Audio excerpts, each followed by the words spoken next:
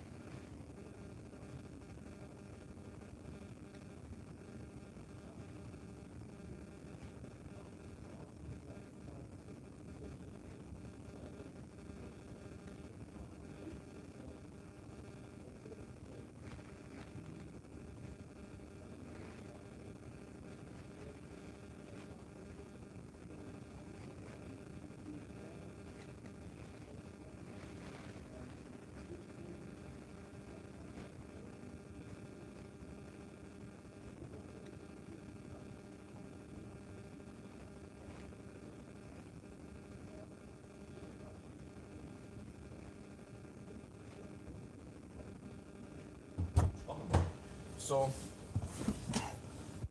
but look at this. It has done almost 190,000 kilometers. Ooh, I should test some degradation. Well, actually, I could do a degradation test on this run now, this challenge.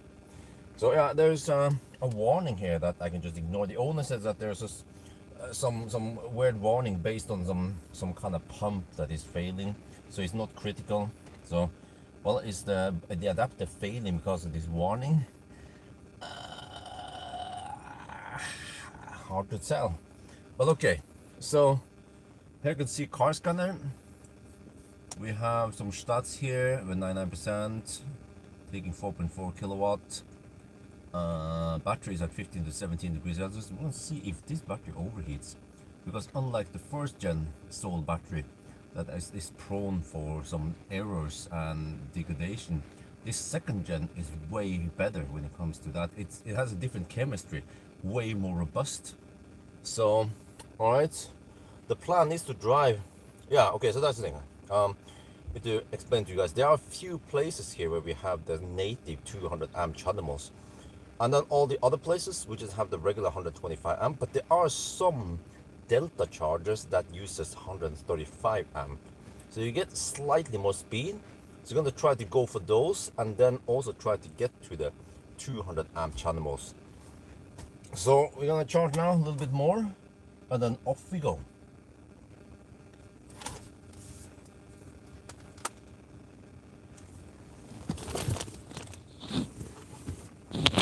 Okay, now let's get ready.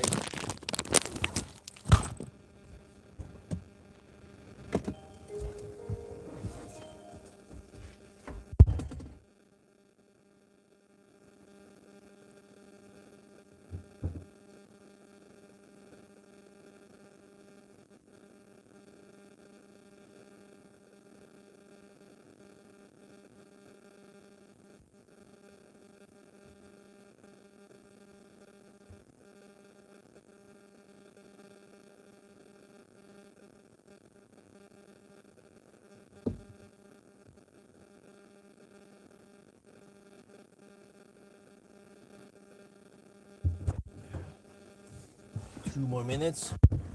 Or maybe I should reset the stuff in the system. Check. Okay.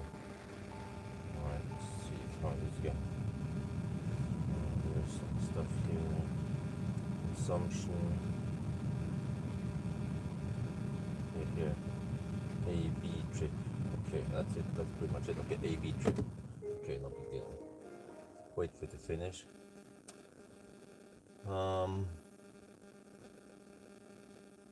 Okay, let's see. Welcome back. Yes, thank you, thank you. Long time no see. Kia Soul, huh? What's okay? Blah blah.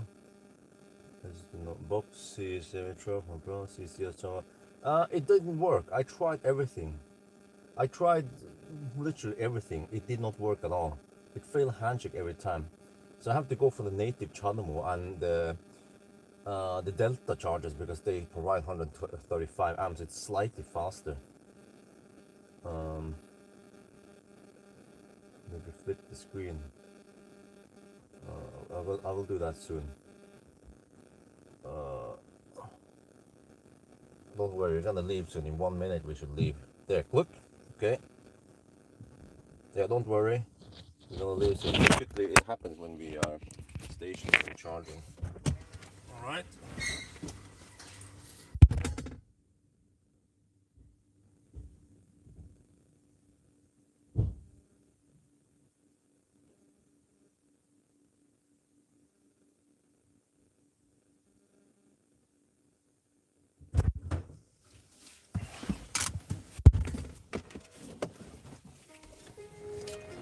We start at 23:33 then. Kind of odd time.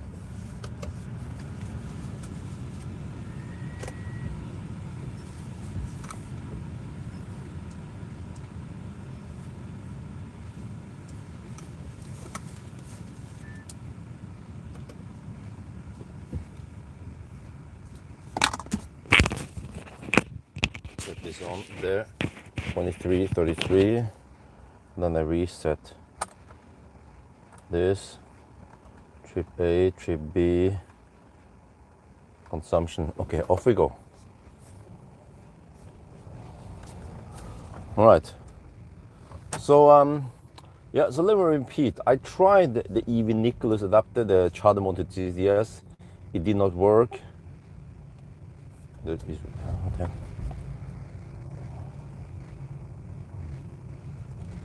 So I actually left the adapter at home. I gave up. It's not working. I don't know why. It has the latest software. It should work on something, so I am just guessing that it doesn't work on the 30 Soul for some reason. But I was expecting this, that it might not work on some chargers, but I didn't expect them to not work on any chargers. So we have to rely on the native CHAdeMO. I will try to prefer the 135 amp CHAdeMOs at least.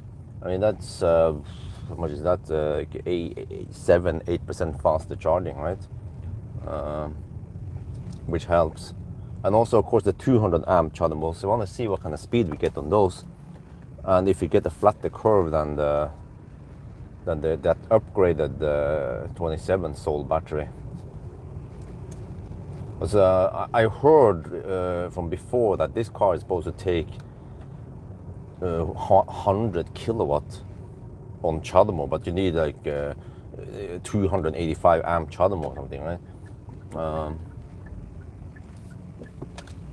But there are a few locations. We have at Vinterbro.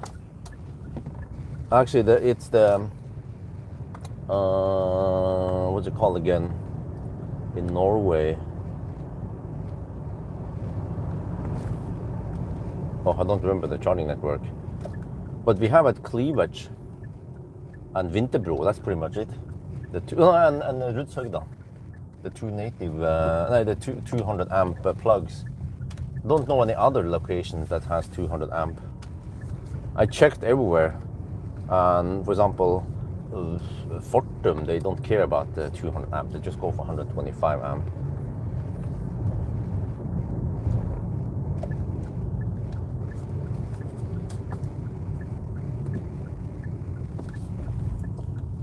I think it still pays off to hammer it,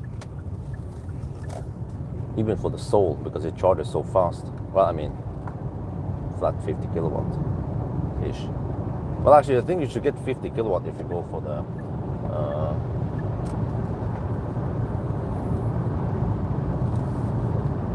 for the 135 amp CHAdeMOs.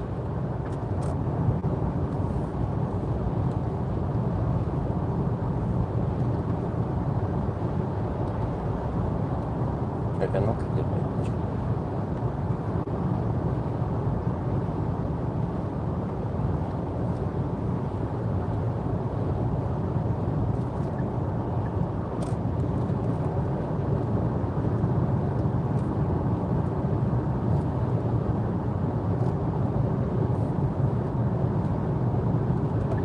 Oh, really?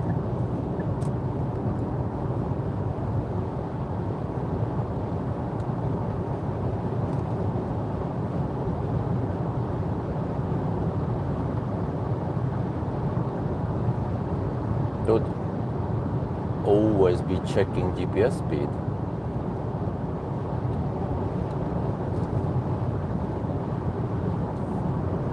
This must be a new record. Yeah. This car shows 10 kilometers per hour off.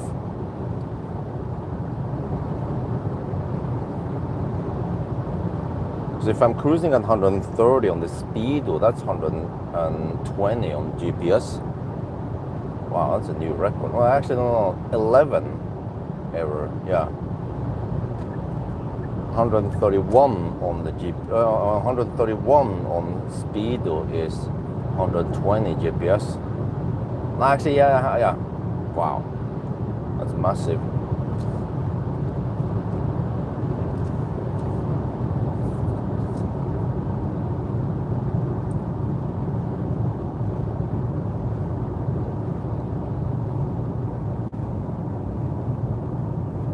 Okay, so we'll see if this battery will replicate. Fortunately, it's cold outside.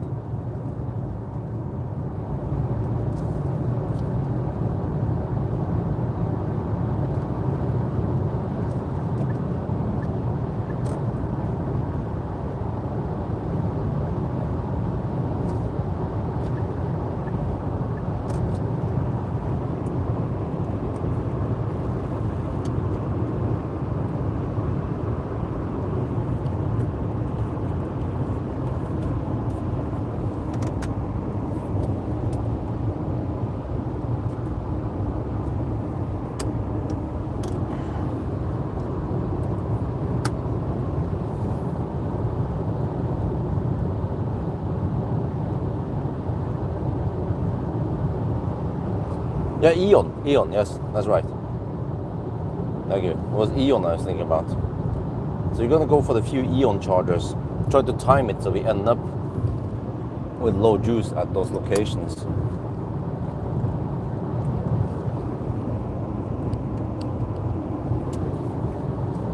That's a bummer. I was hoping that the adapter would work.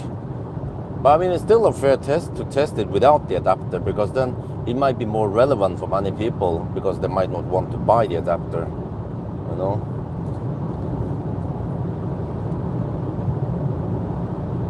So yeah, 250 watt hour per kilometer now. Yeah, I think it pays off still. Actually, that's just an initial burst. Yeah, it will be lower. We also have headwind. So if you are consuming around 30, that's still lower than the charging at 50 kilowatt or higher. So it pays off to hammer it, especially with Soul that has such a flat curve. Well, at least the previous Soul, the first gen Soul, throttled at 75%. I don't remember how it is with this. We'll see, I guess.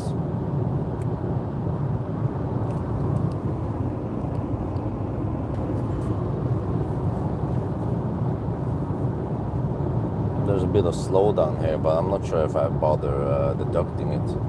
We'll see if it's quite long and many of them. Wait, oh, it seems to be significant. Yeah, it is. Okay. Let me try to count it then.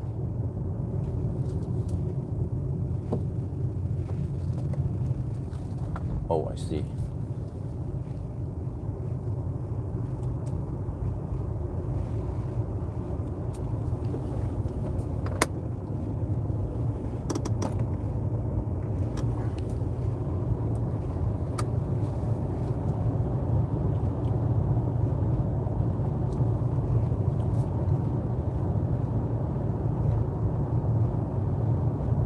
You know, this is still a nice car for 190,000 kilometers.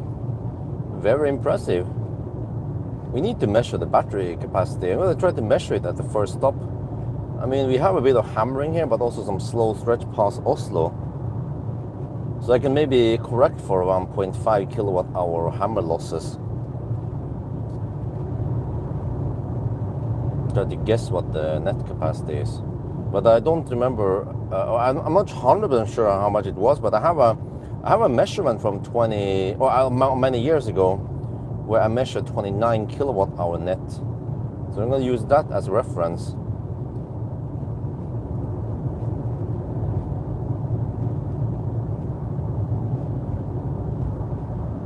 This was no more than 1 minute deduction.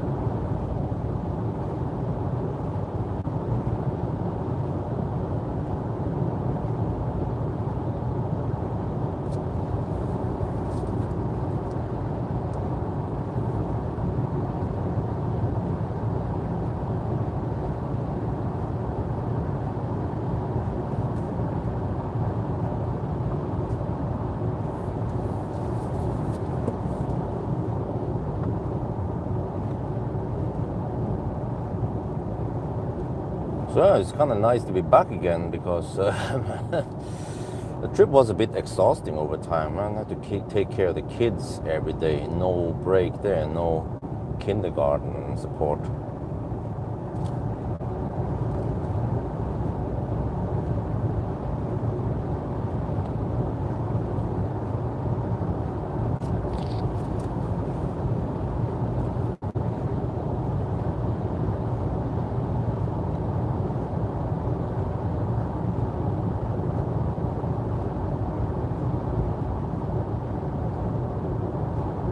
So I've marked all the Delta chargers, the 135 amp Delta chargers on my Google Maps, so I'm prepared for them.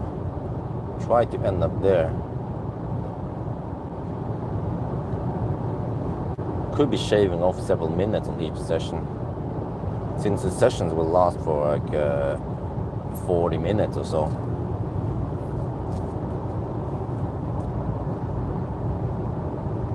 Well, I think it's not 150 amp. I've seen 135, I don't think I've seen 150 amp. But they probably just count on higher voltage when they claim 63 amp or 62.5 amps, 62.5 kilowatts.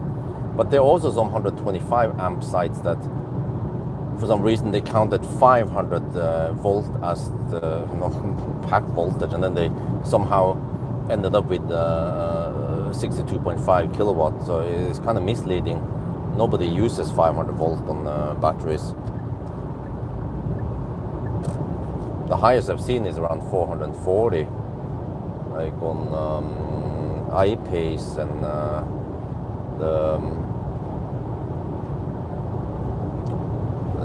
the 62 kilowatt hour i3, for example, and also Plaid.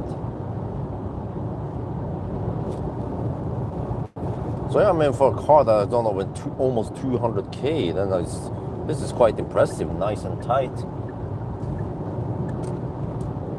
Spacious, and I still consider the first gen Soul to be okay, except for the battery has a bit weakness there.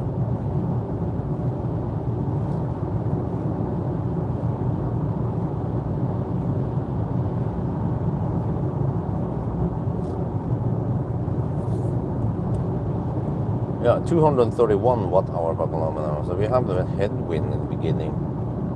Yeah, it's remarkably warm now for November. It's what is it outside? 6 degrees Celsius at night. You would expect close to 0 degrees nowadays. I haven't even put the winter tires on the e-Golf yet. Planning on doing it maybe on Tuesday, since I'm heading for Drammen after anyway. No, dude, don't camp all the way. Shit, man.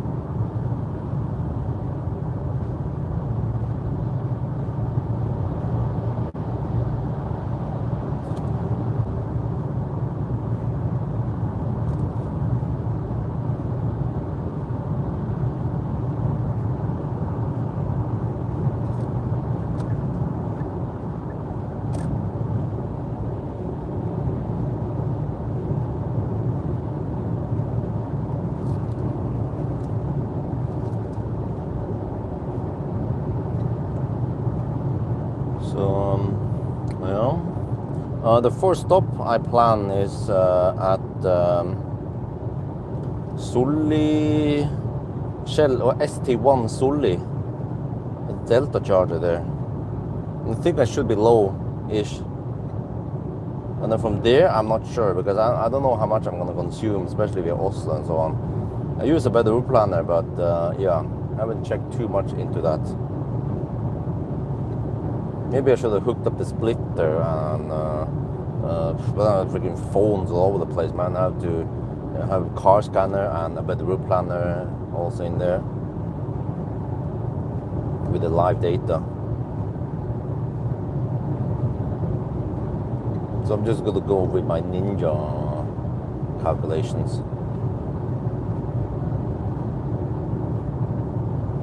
So just a quick night run. Hopefully it will take around 7 hours-ish.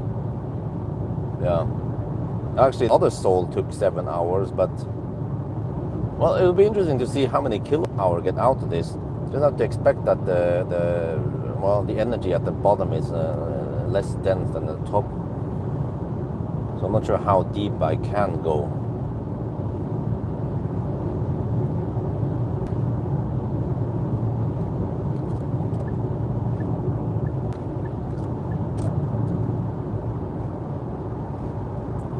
So, but I mean, if we got 29 kilowatt hour when the battery is new, then if it has low degradation, then hopefully we get more than 25 kilowatt hour now. So this will also be a degradation test. I simply don't have time and probably not have enough energy for tomorrow to do it. So I'm just gonna do my best guess now. But it should mean that I should try to go as deep as possible in the first run. Well, I can just guess. Yeah, I can guess the remaining. If I end up with 10%, I can count it as 8% roughly. That should be good enough, and then add around 0.5 kilowatt hour hammer losses. Well, the consumption is not too crazy. 228 watt hour per kilometer. We also have to measure distance error on the first leg. So GOM claims 124 kilometers. So I wonder how much these cars sell for nowadays. Should sell for less than 100k. I mean, it's still a very good deal, except for that it doesn't have adaptive cruise control.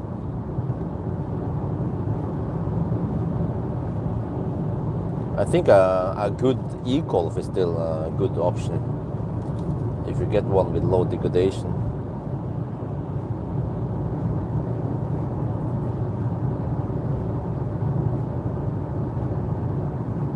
What year? I don't know. I haven't checked the license plate. I don't know if is it visible and thingy.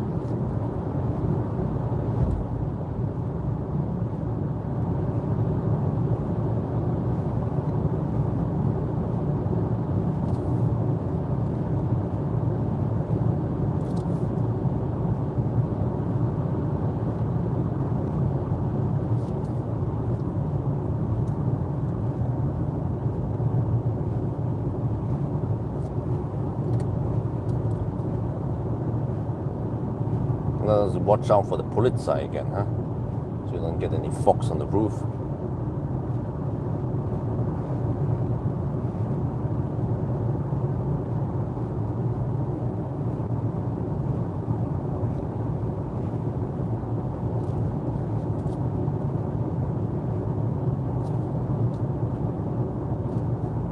Yeah, they tend to camp over here. Seems like the error has decreased now. Oh, also at lower speed. Yeah, but could be because the tires heated up. You have winter tires on.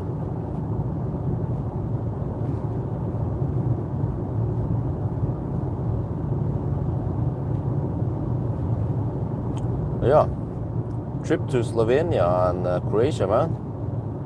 It was 10 days, or effectively 10 days, or nine and a half days, what they count, roughly 10 days. And it felt like a month. I don't know why. Maybe because we were at so many different locations and I was busy. But I counted that we did have around 4 days of work and 4 days of chill time and some travel time. And we visited Pula and some other places. So yeah, I mean, it's a bummer that I couldn't go to Plitvice.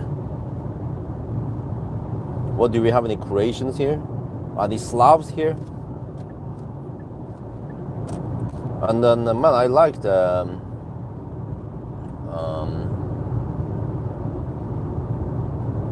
blood cake, yeah. But the national dish in Croatia, I'm trying to remember what the heck it's called again. The one that is consists of meatballs that form like sausages, but it's not actually sausage. I like that. Shevapsky, yeah, Shevapsky. I even ordered, last day I ordered some Kinder Shevapsky. Good, only 5 pieces. I think I should get around 10, 15 next time.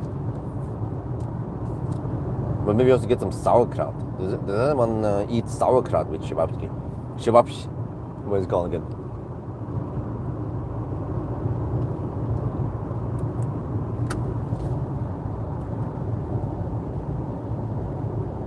It's calm now. Let's hope there's not too much Baustelle tonight.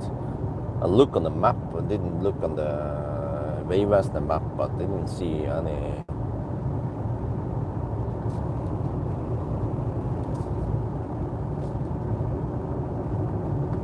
Oh, they have it in Sweden. Oh, I see.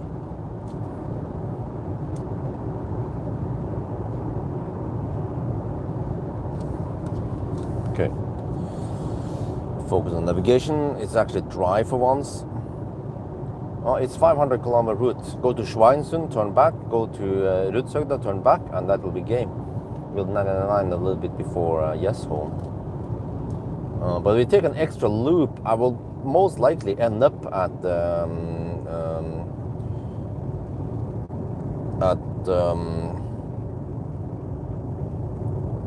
Vinterbro. So that's a slight detour, but I mean still okay. Yeah, not too far. So it means I drive a little extra distance there. But I think it's worth it. I think from what I remember, you can shave off something like 10 minutes or so on the long session. Yeah, the sessions are long, so if you can get good speed, then you can shave off significant time there. So I might waste, let's say, 2-3 minutes extra on that route. Well, actually, yeah, you have to count like the oh shit, it's the winter speed limits now. Yeah. 1st of November, then it's winter speed limits.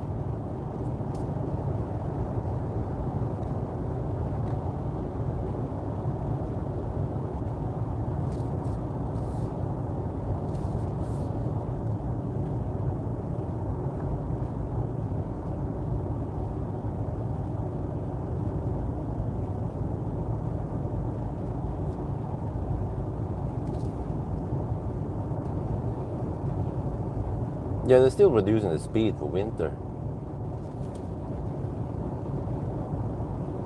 And it means that the same thing is going to happen at Ås. Instead of 100, it's going to be... instead of 110, it's going to be 100. But I mean, this car is not that much affected because it's somewhat thirsty. So when you go slower, you consume less energy. But of course, if this was a Tesla or something else... that slices through the air like Swiss cheese through a knife, then that takes a little bit less, or you lose time there.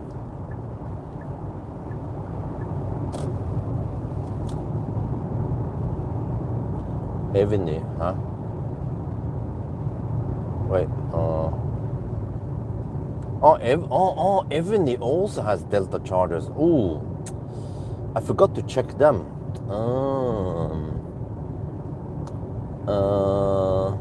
Well, do we have many Evony on the route here?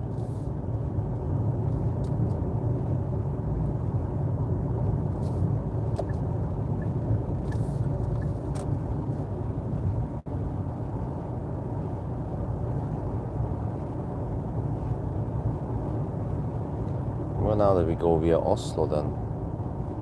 205 watt-hour per kilometer. Did that guy speed up? No, he slowed down suddenly.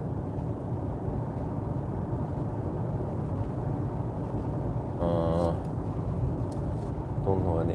Okay, yeah. I already checked that beforehand. So as far as I know, dude, that's annoying dude. And then it speeds up and then slows down. Some foreign license plate here. Is this Italian? French? It's French. A freaking bloody Frenchman.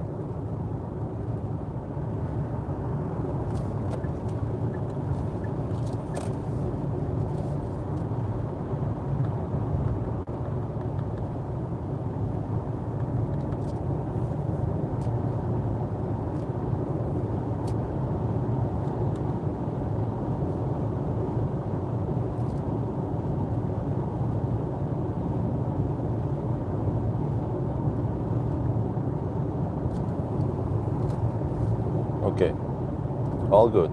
Seems to be a calm night. I'll do my thing now. Start before. Well, I should be home by 6 or 7. Vinterbro, but Evony chargers. But I mean, Vinterbro has the Eon chargers, 200 amp.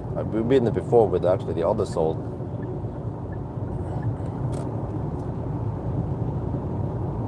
So you might as well go for 200 amp if you can.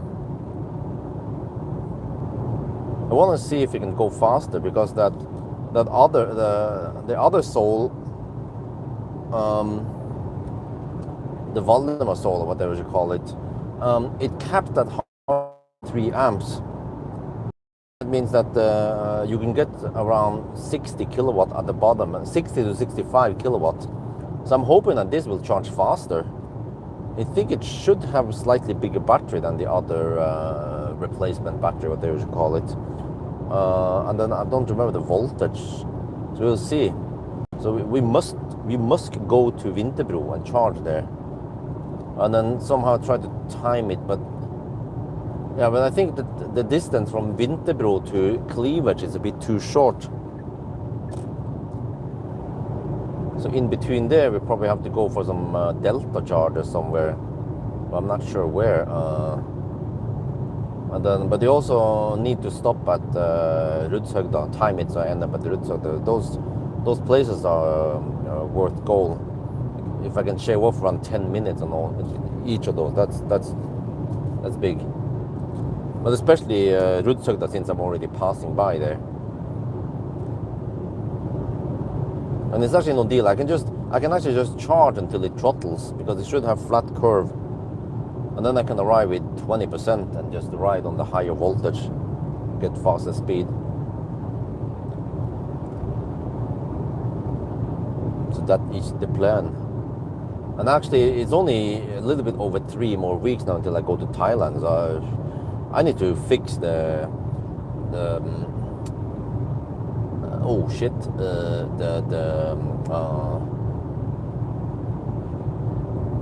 Samsonite. Actually, I'm not sure if I have time to fix it.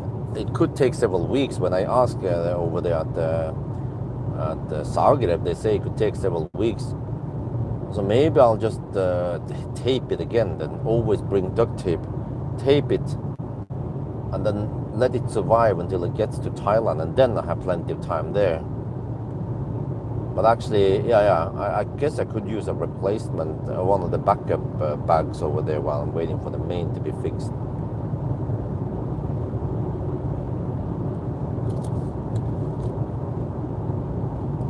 Yeah, 207 watt-hour per kilometer, not too crazy. I don't forget the pool. What about the pool?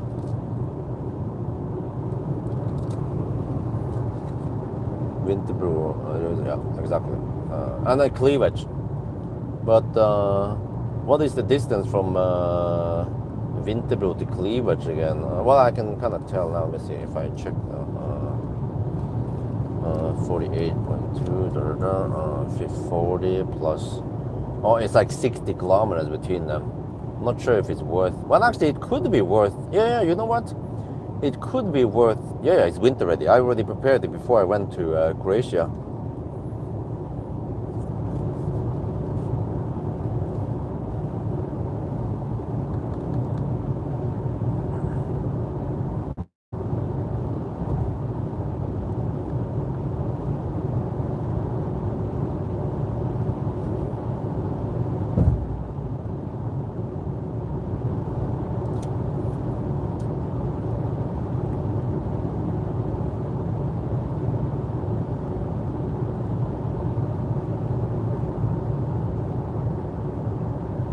Charge finder shows charge 100 kilowatt there. Huh? What? Circle K Berge. Oh,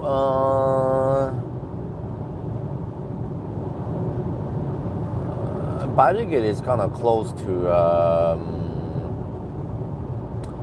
That wouldn't make any sense, because I will stop at Vinterbro anyway. 100%. I'm gonna stop there. Which means that from there, ideally, I need to stop at Ayuntidal or something, but the adapter doesn't work. I don't want to waste time and deduct more tries for it. So I already spent well over half an hour, more like 45 minutes, testing a bunch of chargers from Nebbenes to Dal and Gardermoen, tested everything, and didn't work.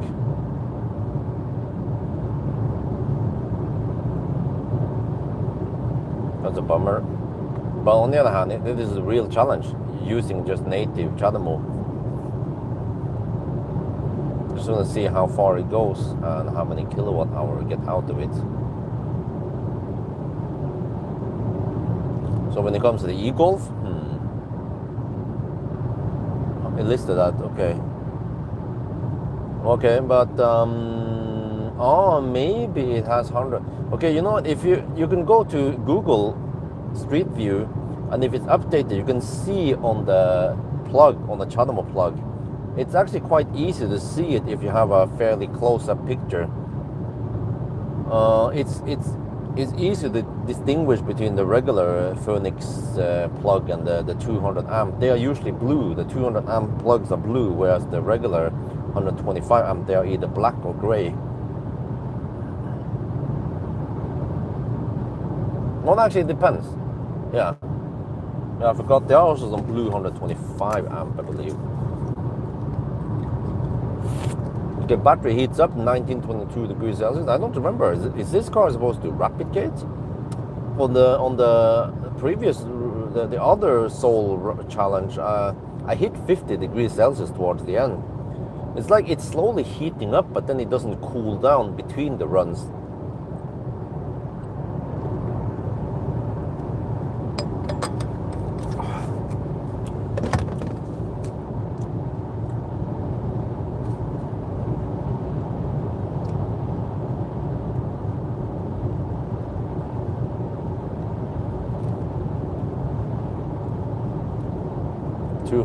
Watt-hour per kilometer, right?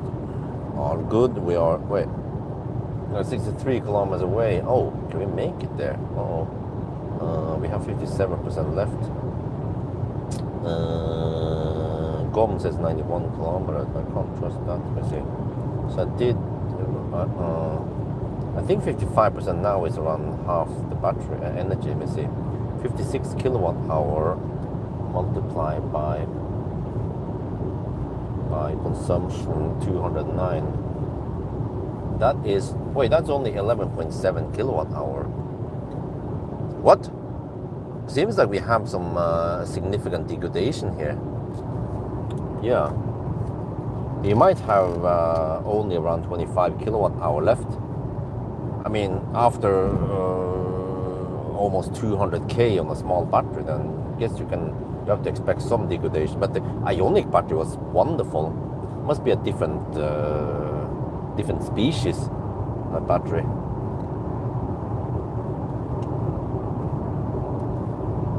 But we'll see once we are deep enough. So, well, if I can't make it there, then let's try to find some other place then.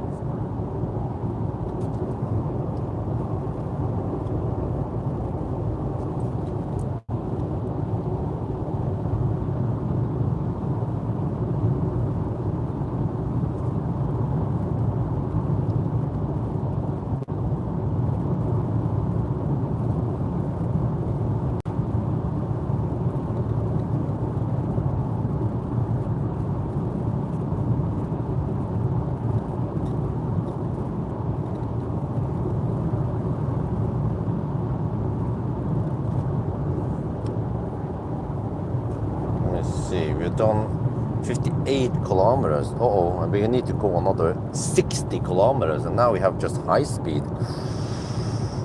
Oh, there is a slight chance we can't make it there. GOM claims 89 kilometers, but I can't trust it.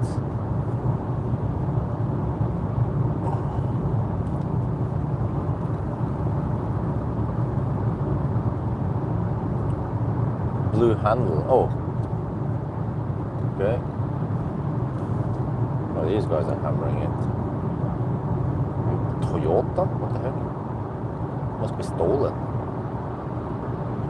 And a Tesla Model 3.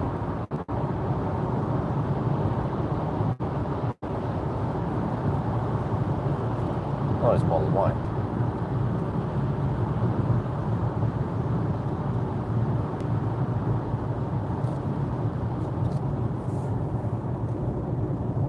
Well, if I can't make it to Solli, then it's a slight bummer. Where the heck do I charge then?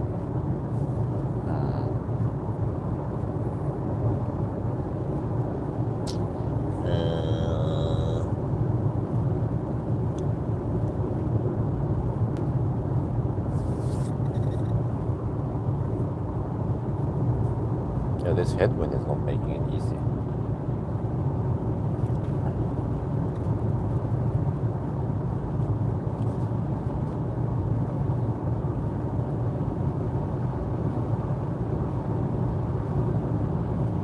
Well, there is one option. I could go slower.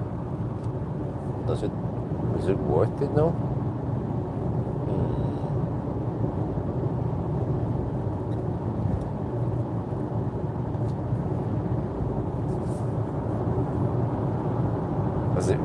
If you can't make it there anyway, then it's kind of pointless.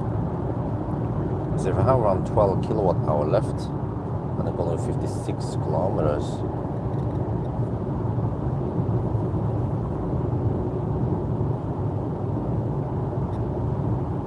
That is 214 watt hour per kilometer. There's no way we're gonna make it there. Okay, let's find another location then.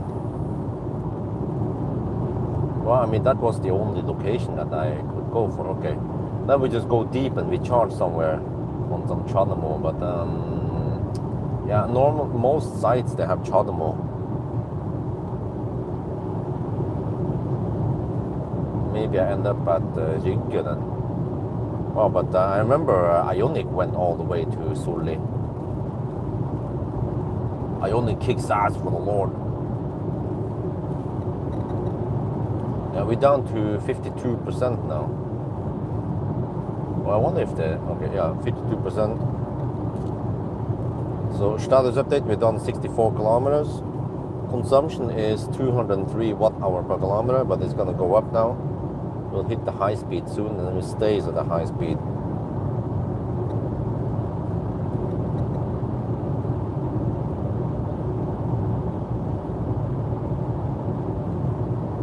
So, interesting stats for you guys.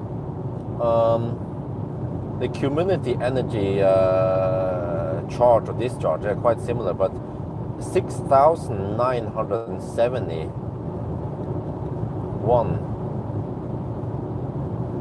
6,970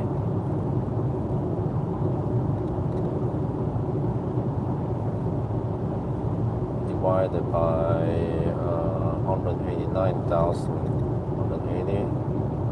So the overall, wait, that doesn't make any sense. 38, No, wait, no, that number is not correct. Okay. I think that's why I didn't include that before. No, it can't be 6,900 kilowatt hour and then 189. Okay, I don't know what the heck is going on, but yeah, maybe the battery was replaced. Now, why would they replace a second gen solar battery? That doesn't make any sense at all either. Okay, GOM is dropping faster and faster now. 78 kilometers left. 51.5 kilometers to Solli. So we have to give up Solli and go somewhere before that.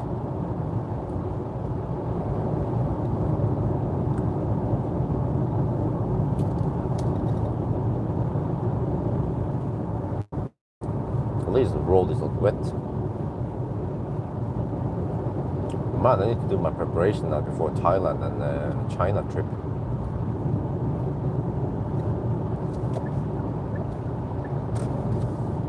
Okay, headwind and hammer speed, well, only 100 limit.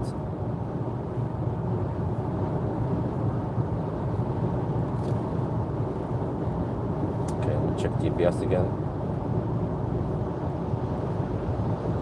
Always be checking GPS. Yeah, I think I'm just gonna hammer it at maximum speed and just end up wherever I end up with. Take it from there. Can at least expect some flat curve all the way to 75%, right? Will this car beat the i3 though? I don't think so. Wait, what i2 was it again? But Ionic was the highest on the list there. Only around 6 hours. That was impressive, man. Despite that it replicated slightly. But dude, like seriously, put that EV Clinic range extender on a classic Ioniq. I bet it will get lots of views.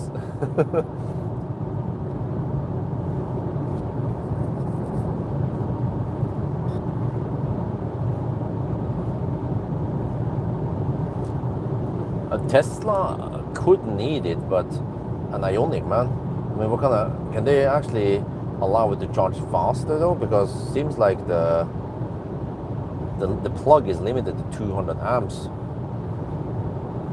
Wow, if they can bump it up to around 70, 75 kilowatt, that's slightly better.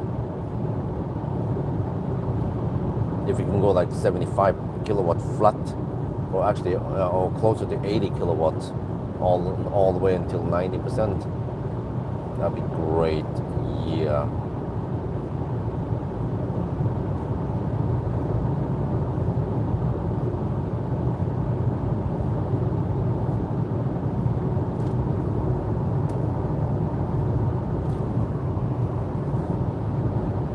Yeah, e-Golf.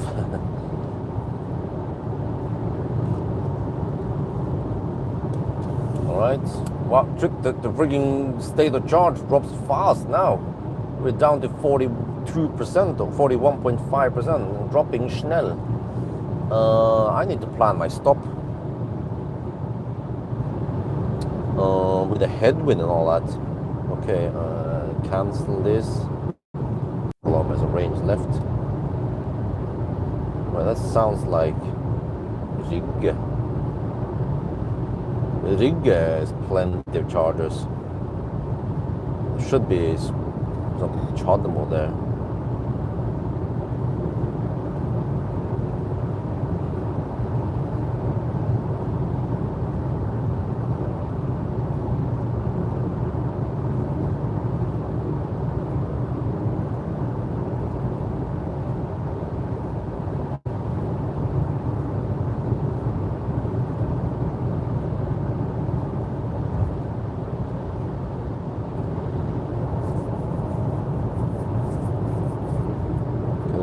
Yeah, 30 kilometers away, Riga.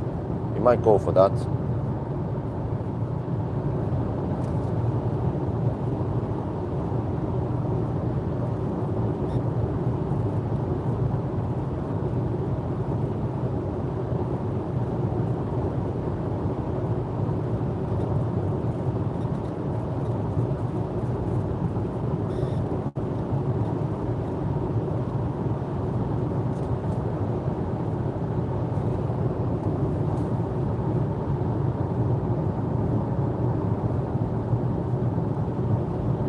Well, 36% now. Oh, damn, it drops fast now, and we're not even in the 110 zone. Wow. Okay. Well, if I go Rygge, can I then make it to Vinterbro afterwards? That would be great. Yeah. Especially if I get the tailwind after a turnaround.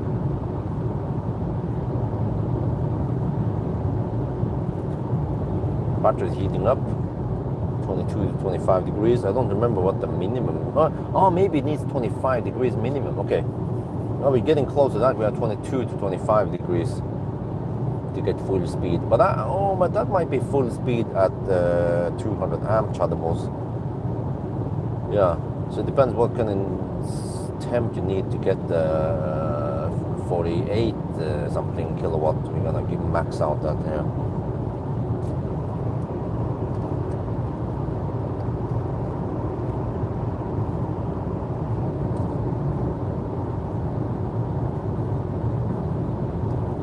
Hopefully this will still be a relatively quick run, right? But it might be beaten by the upgraded battery because the adapter worked there. I was getting 60-65 kilowatt until it slightly replicated towards the end. And I also had around 24 kilowatt now, I remember. So this battery must have some degradation, and we're gonna see eventually. I might also go deep, so I don't have to correct for the deep, not so deepness, but correct for some hammering at least.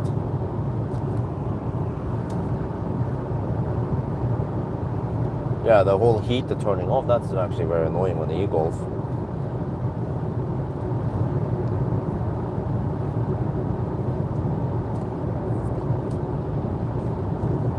But I mean, my e-Golf at least, I I drive so short distances with it, so it's not a problem. I just have to top up from time to time in between the. But on average, I might need to top up only once per month, or maybe even less. So it's not really that big of a deal. So that actually on Tuesday I have a complex day. I have to bring Isabel with me and the winter tires. Hopefully it fits, and then get over to Elbilmek and swap over to winter tires, and then shoot a quick Valdemar's garage. But I can't dig around too long because I have to get over to Drammen and change to the pickup truck there. I have to also check. Can someone check for me, please? That Maxus E-Teron or whatever I'm gonna borrow. Does it have Isofix? If it doesn't have it, then I need to change my plan.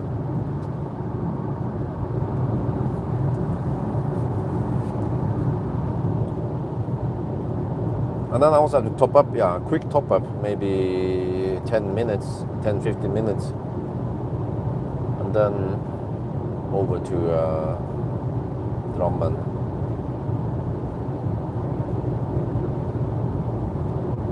So I can park the e-Golf there at around 60% maybe.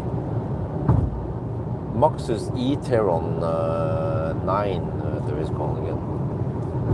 Rig Winterbro is, oh shit, that's actually too far. Uh-oh. Actually, it would be better if I can go further than that, but oh shit, I don't think I can even make it to Rygge. I'm down to 27% now. And we're still 20 kilometers away from, oh, okay, Storebaug then. Change of plans.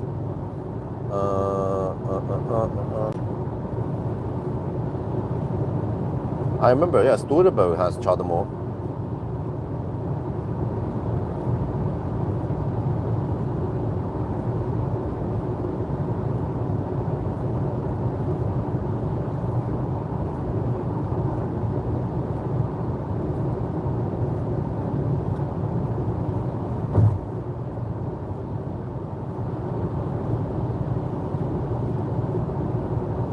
Okay, that's 13 kilometers away. I have only 33 kilometers of gum. Once we hammer it on the motorway now, it's cold outside, 4 degrees Celsius. And it sucks a lot of juice on this tiny battery. Range extender here with awesome, man. Okay, stop bugging me. I'm fine. 12.3, we have so many chargers. Could stop at, what's it called, Soon here also. But actually Storebaug is a quite quick pit stop. Well, so I might actually have to, yeah, you know, I could end up at Winterbro after all. I stop here, and then I stop somewhere maybe at Schweinsund, and then Winterbro, yeah.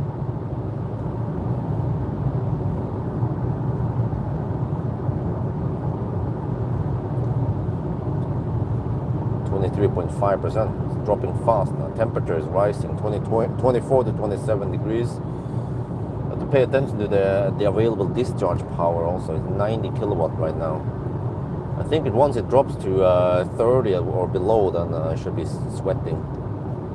But for now, it's good. Okay, pass by here soon. Oh yeah, it's called again. Yeah, I think it was called soon here. Okay, 29 on GOM. 29%, it's like 29 kilometers on GOM, which means roughly half of that. 28, okay, so I have 15. Yeah, I can make it to Storebaug possibly with less than 10%. We can try to figure out the net capacity then. But it is low. It's not 27 kilowatt hour. I think it's even less than 24 kilowatt hour. To list Isofix on the rears. Yeah, that sounds about right. Okay, thank you very much. All right, so now it just boils down to if I can fit 4 winter tires along with the Isofix on the. I think if I fold the seats, I can fit 4 winter tires and then still have the one side, the 40% up, and put Isabel there. Because Isabel needs to go to Aarhus on Tuesday. So it's kind of busy actually. I need to rush over there. Well, wait. I know what to do. We can keep Axel home. Yeah. Then I can go earlier. Need to go early to Oslo, shoot the video, get the tires changed, and then be there on time. Last time, man, I was at SRB, same situation. I had Isabel with me. I was going to Aarhus. Whoa, low battery, 18%. Okay, and then for some reason the car was not ready. So I had to wait over an hour at SRB in Drammen, and then I was too late for the appointment for Isabel, and they were like, this was in September sometime, and they're like, okay, we're gonna reschedule it, but it's gonna be late, so now November. So we don't want to miss this second chance. They're gonna inspect the skin condition.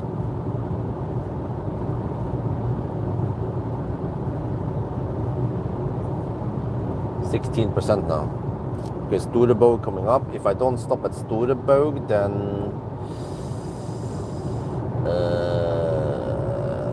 I'm not sure where the heck do I go if I don't stop here. Well, there's a slight detour to some McDonald's, past Storebog. I don't remember what it's called again. But then I don't have enough juice for Rygge. That's too far away. I can check here. Let me see. I have multiple. Rygge is 11 kilometers away. Well, that's not gonna happen.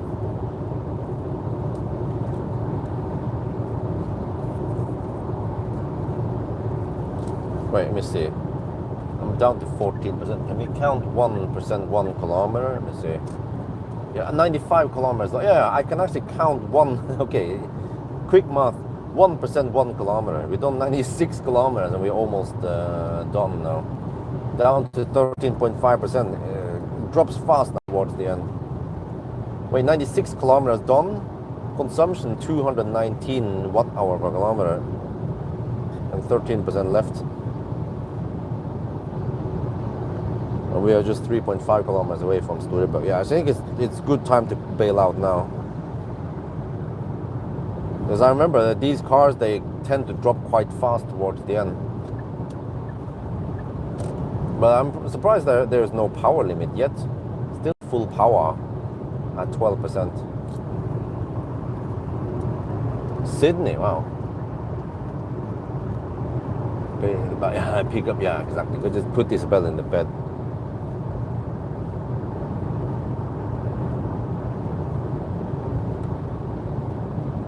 .5. BMS confused, huh? What? 13 kilometers gone. Yeah, I think we are ready now to plug in. Okay, let me get ready, get the mic ready. Oh, it's BMS is confused. Oh, that one. Yeah, I think the battery is nice and warm. 26 to 30 degrees Celsius. Maybe I'll keep it kind of cool. We need some cooling, right?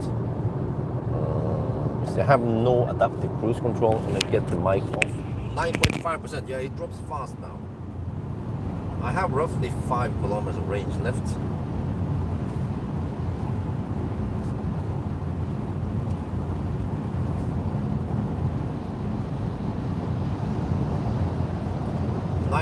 Yeah, it's basically around, I mean, it's roughly 7% left. Okay. I might reach at 0.5% by the time we get to the charger. We have some not native CHAdeMO here. Let's see, I need the app. Yes, okay. Okay, let me go for the native CHAdeMO. Only 125 amp. Well, there's only one CHAdeMO there. Wow. Fortunately, no one is using it. There, I can just park like an idiot. Between two chargers. Spots there. Okay. 217 watt-hour per kilometer.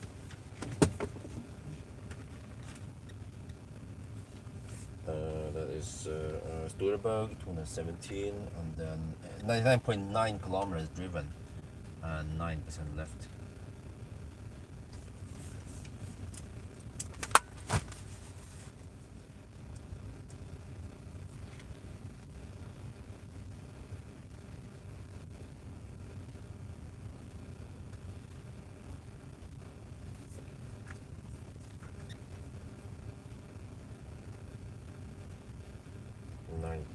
Left. Okay. All right. Now let's plug in.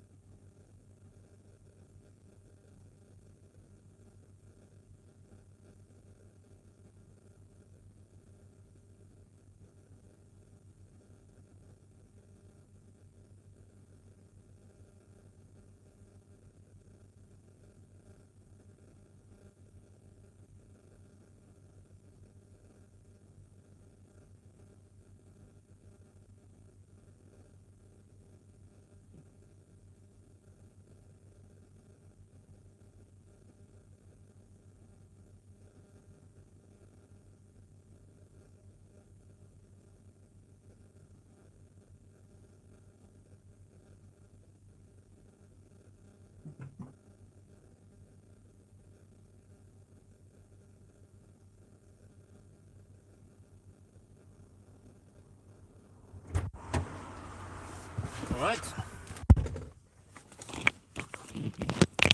Party time.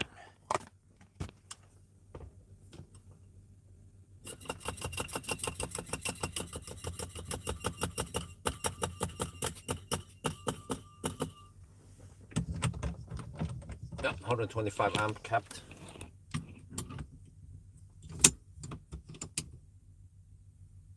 There you go. So, well, this is what we're gonna deal with, at least for now. Let me check here. If I go to Schweinsoon,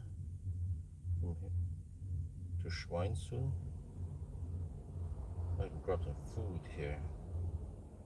That is 51 kilometers. Oh, I can expect going around 70 kilometers. Okay, whatever. We just chart. Wait, need to kind of plan it a little bit here. 51 kilometers there.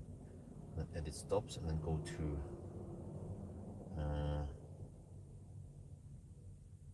Winterbro. 139. Ooh, okay, perfect split. 140. So I have to go 70 kilometers. I have to go to Schweinsoon and then go around 20 kilometers north of it. Maybe. Oh, wait. Ooh, if I can make it to, yeah. If I can make it to Sully, that'd be great. Yeah.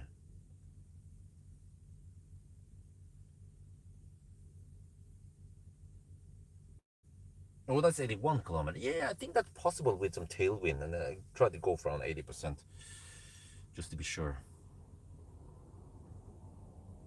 Okay, we try that. Burger time. Yes. No, I don't have any home salad. And then let me see. Is the car estimating any time left? No, it doesn't tell me. 14%. Okay, but let me shoot some video.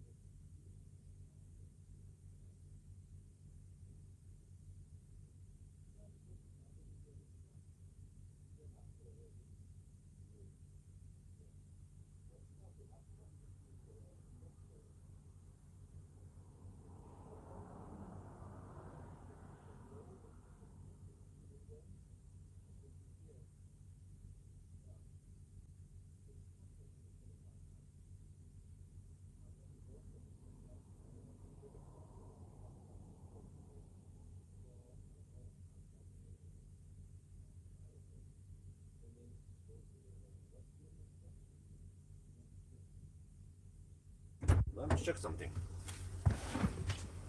How is it going on here? Yeah, you see there, 146 kilowatt. Well, welcome to 2017 charging speeds.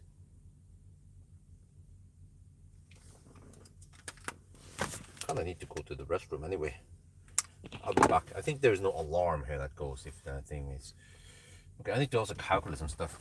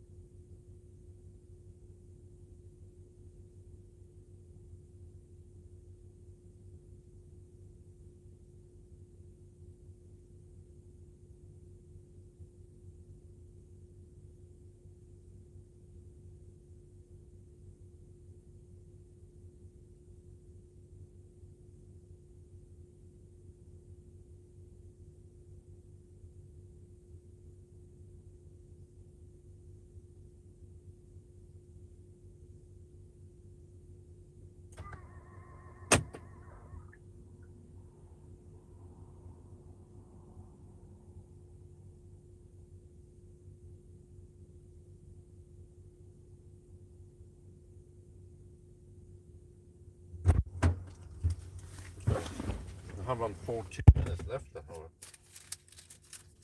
15-ish. I'm gonna go kind of high so I can try to reach a 135 amp charger solely.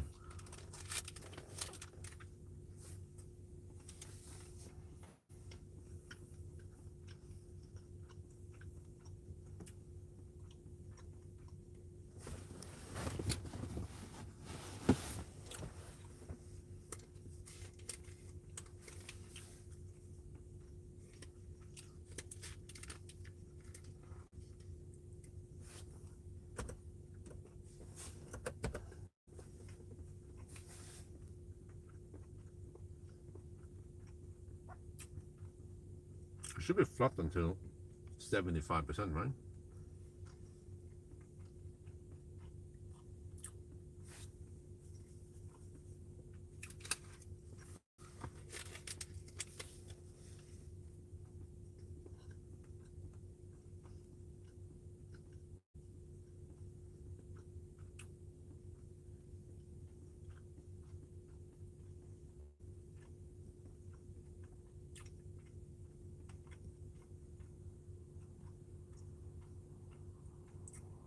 Well, these numbers doesn't make any sense.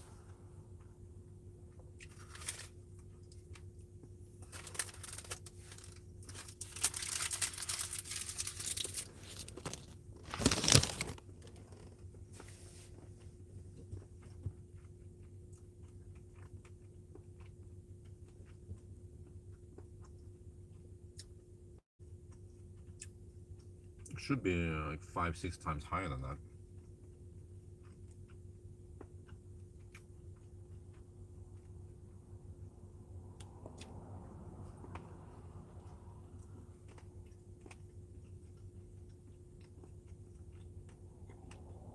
Well, if you divide that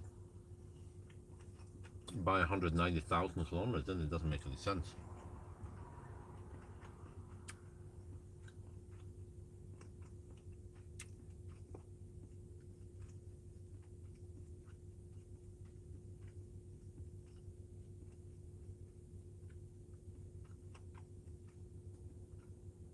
So once it throttles, I will fire up the heater.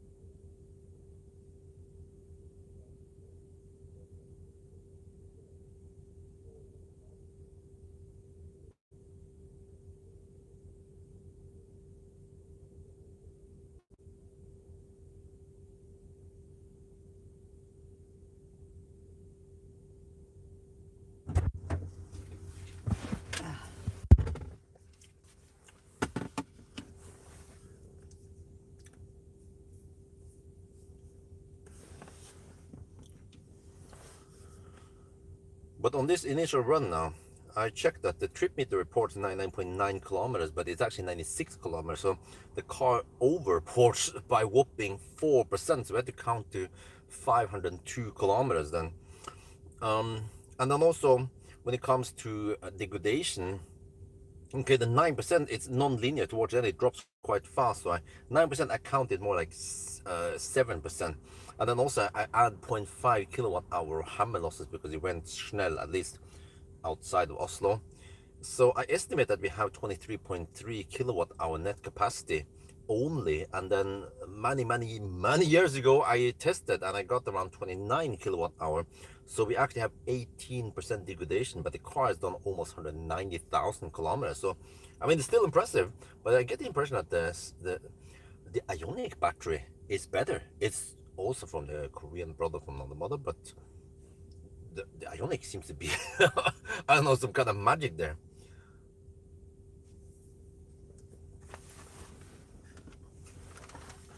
Oh, yeah, I wasn't paying attention. It throttled at 75%. So at this point, I want to fire up the heater. There. You see here, battery fan status is 4. This car has only fans. The cooling is in the trunk there, and it dumps heat actually in the trunk. So, and the inlet is supposedly under the front seat here. You guys remember Valdemar from Elbinbeck? He made this device so he can kind of control the, or actually put the, no, I don't remember how it was. Could I control it or just put it on max? Yeah, and he did some modification there. But now this is original. So fan speed is only 4. Eventually, once this hits 50 degrees Celsius, then it will replicate. But okay, I need to charge a little bit more because next stop, okay, let me show you here.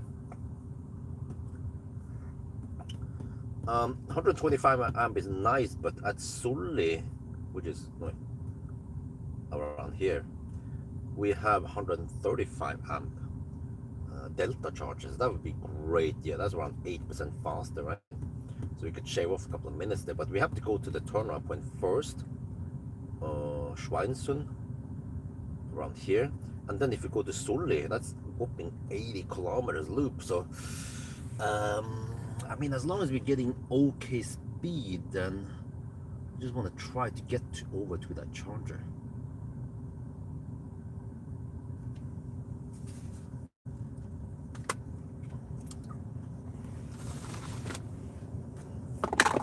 Okay.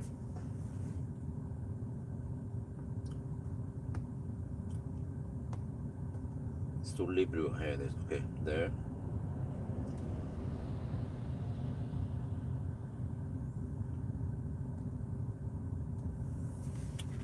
Yeah, so hopefully I can make it there, but I think I need to just camp here a couple extra minutes. But does it matter though?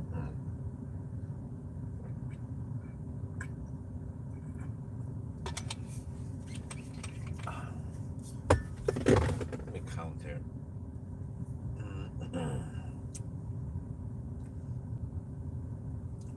We're talking about 8% faster.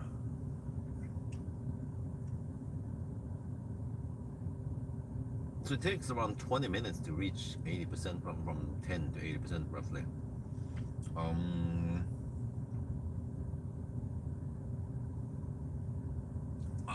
That's shaving off 2 minutes tops. So it's not really night and day. Now we're actually going slow, right? So I think it shouldn't dictate us, but there's a gap there. I might stop at Inspiria or close there if I can't make it to Sully. But it would be great to make it to Sully. Yeah, to get that extra speed. Okay, anyway, let's get ready to leave. Now it's only 25 kilowatt. It's kind of slow.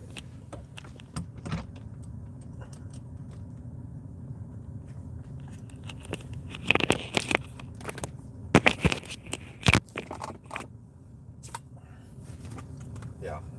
Oh shit, 14 kilowatt now. We better leave now.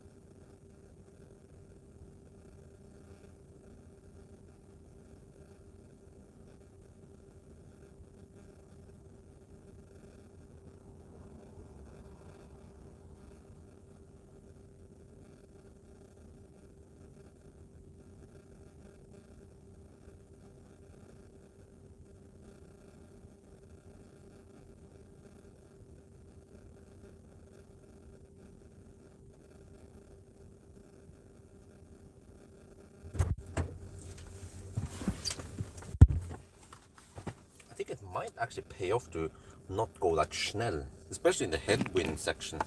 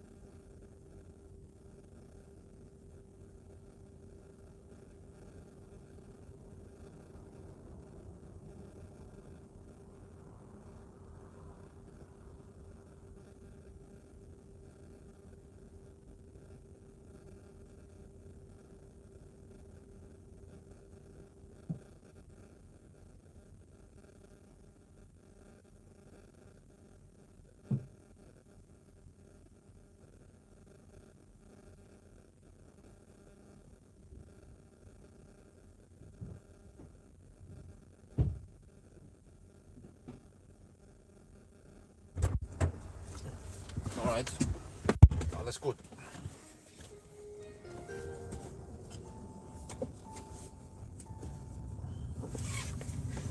I guess now we can make a little time lapse.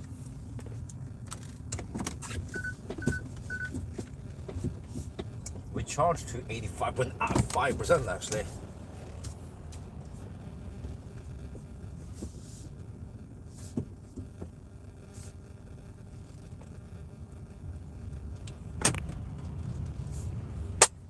Off the Studerbug.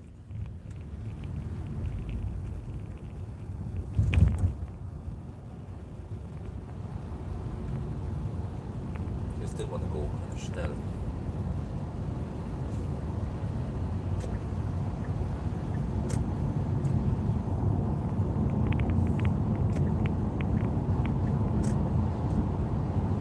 Maybe not uber Schnell. Oh, but this is gonna be tough, man.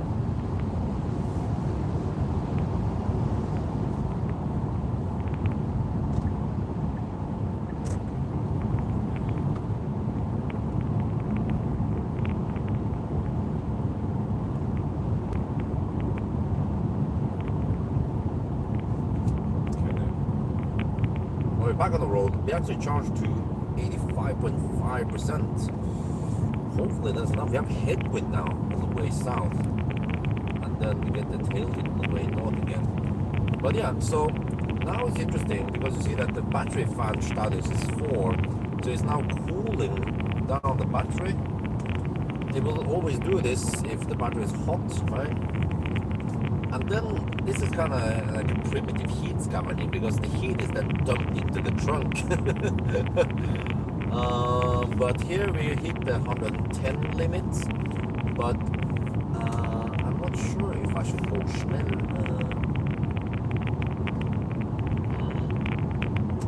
Yeah. Okay, whatever. Let's go Schnell. I'm not sure.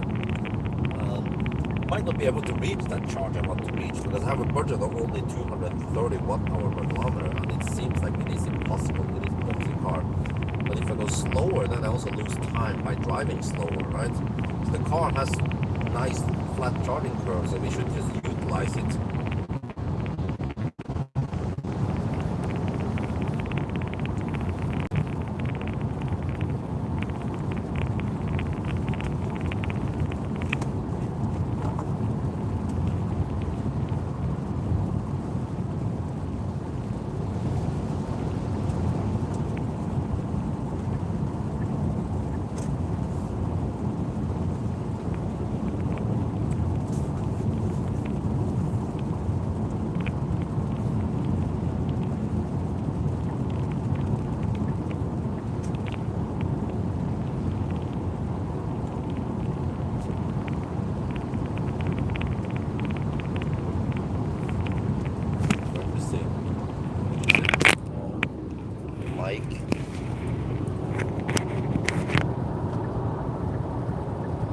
I think I should still hammer it.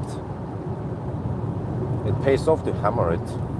And then, okay, I mean the 135 amp thing is not super critical, but the 200 amp though, that's quite big. if I can get it. So I have to somehow try to get to Vinterbro.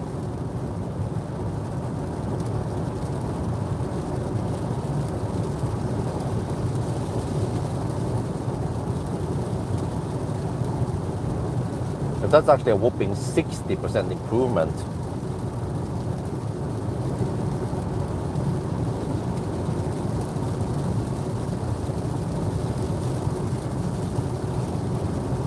Which is 12 minutes saving. Yeah, that is big. So now I'm just doing a time lapse. I need to run this for around 10 minutes. You know it's gonna rain tonight.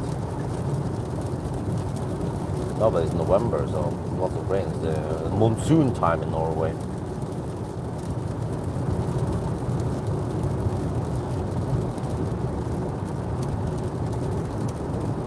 But actually, I don't know if I can get 200 amp anyway.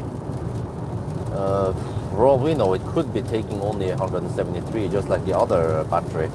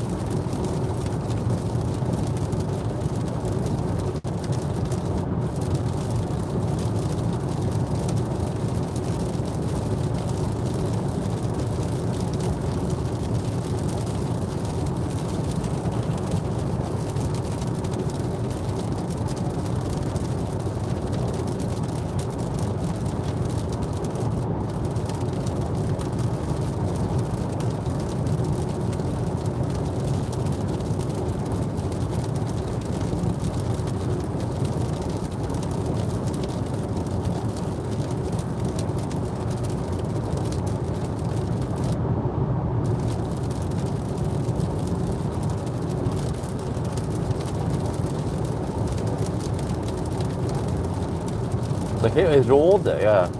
I think I would not be able to make it here. Yeah, I spent over 10% getting here. So it was quite a good choice to bail out at the previous stop. No, wait. Oh, Rygge. Oh. I could maybe have made it to Rygge with 1% or 2%. That's kind of cutting it close.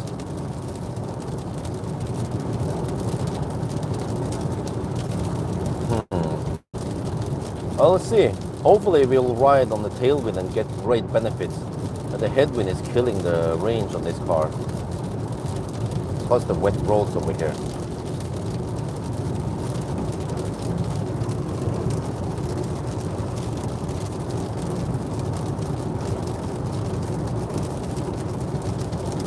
Well, I mean, it's comfy at least. And at least at night I have the charter mode for myself.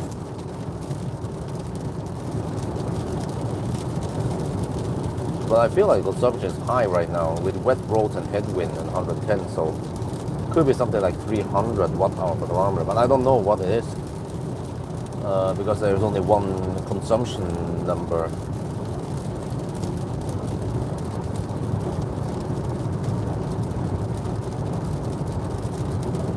But I think I should just go Schnell. If the saving is just 1.5 minutes, then it's not that big deal to try to get 135 amp plugs. Plus that I might go slightly past 75% anyway, so then the total gain is less than 8%, it's more like 7% maybe. So the saving might be only a little bit over a minute.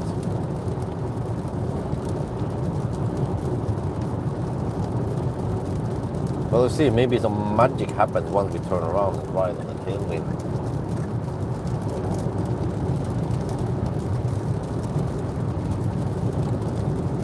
We'll still have to get past the wet roads though.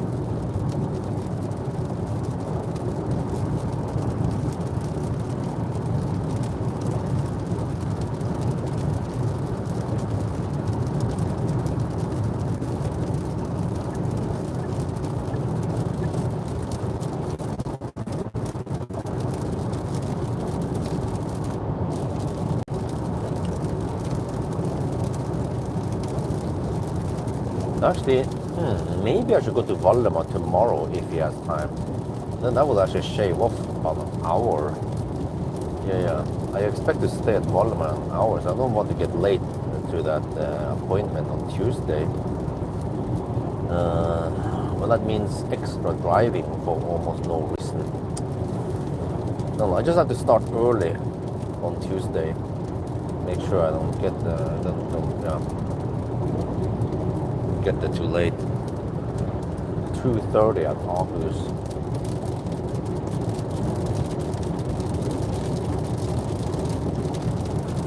Well, I was the 110 zone. Now we're back to 100 zone.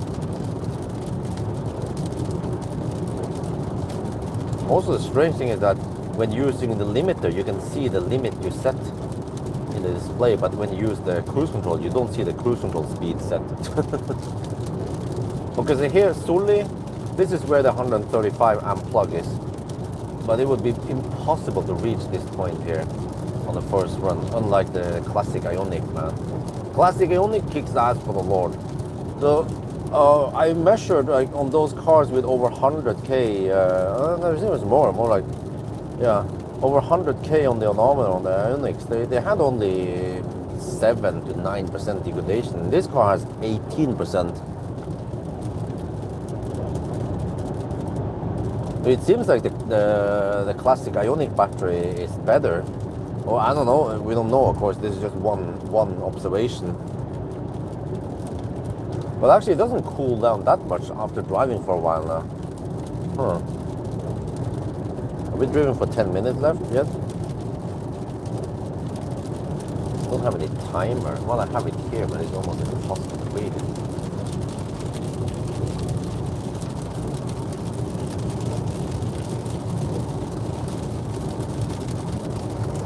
Okay, I think that's enough.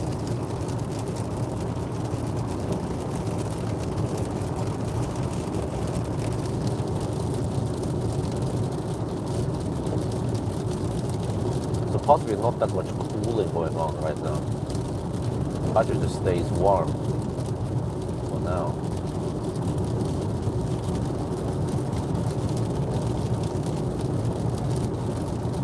We'll see if it rapid gates eventually.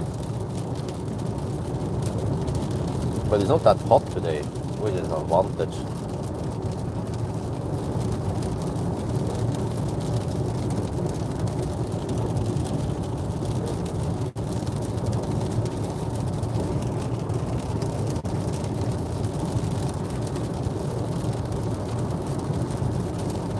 Let me see, it claims 100 kilometers on GOM. Did we just shave it off to 50 then? What about 500 kilometer challenge with smart for 2? Oh, well, I could do that, but I think Zoe is more important. Eventually, I should try to get them Zoe. Also, if I can get the Q Zoes, the one with 43 kilowatt AC, I wonder if that's like a... it's still a thing somewhere here, right? You can find them a few places in Norway. But even 22 kilowatt is... yeah, I mean, it's still around, but you need to find them. You need to know where they are.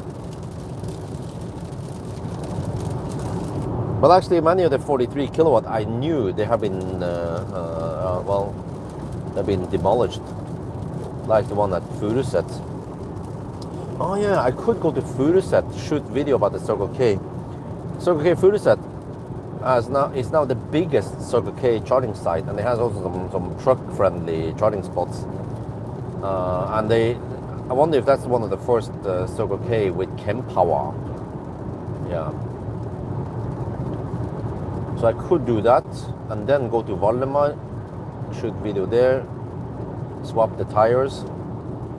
Yeah, could do that tomorrow, but I still need a power nap.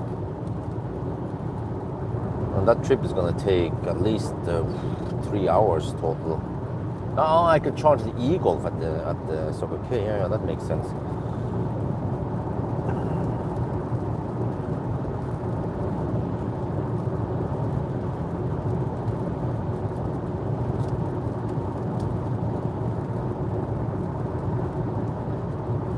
Yeah, the consumption is 230 now. But actually it's higher than that because the car underreports, or when it's around the overport, so it's 4% higher than that. So I'm pretty sure we can't make it to Solli. So we just have to figure out where the heck we stop next then. Just have to get over to the turnaround point first and then we see. Take it from there. There is Chademo here also, and it's reported to be fast-ish, right? But I'm not sure if I can trust the info. The info on the Chademo is quite all over the place. Kind of similar to in Thailand with a 200 amp limited plugs, and you know they're advertised as 120 or 160 kilowatt actually, but it's 200 amp, so 400 volt cars, they get around 75 kilowatt there.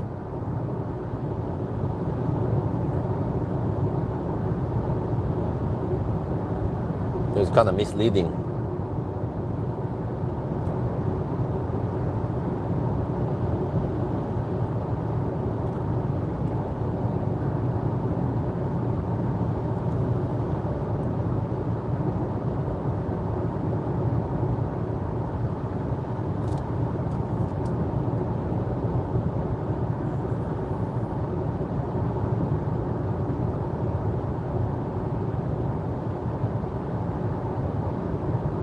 Well, there's not that much traffic or roadworks tonight.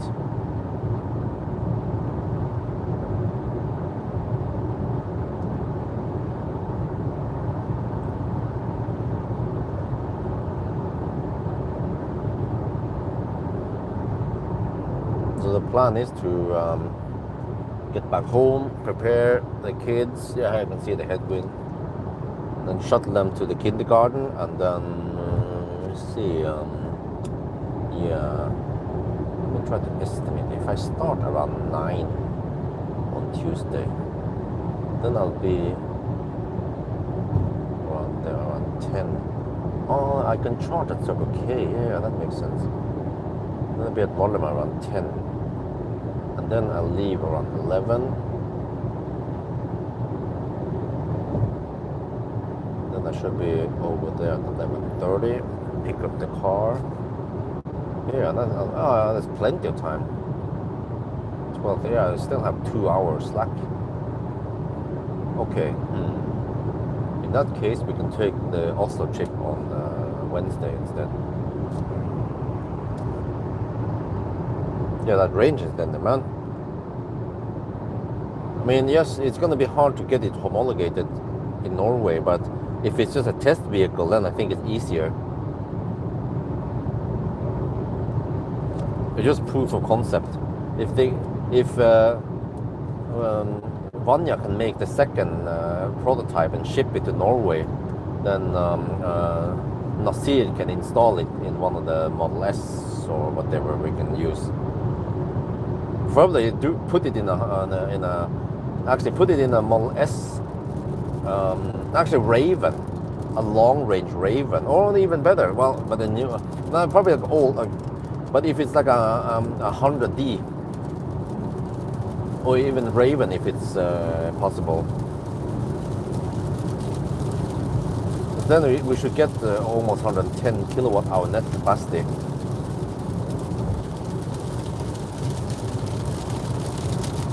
It's gonna be big. I think this car has no rain sensor. I'm not sure.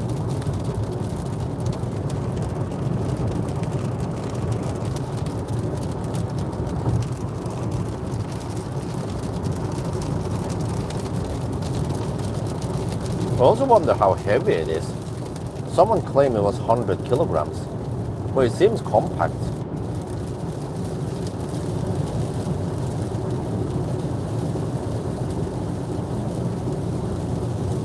But actually, some of the 80 kilowatt hour MEB batteries, they only weigh around 400 kilogram, I think.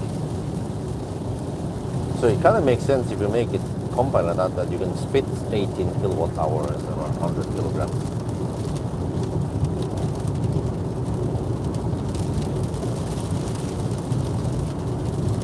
Okay, how is the battery status going? 48 5% now. Uh-oh.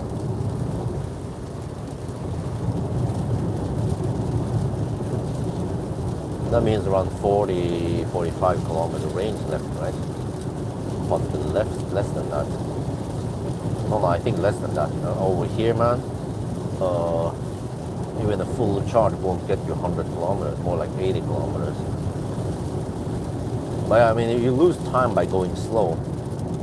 So if the gain is only 1.5 or 1 to 2 minutes on the faster charging, then whatever, we just hammer it. But we need to time it so we get to Winterbro somehow.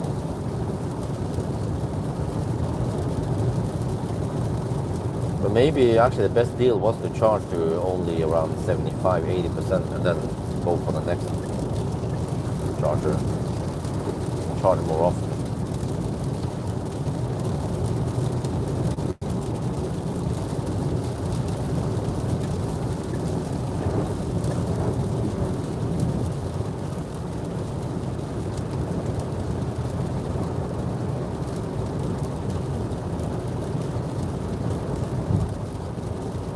Well, you're getting close to Schweinsund now.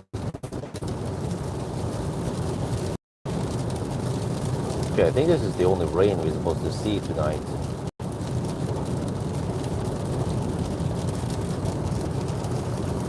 Oh, or 28 kilometers to Solli. Oh, gut feeling says that we won't be able to make it there.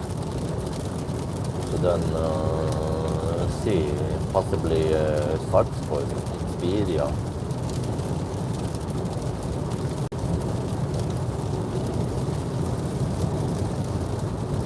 No, I forgot, once we turn around, we might see the magic numbers in the consumption. Yeah, I'm going to be riding on a Tailwind.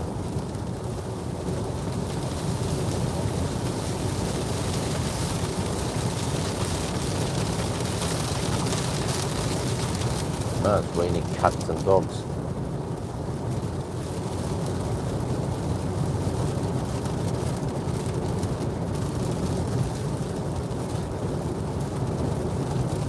It's a bummer that the adapter didn't work. Could have shaved off something like 10 minutes maybe on each stop, or let's say at least 5 minutes. So that could be big. That could be at least half an hour to 45 minutes faster.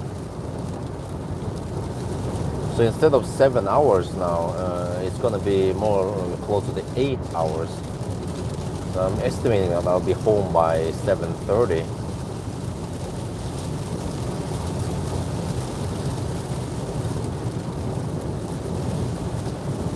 Maybe I can take a quick power nap before the kids wake up, or so I might not get the power nap. Shuttle them to kindergarten, and then I can take a power nap.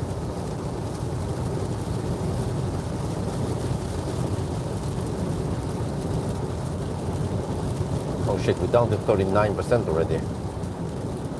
Wait, already? What? Let me see. We are done around 40, a little bit over 40 kilometers, and we consume 40%, over 40, 45%. Oh shit. Yeah, I think the next turnaround point, that's it. Next turnaround point is Schweinsund. So we are 37 kilometers away. We have 37%. Okay, it boils down to how low the consumption will be once we turn around and get the Tailwind.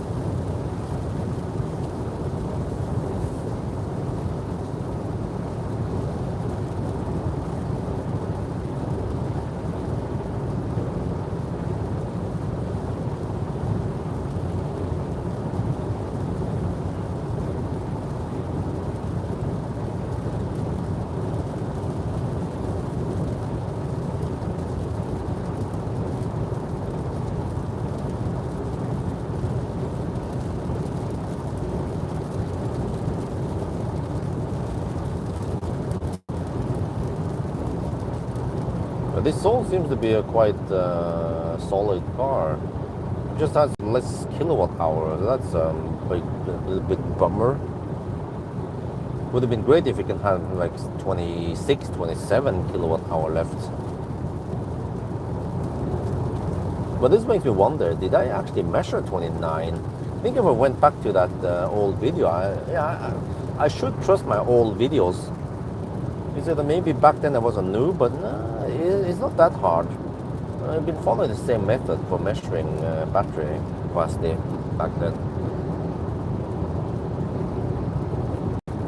It should be accurate. Well, one unknown is the hammer loss. Yeah, so if I can actually keep the car for extra hours tomorrow, I could measure it by driving slower. But I mean, consumption is 236, it's not 300, so if I go slower, I might have around 160, 150 watt hour per kilometer. It's not going to be night and day when it comes to the hammer losses. And it did pass through Oslo, which is quite significant on the stretch. Okay, here we go. Schweinsund, turnaround point. Down to 30.5%. Wait, where's the X? And we are 31.6 kilometers away. Uh-oh, that's not gonna. We're not gonna make it.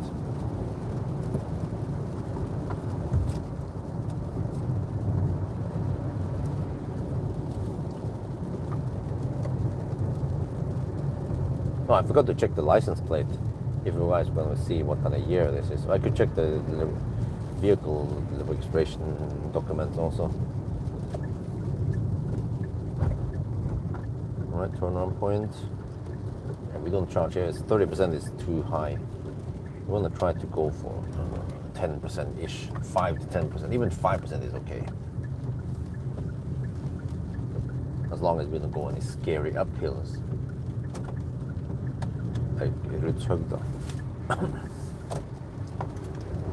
But actually, if you only have 23-ish kilowatt hour left, then you kind of need to be a bit careful.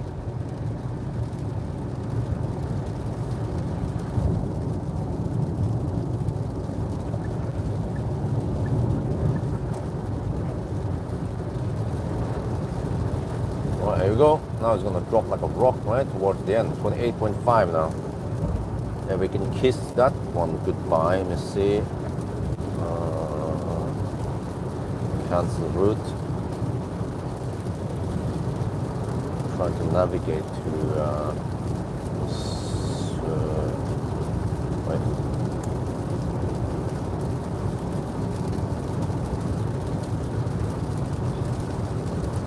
So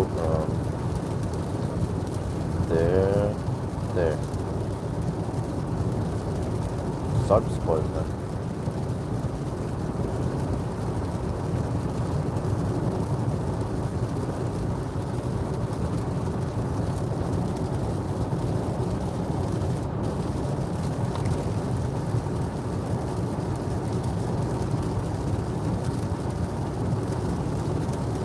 Kilometers away. Oh, not even sure if we can make it to Sarpsborg.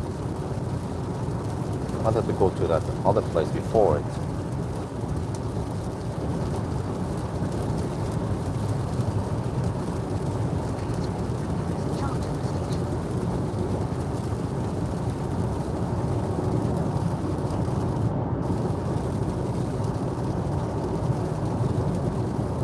Well, there's claimed to be a 60 kilowatt Chodemo over there. But we're gonna make it there though. I'm down to 24% now, and I have to go 20 kilometers. No, that's not gonna work. Uh-oh.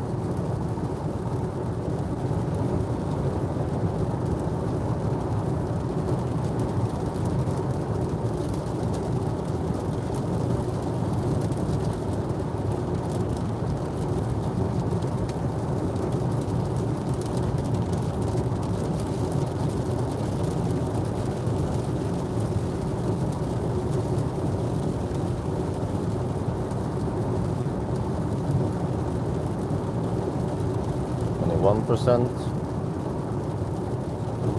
20.5. It drops so fast towards the end now, even with some tailwind. 20%, dude.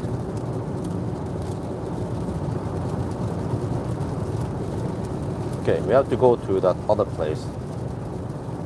Unwin, oh, there is wrong.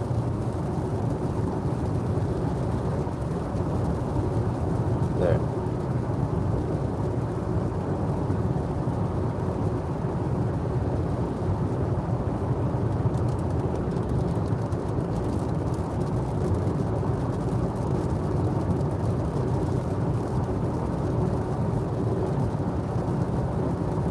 Always a bit confusing where I'm supposed to drive once I'm there in the blue. That's 14 kilometers away. That's still kind of scary.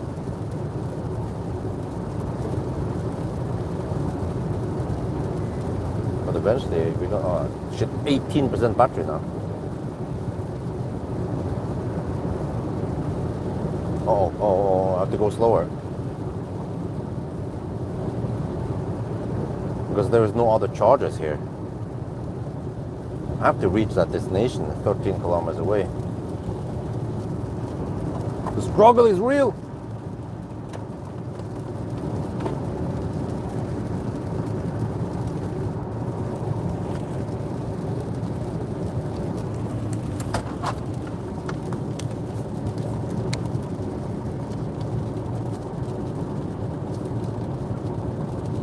Oh shit. We have 21 kilometers of range left. I'm not sure how much I can trust it, but we have 16% here. And I have to go slow now because we must drive 12 more kilometers. It's kind of scary now. Yeah, we have tailwind, but the road is wet, so it's consuming more. Man, the struggle is real. This battery has some degradation, so and also the Korean cars, they don't have linear state of charge scale, so it drops faster towards the end.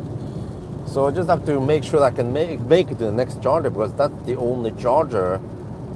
Yeah, there is nothing in between here. I mean, we are in Norway. The charging network here is wonderful, but some places there are whopping 10 kilometers between them, you know. And for this car, 10 kilometers is a lot. Oh shit.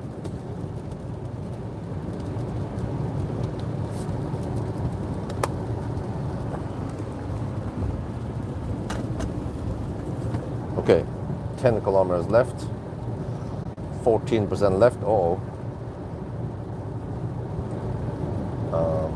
What the heck, man? Battery's getting hot also. 35 to 44 degrees. It's gonna replicate. Just have to make sure we can go. We have to make it to the charger there. 13%.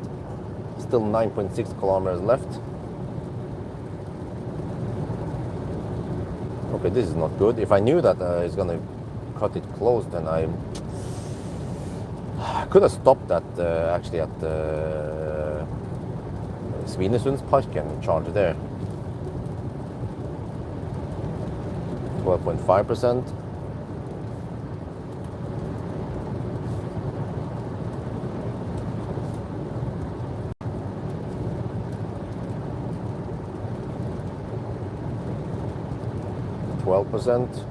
Man, I feel like the percentage is dropping faster than the kilometers remaining is dropping. 8.3 kilometers left.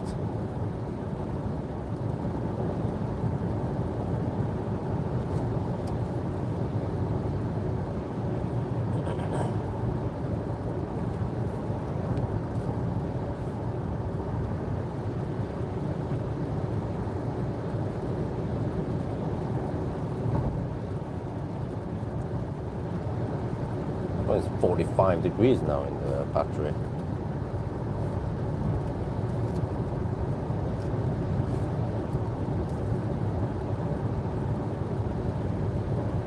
.5%. Oh.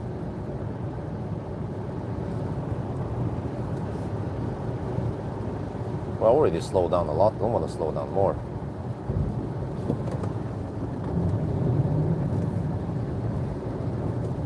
That was a roadkill. I'm not sure how good ground clearance I have. It was actually a decent size on that roadkill. Possibly a fox. 10% left. 9.5.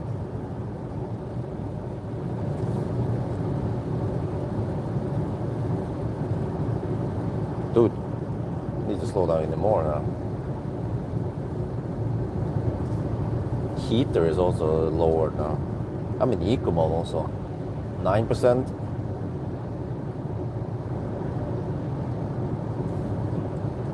Literally going at around 90 kilometers per hour here. We're 5.6 kilometers away. GOM says 10 kilometers.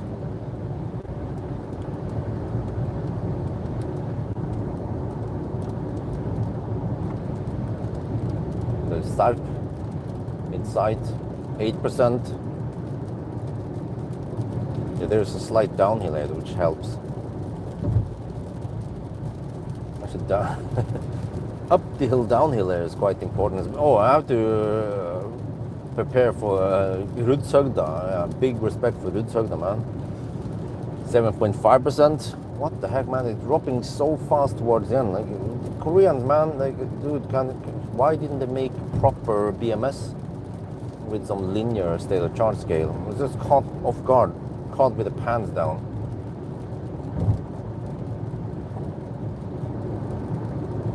Slow down even more.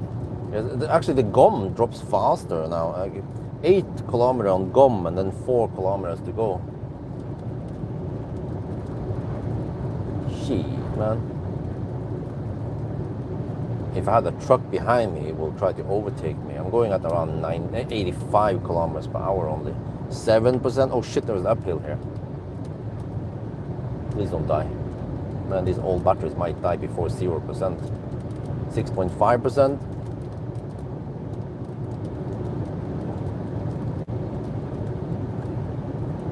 Still 90 kilowatt power limit though.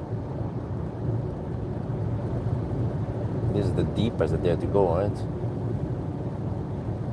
6%. Okay. I think we just need one more charging stop and then we go for Vinterbro. That's gonna be big. 6%, right? I think we are safe now. 2.7 kilometers left.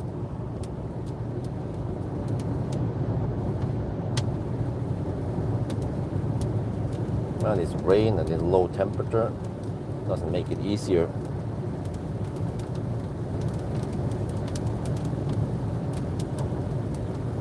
I think we are safe. 5.5%. Oh, more rain. No. Okay, here. Let's see if I can get this right. I normally don't come here that often. 5%. Man, it's gonna be pouring down by the time I get over there. I might use kWh or yeah, I think I want to use kWh to get flat 125 amp. 4.5%. Oh shit! Good thing I slowed down in time. It drops so fast now, even though we're driving dog slow.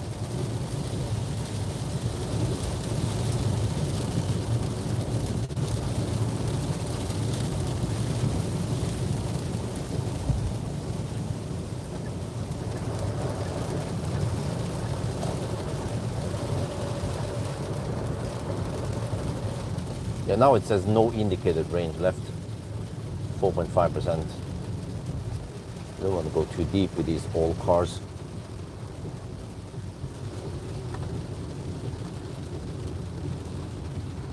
This is the real challenge, man. Wait, I think it's actually faster to go that direction. Wait, I'm not going to get lost, am I? I'm pretty sure that when I get out, then I go this way. This is the faster route to get over to Circle K and all that. I really don't have any margin, that much margin if I get lost.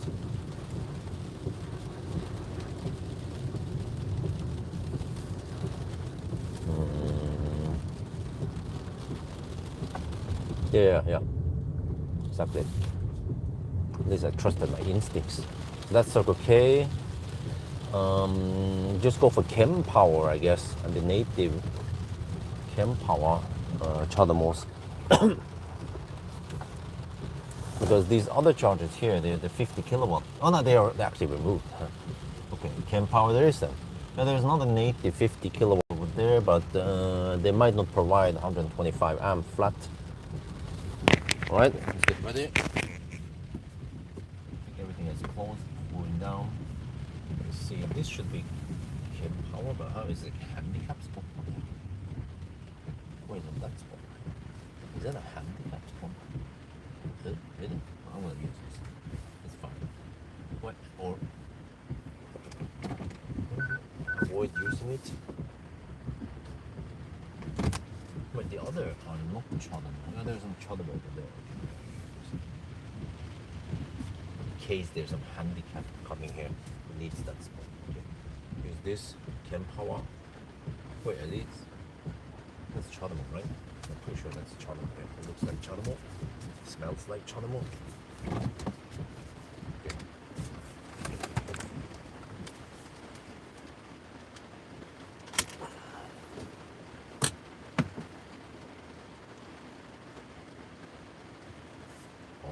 On win something. Yeah, 4% holding up a roll. Okay. Now I need to get my jacket. It's gonna be wet. Cooling down. Get the chip ready.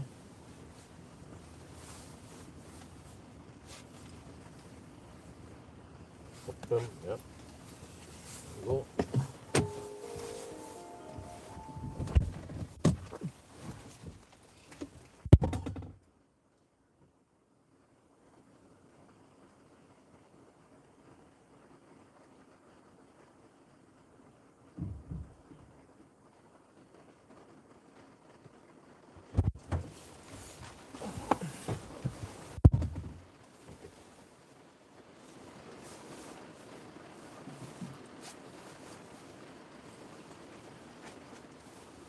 There we go.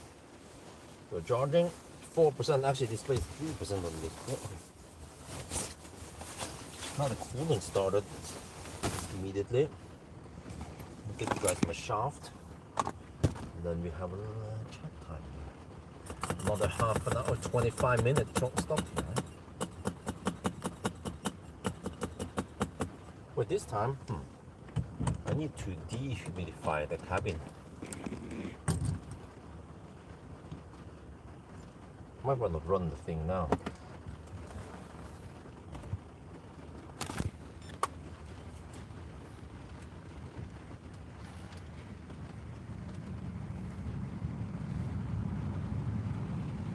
We are now at Salzburg. kWh, yeah. Fortunately, there are enough channels here. But it's raining outside. This is the real deal. I got a bit wet, so I need to run the heater now while we are charging. So it steals a little bit of power, but it's not that much. These Korean cars, they're quite efficient there. But you see, I went deep, 4%, scary. Actually, 4% here on the display here, on car display. Actually, on kWh side, it shows this as 3%. So I don't know how deep we can go with these old cars. So I might want to go down to 0%. Yeah, now.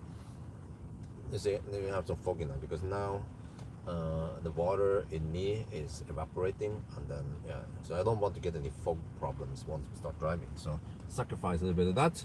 But now we have another 25 minutes here. But let's see.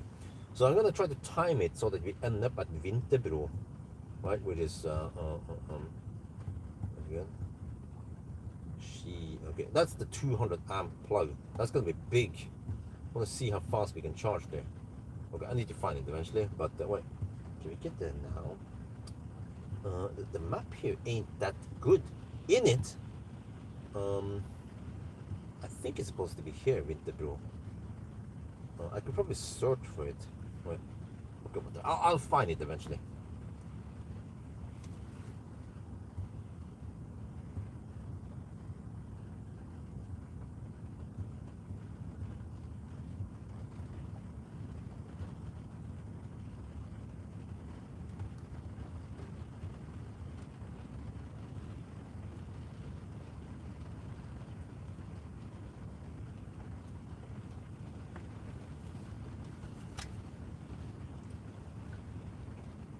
We did drive 74 kilometers. So we should be able to go straight there. That's 68 kilometers away. Yeah, okay. But we probably need to charge to 80% again.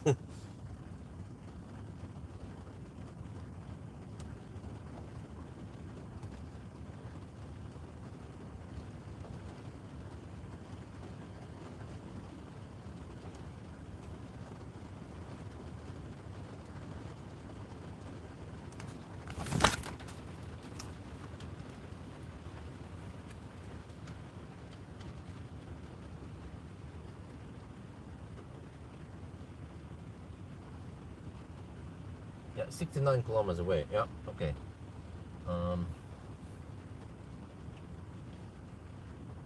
Right, that's 68 kilometers away. And if you look at the previous year, so we were at 100 kilometer, and now, so we, okay, there's some error, but we drove around 70 kilometers. Oh shit!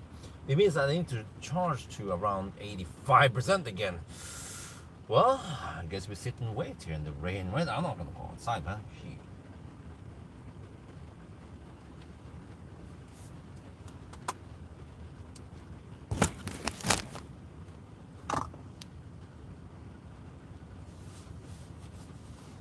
It seems like it got rid of moisture, most of the moisture now. Let's see, do we have okay.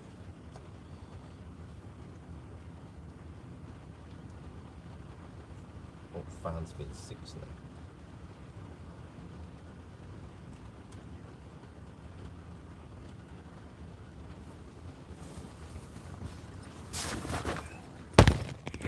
Okay, you just sit and wait here. I have around 20 more minutes of charging time here. I didn't scan the kWh QR code. It's pouring down. We check weather while we are at this. It's sacrificing some charging power now for dehumidifying, so we don't get any problems once we start driving. Oh, it's gonna rain heavily. Okay, let's check the map. What's it gonna look like? But this rain might be going. Oh yeah, this rain is moving north. I just hit it now. Oh, I might hit it again once we are at Vinterbro actually. Yeah. Okay, a little bit bad luck there, but whatever.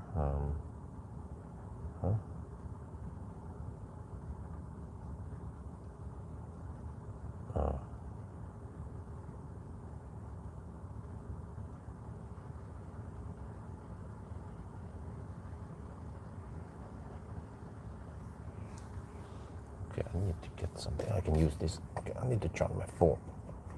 I'll borrow this for a bit.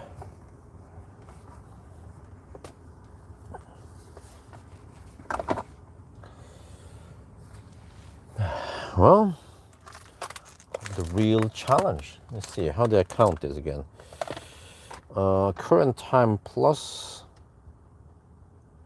So we had 1 minute delay there, so that's 24 minutes.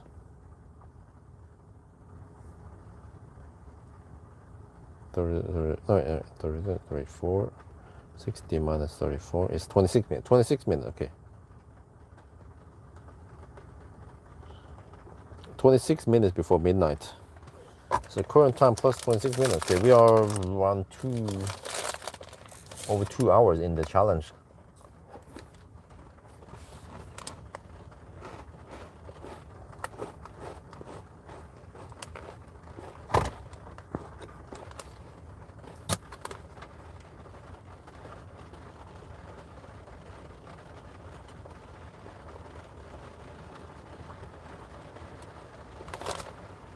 Low voltage power, interesting. It's pulling almost 400 watts.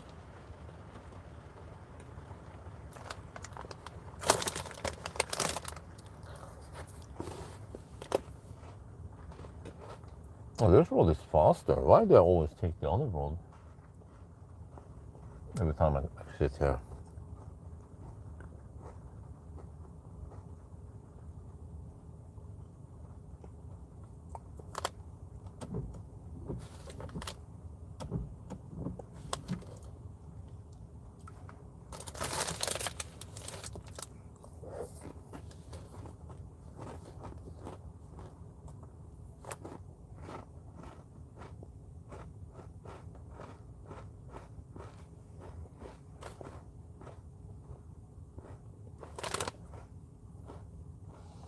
Okay, so we must get over to Vinterbro then.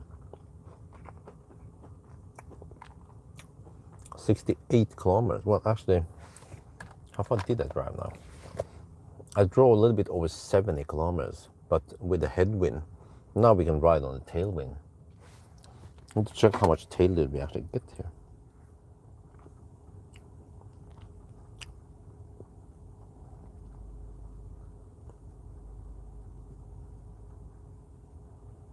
Oh, it's only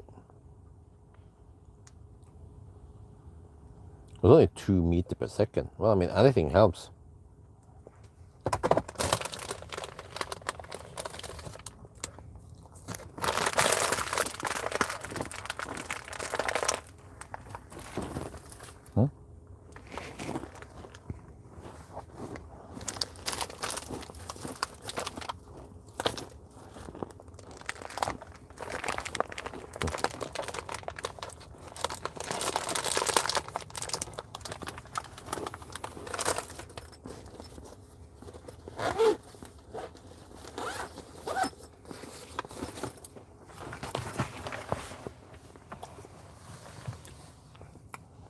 But man, we can't even go 100 kilometers on each leg. Well, this is the real challenge.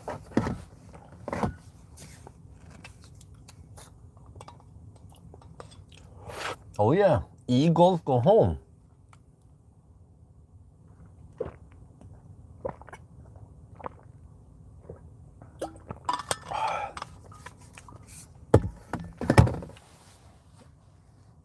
This is going to be flat all the way to 75%.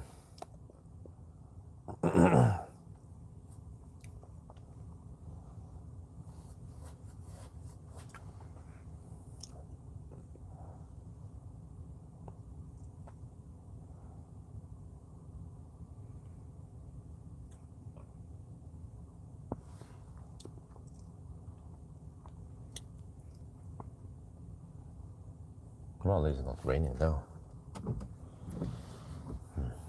Okay, all good. I turn off HVAC to save some. I'll fire up the HVAC after the thing throttles.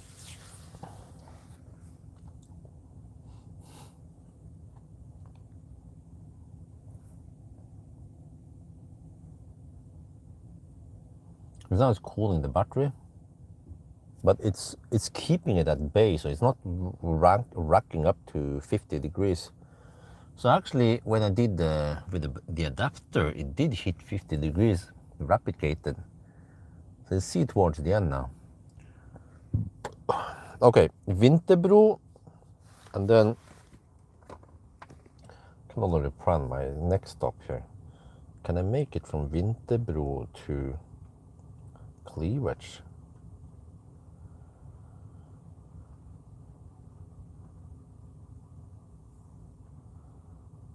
Vinterbro Kluft. That's 54 kilometers. That's perfect. Yeah. Okay. Then I can charge to 75% right when it throttles, and then just hammer it over to Kløfta, and then ride on the 200 kilowatt wave, 200 amp wave. Oh, yeah. So we can actually get 3 of those 200 amp sessions, and we might have 6 to 8 charging sessions. Or let me see. This is the second. Third stop, Vinterbro. Fourth, kWh. Oh, I need another stop somewhere around Minnesund. Fifth stop around Minnesund or Espa. Sixth stop possibly at Rudshøgda. Oh shit, 7 or 8 stops. Oh damn. I almost get the impression. Oh, now it starts fogging again. Oh, okay, whatever. Let it fog.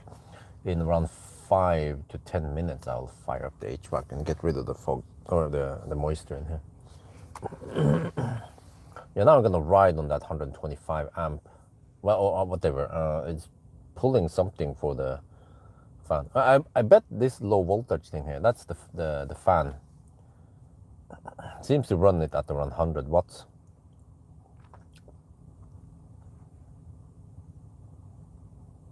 Oh, it's slowly crawling up the battery temperature. Well, that's fine. By the time it hits 50 degrees, then we should be at 75%. So now I'm actually getting some free heat from behind me.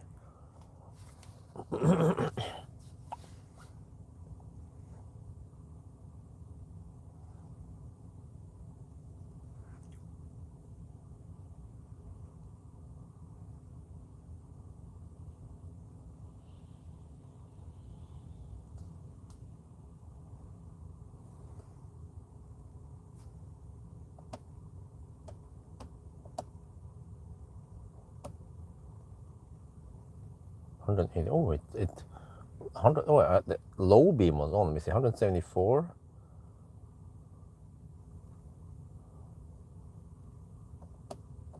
Put it on auto, then it pulls around 50 watts extra. The low beam. Well, I guess it doesn't matter. I might forget to turn it on. Look like a noob driving with park lights on at night and no tail lights. Get pulled over by the Polizei.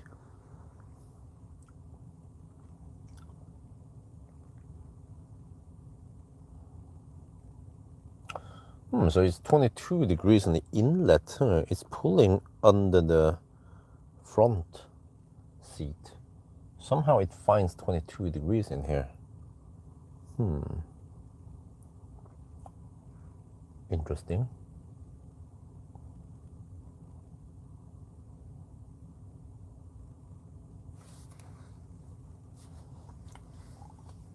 Yeah, look at that speed, huh? Like a ninja. 47 kilowatt reported by Pawel. Yeah, pretty much all of that goes into the battery now. We're losing 1 amp, which is around 500 watts maybe. No, actually 400 watts.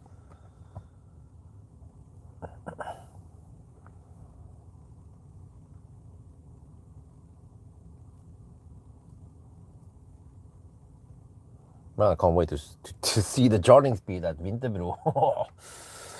Stay tuned for that. Will we get 173 amp or 60 kilowatt, or do we actually get, let me see, the charging voltage, it's around 375 volts. Or do we actually get 75 kilowatt? Oh, fan speed racked up now to 7. Yeah, it realized that, oh, we're getting close to 40 to 50 degrees Celsius. It's 47 now. You need to cool down even more.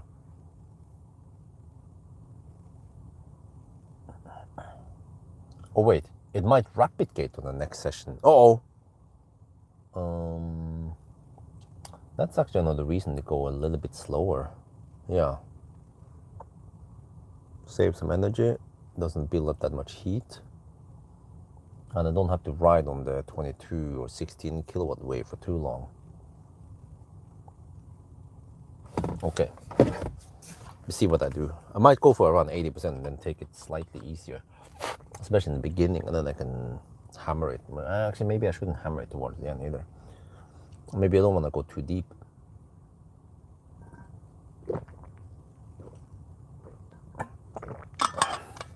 Because that introduces heat.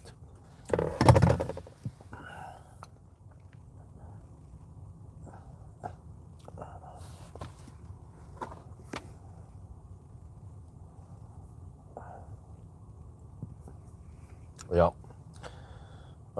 I bought an iPhone 17 Pro. I ordered one for wifey. She has a iPhone 15 Pro. That was 2 years ago. So I thought, okay, well,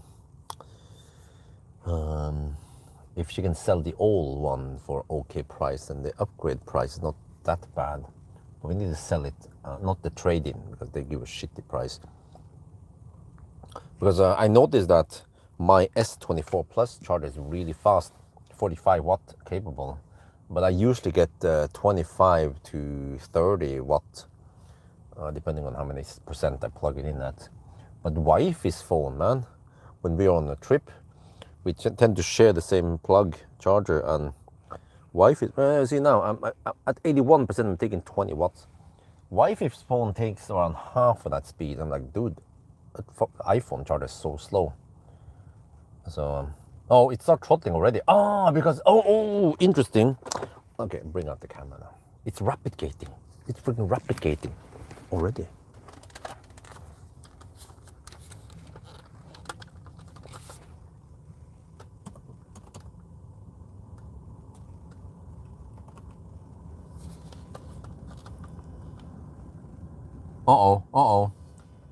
Wait, what the heck happened there?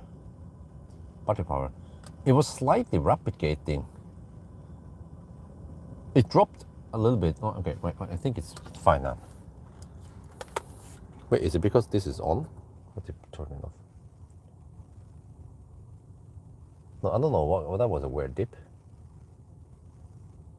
Okay, whatever. We'll keep it off now, for now.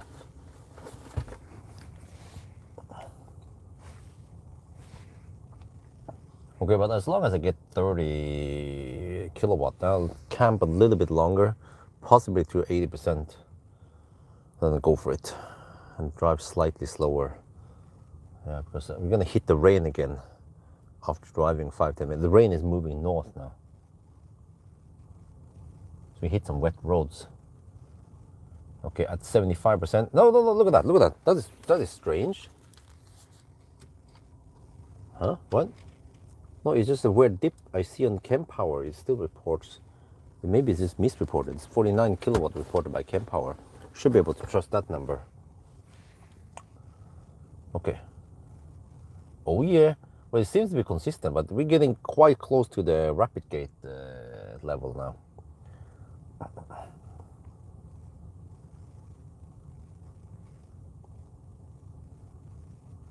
I don't know. But it's kind of funny, man. I compare the spec on the iPhone 15 Pro versus the 17 Pro. Okay, there are some improvements. Slightly bigger battery, slightly bigger screen, slightly better camera. Actually, better speaker with more bass. The sound, man, the bass is really impressive on iPhone. Mine is quite flat. There's literally no bass here, and the Samsung. What else is there? Minor improvements, faster chip, you know, all that stuff. So it's still worth the upgrade. And also faster charging, yeah. So, well, iPhone supports 40 watts. Woo! Yeah. But when I look at the spec on the Samsung 24 Plus, my Samsung has bigger screen with higher resolution than the 17 Pro. Bigger battery also, almost 5,000 milliamp hour. The iPhone is only at around 3,900. So I mean, spec-wise, even the older S24 Plus beats the iPhone in many aspects.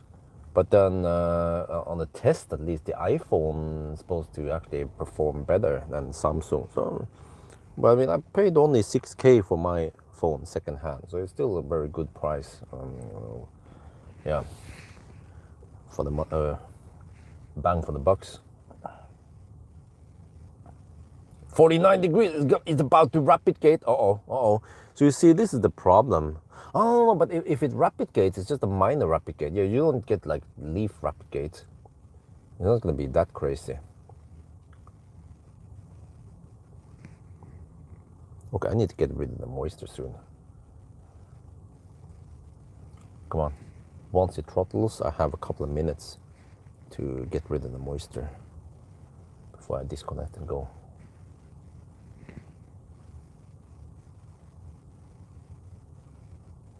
Wow, 49 kilowatt hour per hour. Noise. I can't wait to see at Vinterbro, man. Okay. The tension is building up. Let's see what would handle. I wonder if the owner has not tried that yet.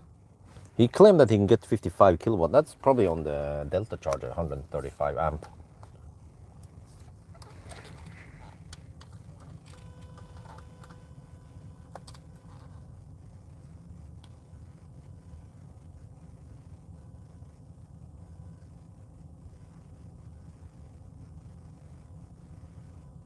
Right, 75%. It's about to throttle. Yeah, there. Every time, bloop, just like the other battery. Well, the upgraded Gen 1 battery. It also throttled at 75%. Okay, but here, 49% degrees Celsius. It's supposed to replicate at 50 degrees. So I'll hodl for a little bit more. No, okay. Now that it throttled there, what I'm gonna do is, let me check here, 44 kilowatt. You can see, can you see that? Oh shit, okay, it didn't. Okay. 43 kilowatt reported on the kWh. I'm gonna fire up the HVAC now. I need to get rid of the moisture before we leave. If we can have a couple of minutes of moisturizing, that'd be great. So I think it should pull extra power from the charger. Yeah. But we're gonna leave soon and go for it.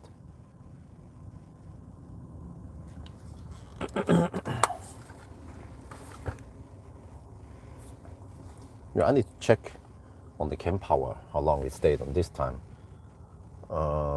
Yeah, I mean, 38 kilowatt is still fine, but once we drop to 16 kilowatt, then it's time to leave.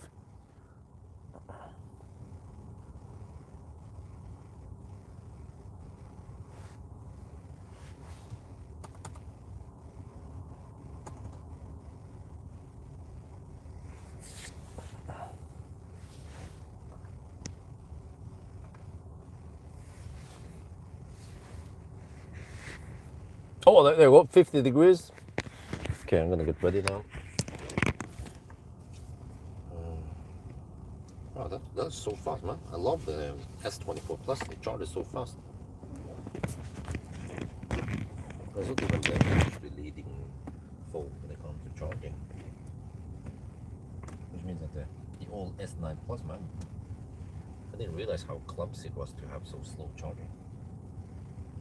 It's very convenient to just top up within 5 to 15 minutes.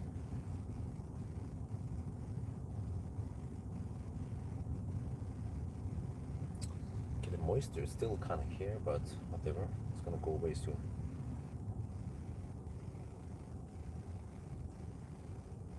Oh, this is still decent speed. Look at this. Wow. Hodl. Oh, okay, so it drops at the very end then, around 85%.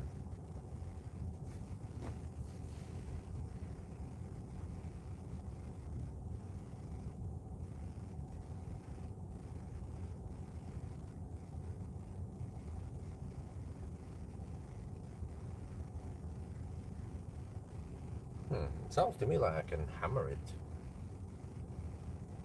to Winterbro.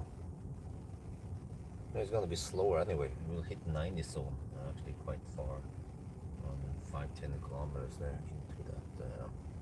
Okay, now it's time to pack and leave. I need to film the screen. kWh is going to see how long we charged.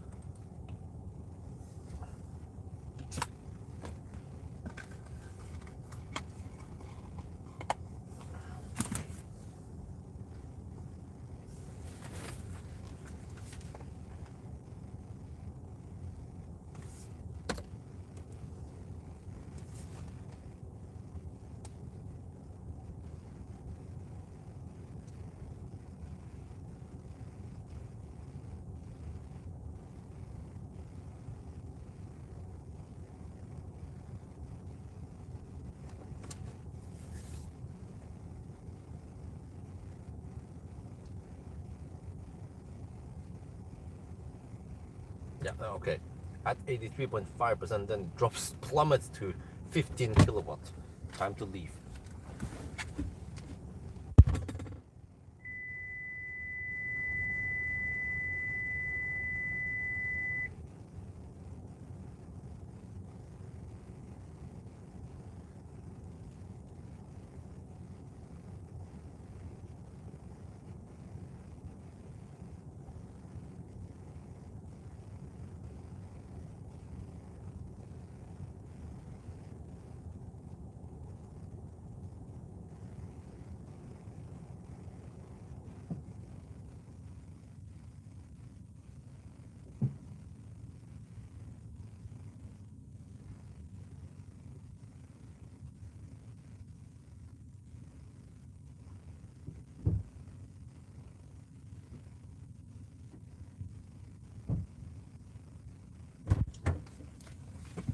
Man, that was 20-minute charging stop.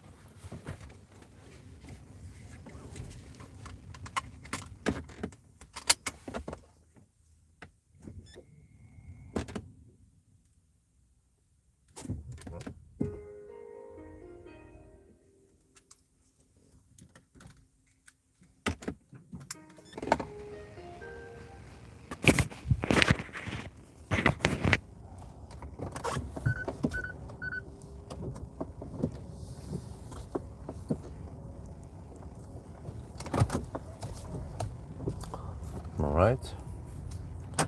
Now we go for it again.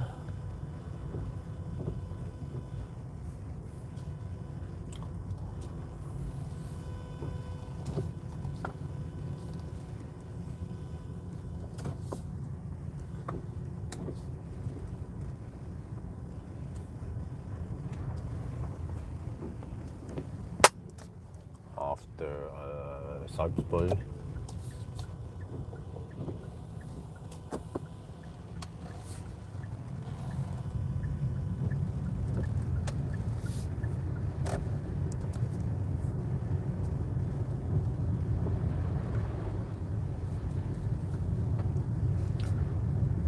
Well, interesting. This time the battery heated up to 50 degrees Celsius, but it didn't go hotter than that. But now that we start driving, you see the fan speed is at 8. I think 9 is the highest. So also you can see the low voltage power thingy. The fan pulls around 100 to 200 watts. So it wants to also conserve as many watts as possible. Yeah, why is it not running at maximum 9 all the time? Well, okay. But we see now, this time, how much will it cool down? Because now we need to drive 68 kilometers. And we'll possibly charge quite fast on the next stop, so I don't want it to rapid gate. It's kind of funny, right? But these early Korean cars, they do actually rapid gate.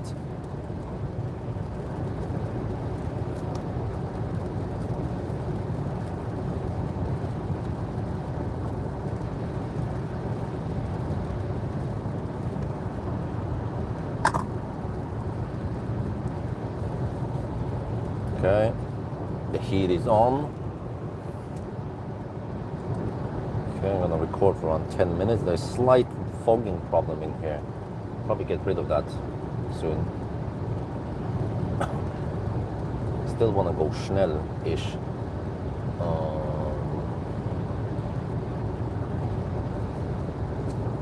Yeah, I don't wanna lose too much time.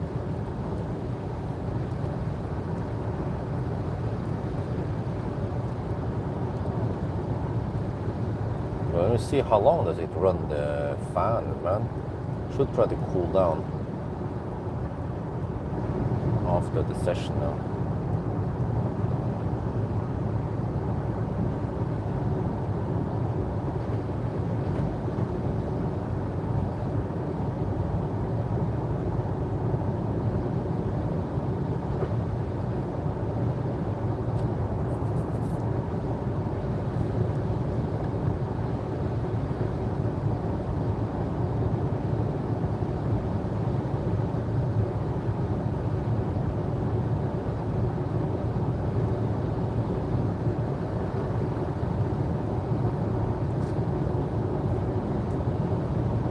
The GOM is all over the place, man. GOM claims 132 kilometers. No, it ain't gonna happen. You get half of that, roughly. It seems like GOM cannot adjust to my hammering. Maybe it will adjust after a couple of 100 kilometers, but we already done almost 200 kilometers into the challenge. And it's still off by a lot.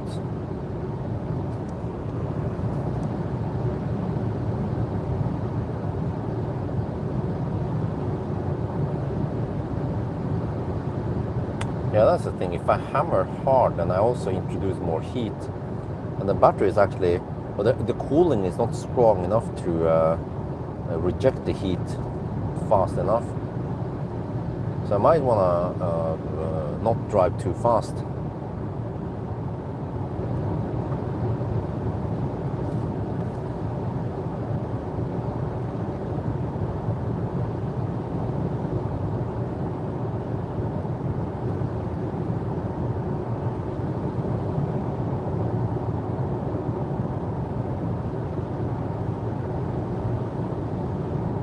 But it stays at 50 degrees for a long time here. Yeah, man, these air-cooled batteries, they they can't change the temperature very fast.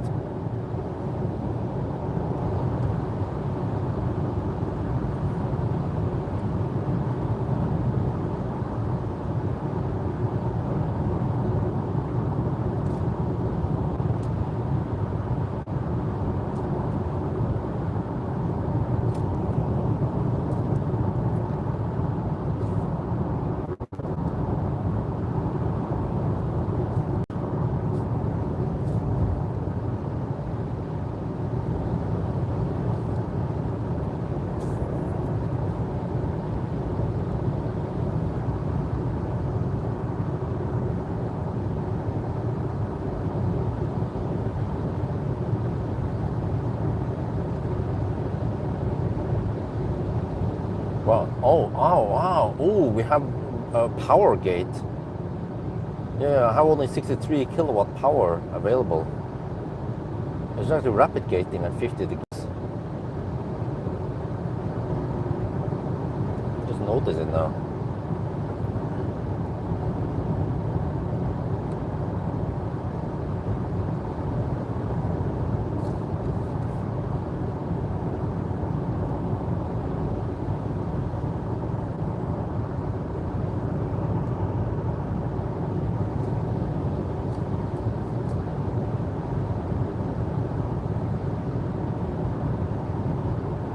Oh, there, 49 degrees. Oh, well, if I can arrive at 45, that'd be great.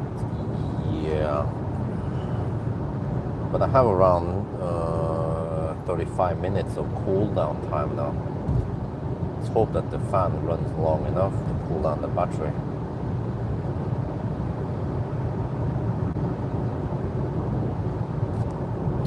Oh, it feels kind of cold here. I think the car has been pre-programmed to run the cooling in the cabin, keep it slightly colder to cool down the battery. Okay, I'll suffer a bit so that the battery won't overheat.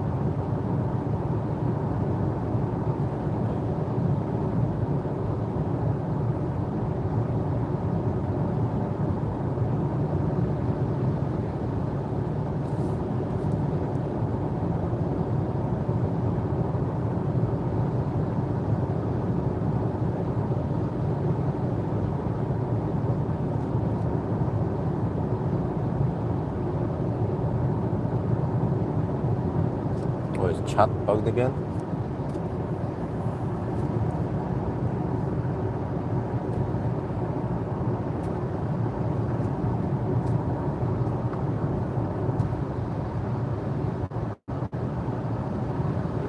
Nope, it's not, just inactive.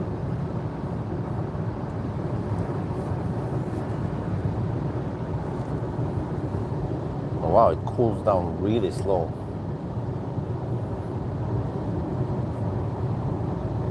In 10 minutes we only lose 1 degree on the top there.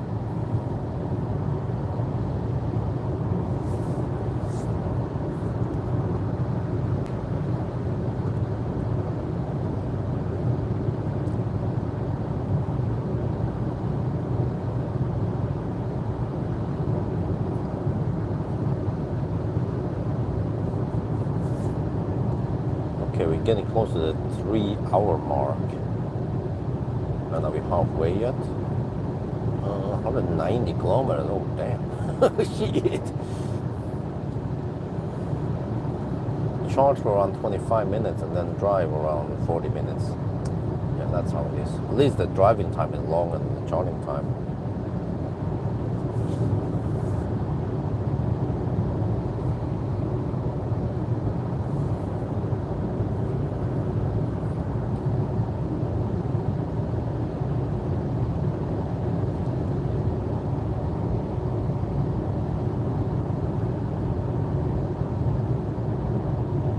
There, 48 degrees. Oh yeah. Cooling down the battery. Fan is still running at 7 now. Not sure how much heat I get from the trunk. Maybe a little bit.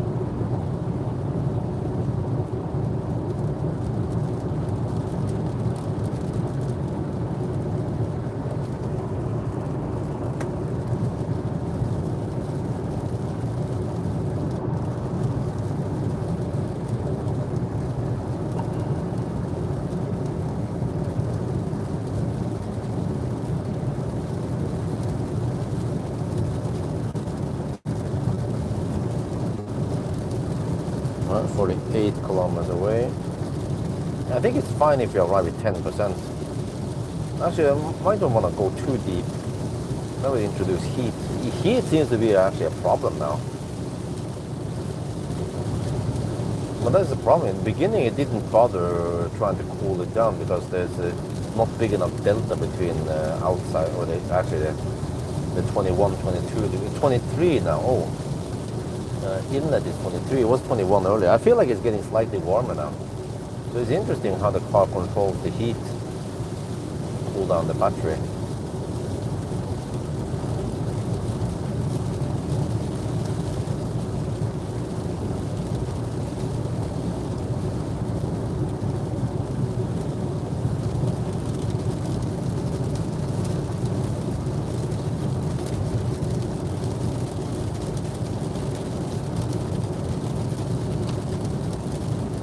Okay, it might be able to outrun the rain because it's not moving that fast.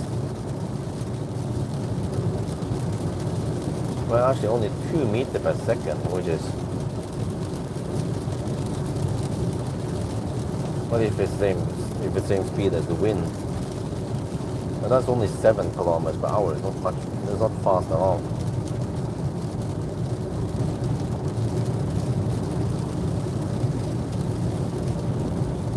Okay, the battery is cooled down to 37 to 48 degrees. Yeah, will this turn into a rapid gate challenge again?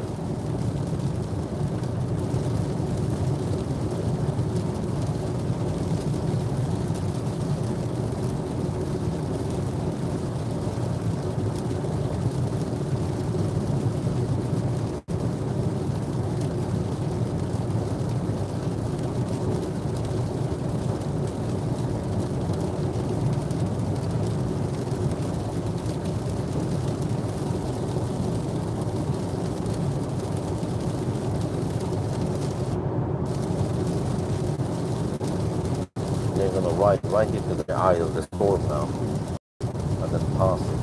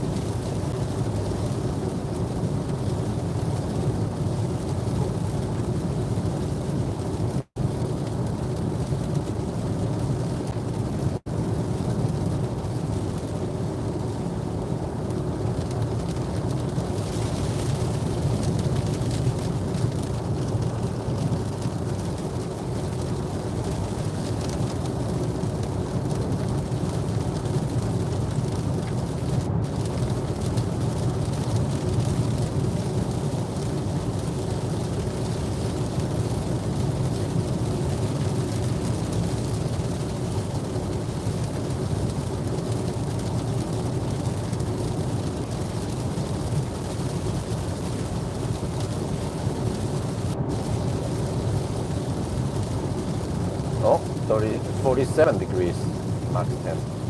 Yeah, it cooled down to 36 to 47 degrees. We are still 27 kilometers away.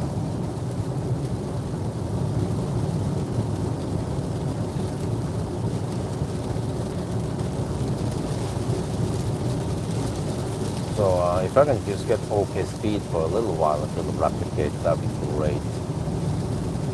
Yeah.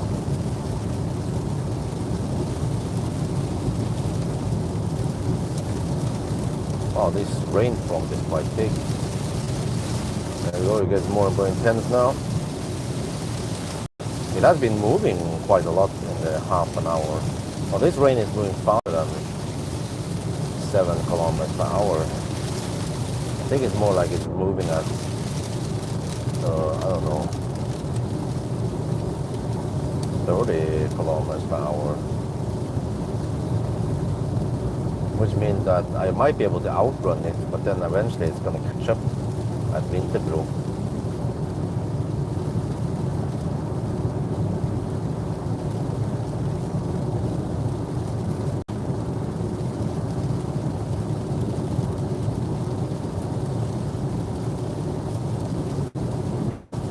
But this is a bit different between Soul and the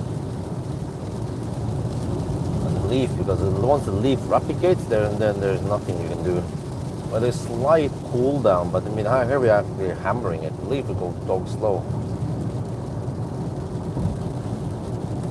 And I still get some okay cooling there. And actually some free heat goes in the trunk.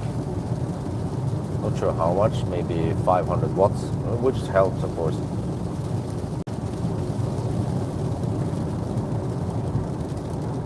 So might run the fan might be pulling 100, 200 watt, and then it gets 500 watts of heat.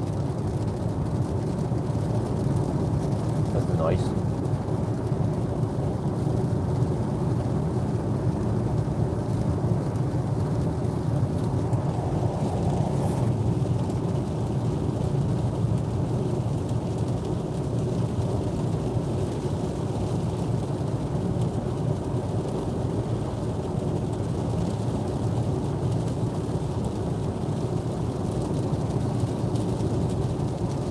I might want to do a charging test at kWh tomorrow morning, or yeah, before I return the car. But on the other hand, seems like nobody cares about the charging test except for me. Ultra low view count on it, unless there's something crazy like a BYD Pawel or Seeker 001. But I like collecting all data. Or data on all cars, I mean.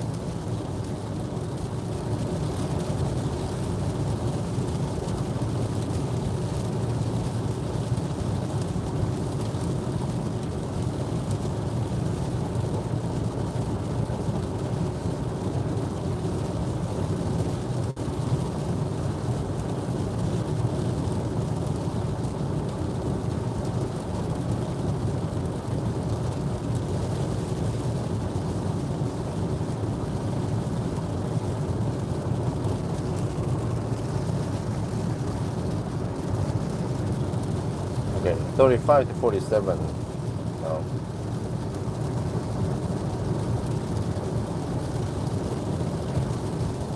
But I wonder if I should cool down by opening all the doors. It's gonna cool down the cabin though, which might not be desirable.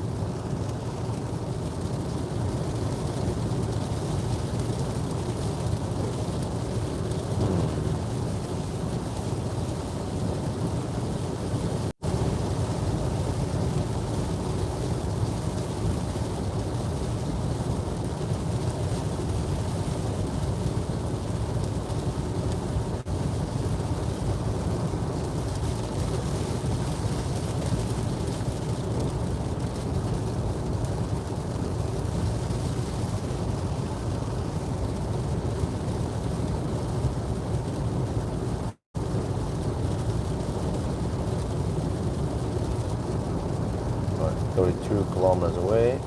We're down to 50%. Yeah, we should arrive at around 10%. It drops faster and faster now, below 50%. Wow, I still don't have max power. I'm at 84.6 kilowatt discharge power. Oh, I think I need to hit 45 degrees. So man, I mean, these cars, they were engineered back in 2010 maybe. So they made some shortcuts here and there, but they did add a fan at least, unlike Nissan. So it has some primitive cooling, but you know, now you realize how highly advanced Tesla is, because it actually has heat scavenging and liquid cool and heated battery. And the models in Norway, they also had, or in Europe, they had a battery insulator. And it scavenges heat from the motor to heat up the battery. And it had 6 kilowatt battery heater and cooling. So it is actually highly advanced for 2013. Back then we had Leafs and e-Golf, and you know, these cars, the Korean cars, and they're quite primitive how they work compared to Tesla.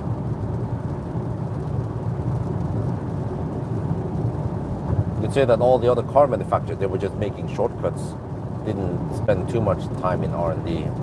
They were basing it on fossil existing platform. The only problem with Tesla is that the charging speed has been reduced. That's a bummer. Otherwise, it would be performing quite well even 10, 12 years after it was introduced.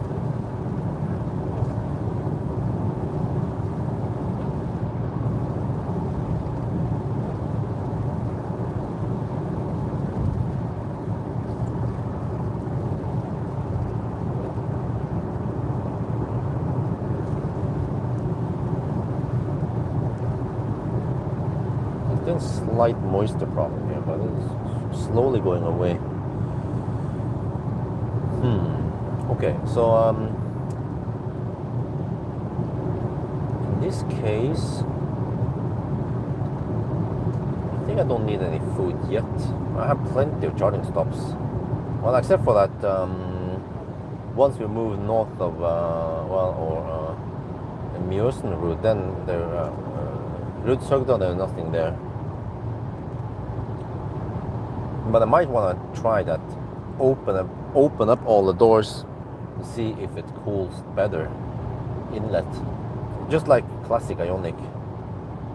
Because it's 4 degrees outside, so if you can get 4 degrees in the inlet, that would be big for cooling, rather than 23 like right now.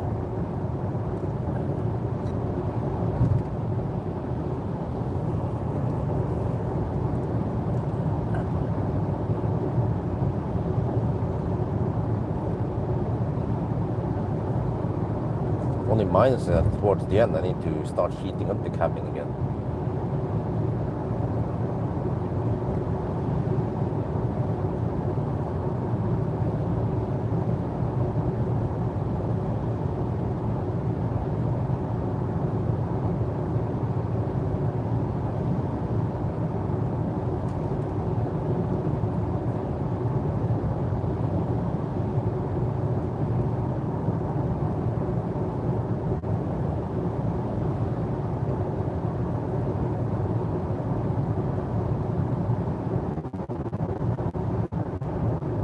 Others, okay.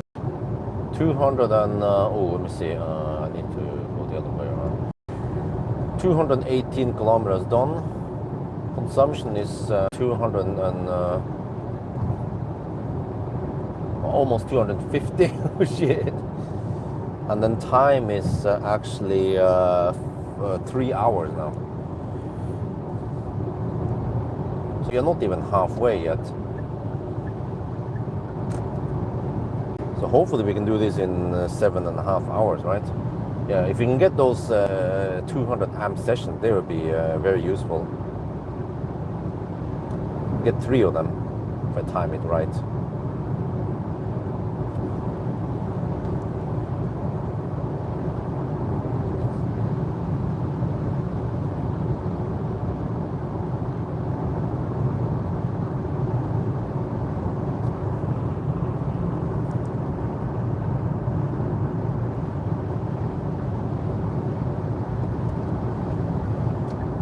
At least we avoided the rain for now.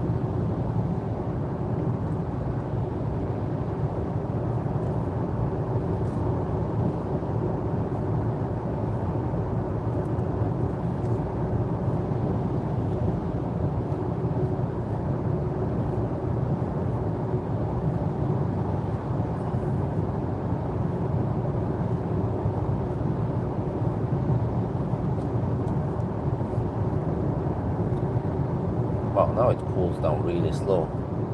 35 to 46 degrees still. And we are 20 kilometers away. Takes 14 minutes. Yeah, sounds about right.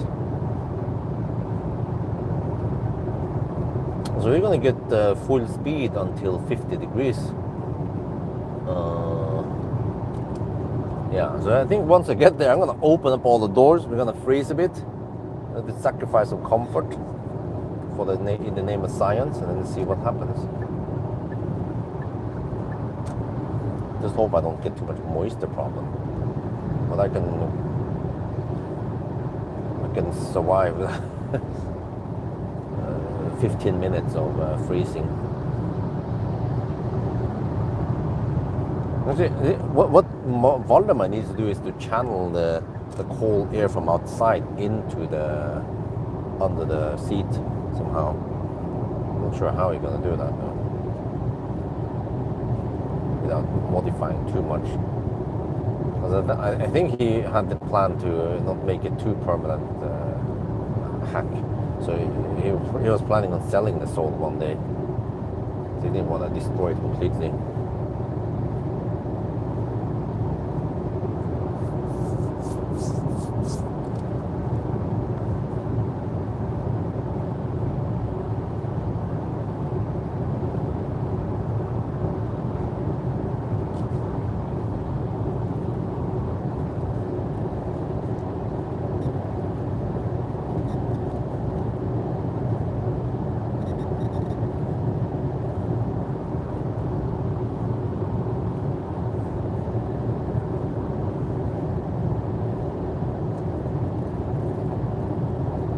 Wow, I still don't have maximum power yet.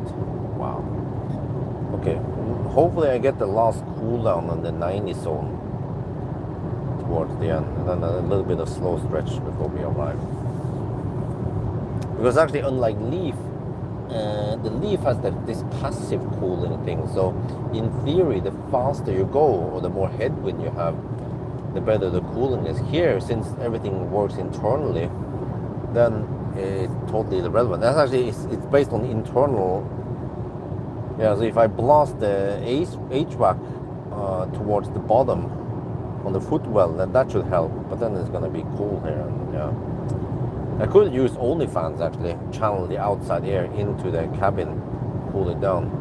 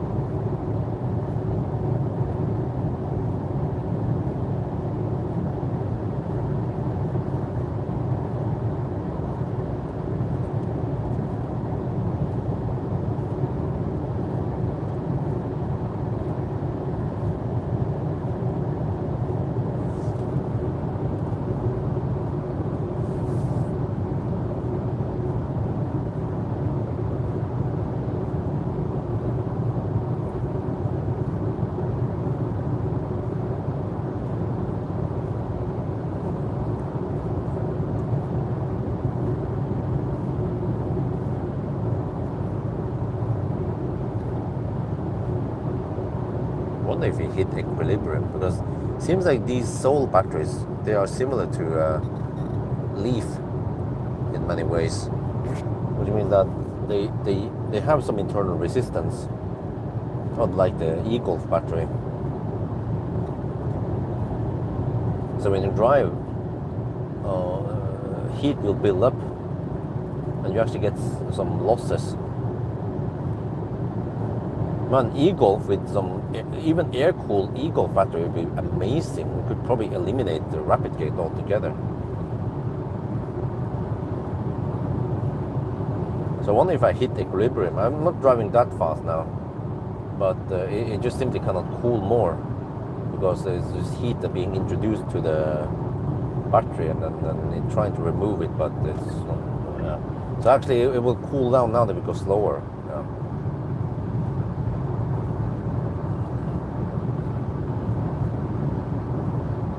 I think I had 45 degrees when I arrived last time. So I'm 46 right now.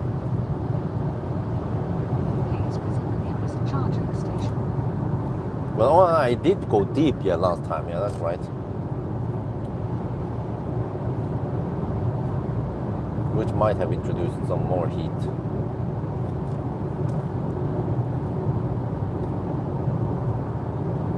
But also did drive slow, yeah, that's true. Which cooled down.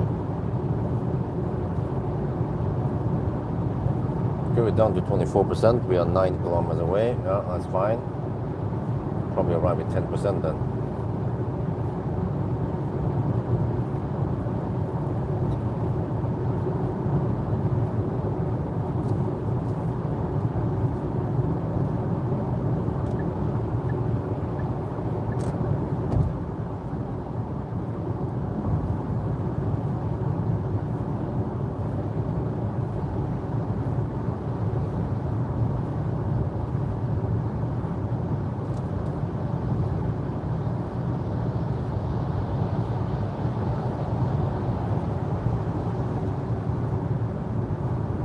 Well, at least it's not pouring down over here.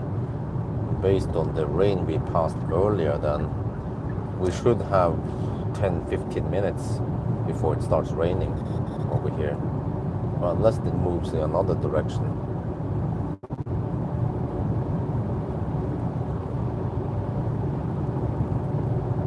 Which means it might be pouring down once I unplug the car. Yeah. But this should be a fast session. Hopefully not a 28 minute. No, it's gonna more be like a 15-minute session only. And I only need to pump up enough to get over to kWh. And then hopefully it's working. If it's not working, then I deduct some time and then I go, fallback plan is to go to the Delta chargers. Get 35 amp at least.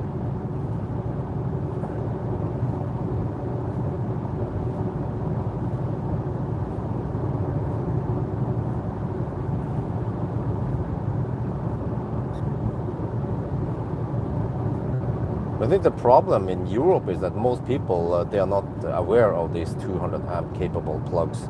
For them, it's just CHAdeMO is CHAdeMO. They don't care. It's a 50 kilowatt or 45, whatever they can take. Yeah. And they are probably not paying for themselves, those 200 amp cables. Eon, the only few who goes with, yeah. Ionity and Circle K, they don't even bother. Actually, Circle K has some CHAdeMO, but most CPOs, they don't even waste money on extra CHAdeMO plugs. Since most have CCS anyway, CHAdeMO will be less and less common. I could probably have a 4K podcast about CHAdeMO. It's interesting also that in the early days, Tesla had a CHAdeMO adapter, but I got rid of them early enough. Got okay price for them. Now they're basically just giving it away.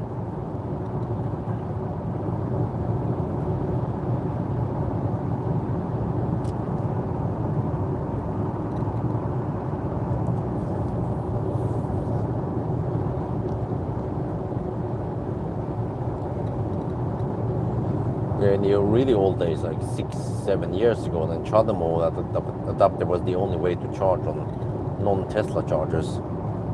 I think it's the option to buy a Tesla Model 3 2019. Well, I mean, it's not. I mean, it actually has a fast charging. It's Panasonic battery. Yeah, it kicks ass there, but it doesn't have heat pump.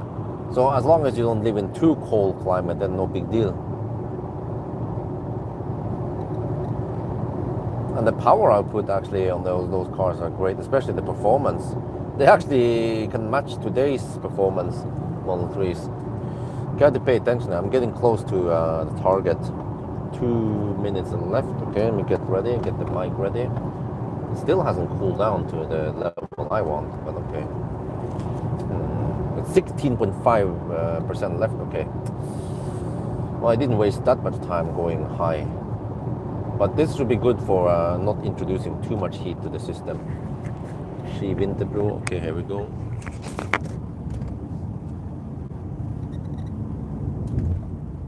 Oh yeah, it's dry-ish over here, that's good. The microphone is off, that's why the sound is a bit bad. Yeah, let's see if I'm right. If we can have around 15 minutes of dry before the rain comes.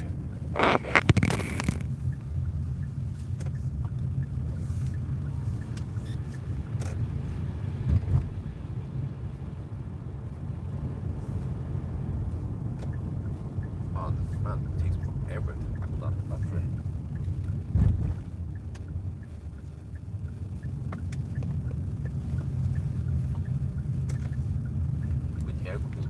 liquid cooling would be probably way more efficient, because the liquid has I don't know, better. It has better thermal interface. It can soak the heat way better than air.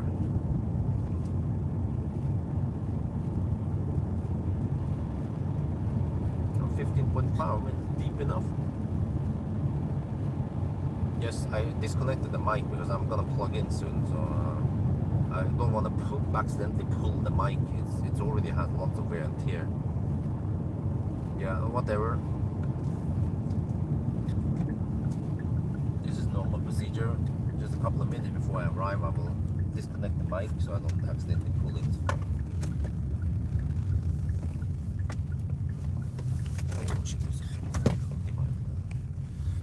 Well, let me see, they still have fossil pumps over here. What the heck, man? You could easily replace some of them with a charger. YX, yeah. Let's see, here it is. Ancient technology. 200 amp. Oh yeah. Let's see, I have to take this installed here. Are they building something else here? Because there's going to be more charging. Wait, there's no chargeable here. Oh, there's only one chargeable there. Okay.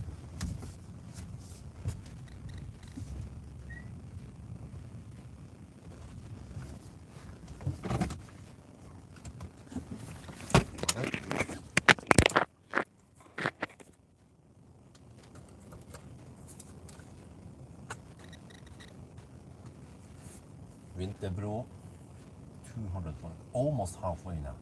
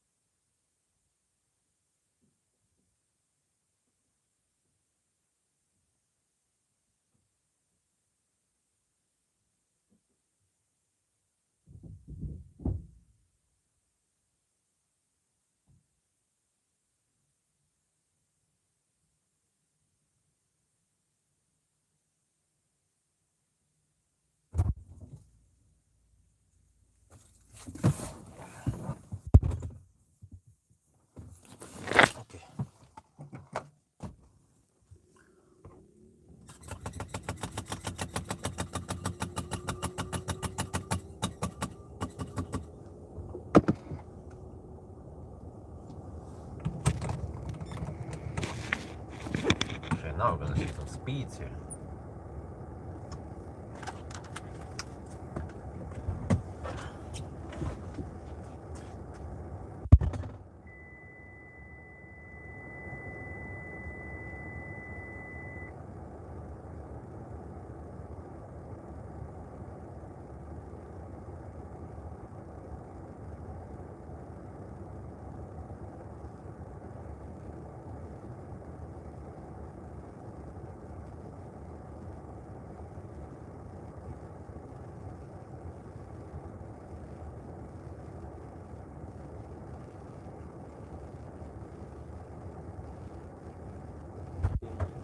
Sucked under the front seat there.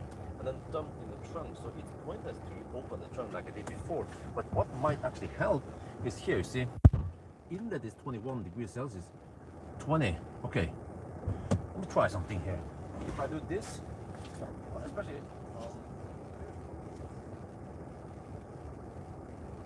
right. I think it should be sufficient. Bag like this ish. Gives opening. Similar trick as classic unit, but classic unit has the inlet on the back seat here. If I do something like this, here, well, this should help. Over there.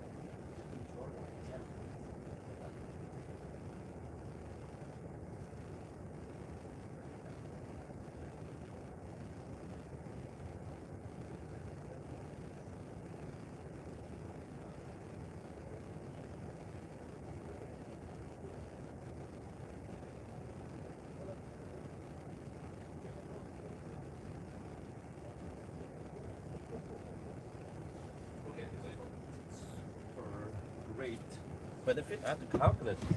You see here. Oh yeah, it's working. It is working. 16 degrees in the inlet now. This is quite big. Outside temperature is 5 degrees Celsius. So if you let it cool down enough, inlet should be 5 degrees, and that's going to be big for cooling down the battery. Because you know, liquid cooling is better because it has liquid has way better conductivity or heat versus air. But since we have air-cooled battery, then we just have to use all the ninja tricks.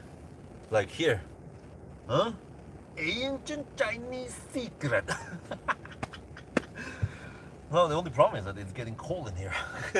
But no worries, because I have brought an extra storm bag jacket. This is the real challenge.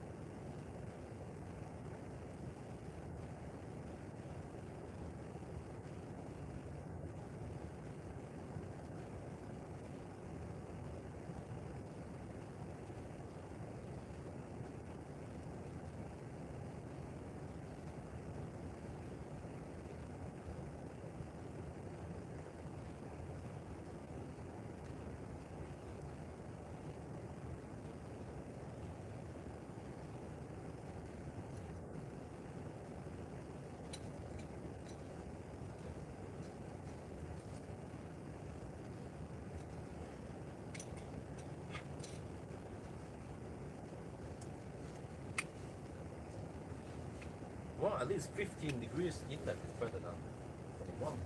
I'm just gonna keep the doors open. I'll freeze a bit. Okay, but 100. Oh, it's slightly throttled now. So it's 167. Fine. Okay.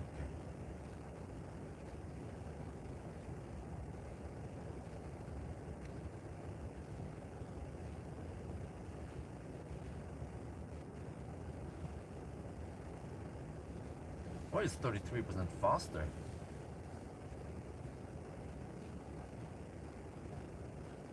Well, that's, wow, we save around 7 minutes. That's quite big. That is huge, man. It's definitely worth it. Okay, so we're gonna go for the next cleavage. Oh yeah, I'm gonna ride on some of the 200 amp plugs.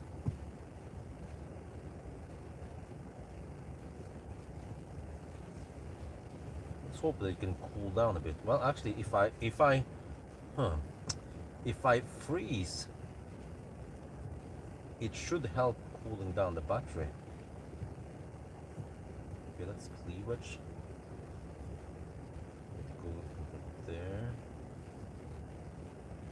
Yeah, if I allow myself to freeze a bit, 53 kilometers. Okay, now I need to charge to only 75% until it throttles. Then I go for the next charger.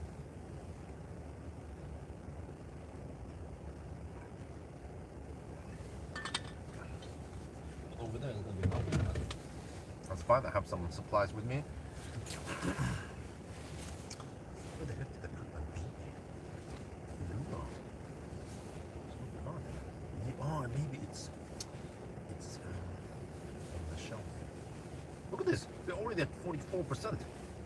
This is simply amazing. But we're actually getting similar speed as the others. A slightly disappointing speed, but it could be because the battery is slightly overheated.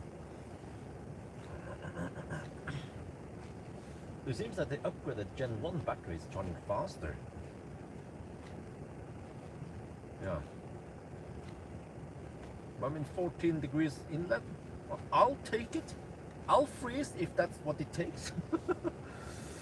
But it could seem like it's throttling now because we are rapid gating. Just don't want to hit 50 degrees Celsius.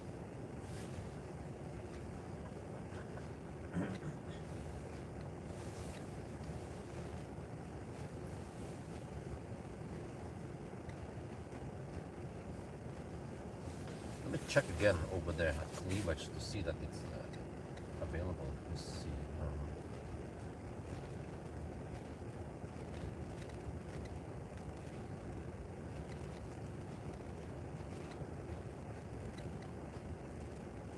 But it is definitely worth it to charge at these speeds. It seems like it's available. Okay, good.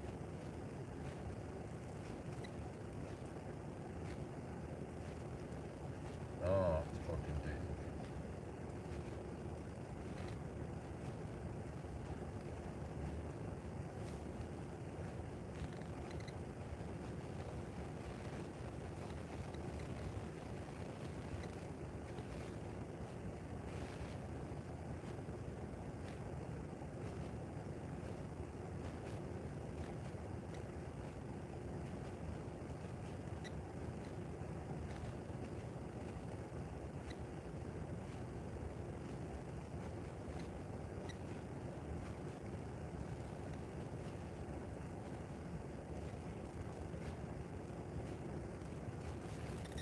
Check on this battle button rating 62 watts still.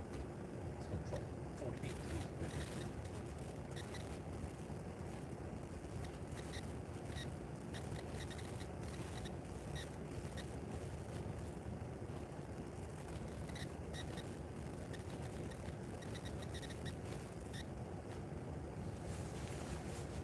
Okay. That's 7.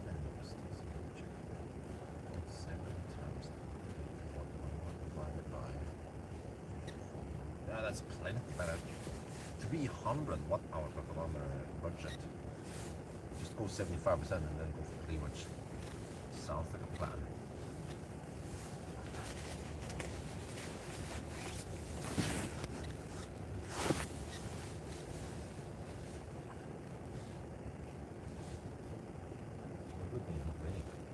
Oh, it seems like we might be able to escape the rain.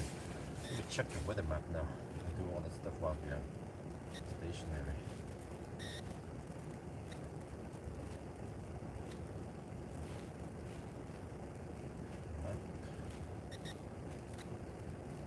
Oh, the rain is coming. It's coming. It's gonna come right around now. Actually, I might need to close the doors then. But we already cooled down the car, so no big deal. And it washes through this, and then we might be able to reach kWh. Oh man, I'm kind of following the rain a bit here. It moves in a slightly different direction.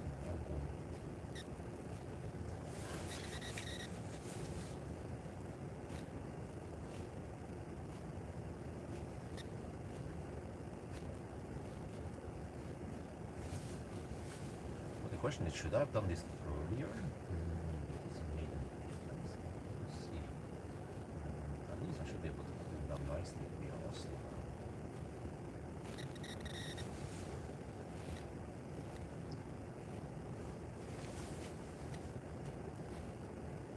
Oh, it's actually starts throttling earlier. Okay.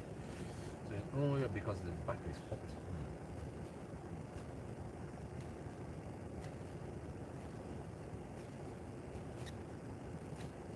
Okay, so overall we might say 5 minutes was still worth it.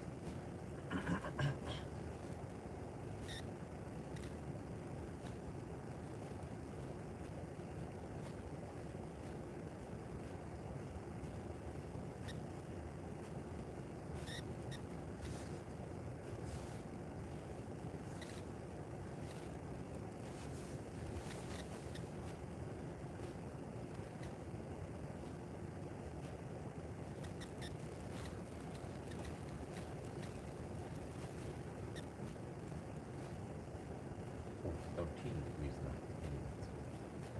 All right.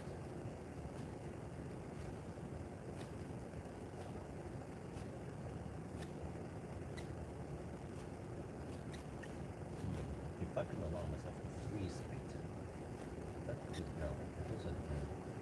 Oh, we hit 50 degrees. Oh. Still a rapid gate.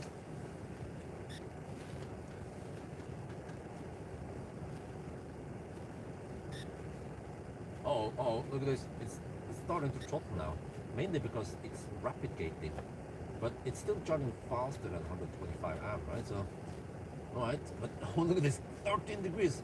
But it actually takes a while. It doesn't drop to 5 degrees with ambient temp.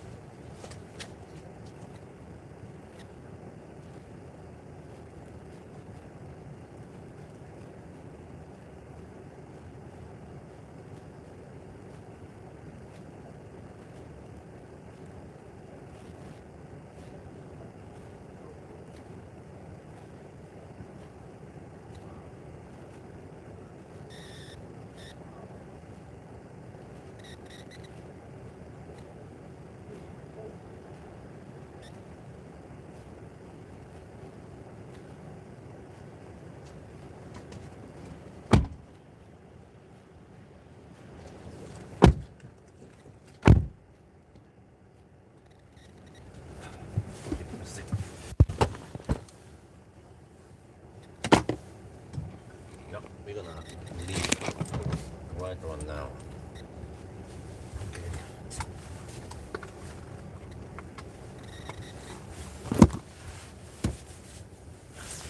75%, yep, good to go.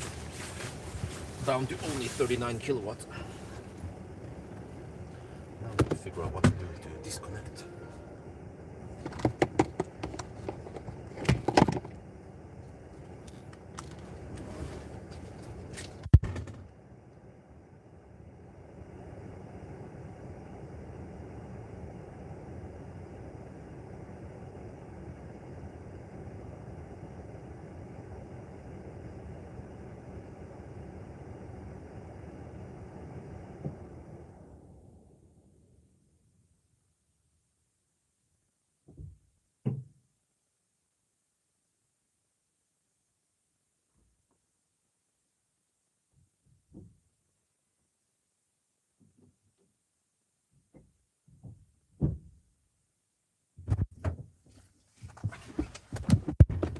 Good. Guys, that was only 14-minute charging. It was half the time of the previous session where we went deep. Cooling started, right? This is gonna be interesting.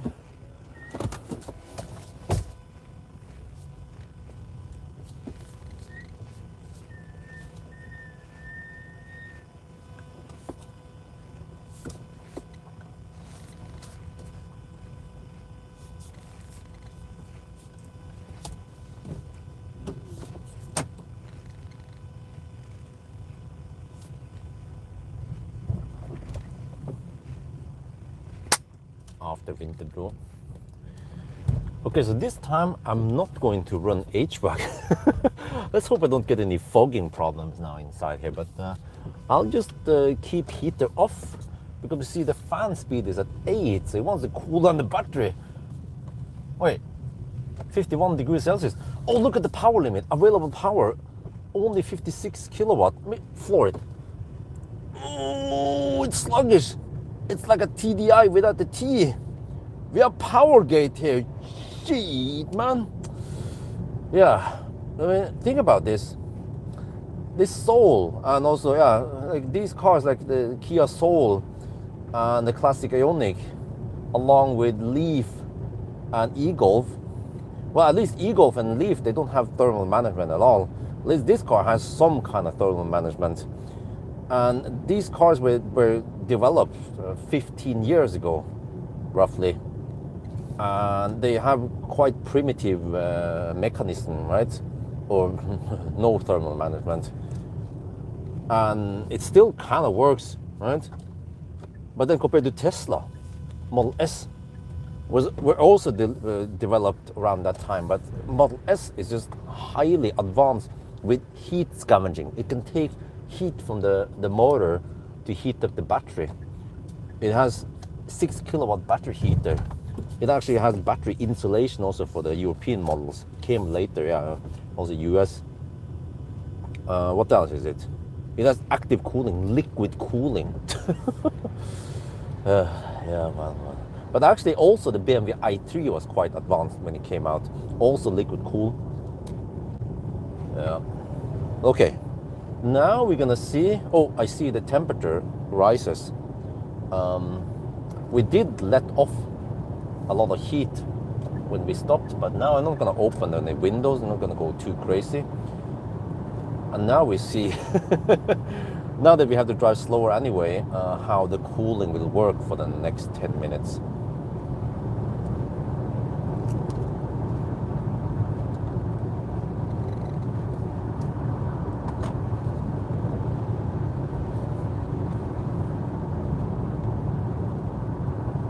Okay, it was 8, it's gonna be 18.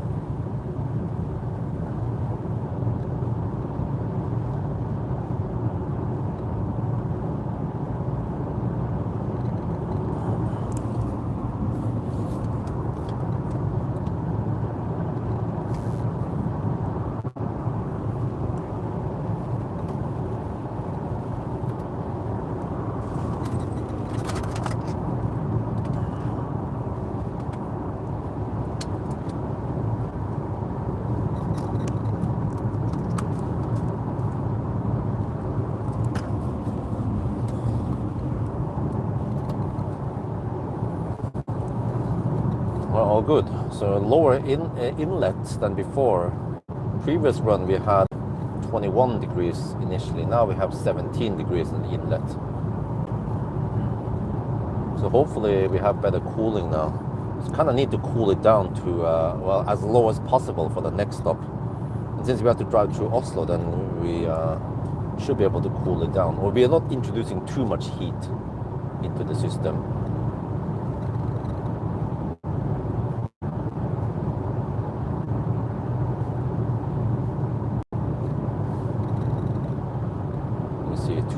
Okay, we are roughly at halfway mark now, after 3.5 hours. Ooh, but we just finished the charging session.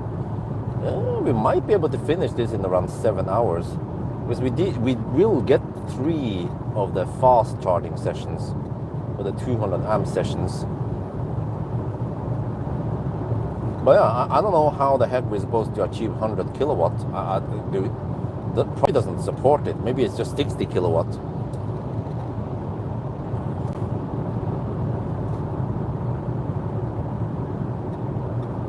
Maybe it's just some false rumor claim 100 kilowatt on CHAdeMO. Maybe you need some. Maybe for some reason you need CHAdeMO. No wait. No, we were on native CHAdeMO. Maybe the battery was just overheating. So I should try after the challenge. Maybe go to cleavage after let it cool down for an hour or so. And then after the kids are in the kindergarten, then I poke over to cleavage and test some charging there. Hopefully at around 35, actually ideally 25 to 30 degrees in the battery.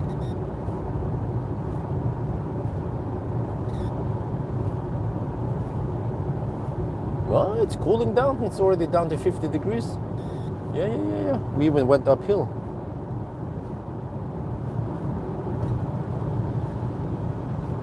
hope I don't get too much moisture problem. Well, it seems like I was able to outrun the rain. I was right. We were charging for around 15 minutes and then the rain started. But now we are actually escaping the rain again.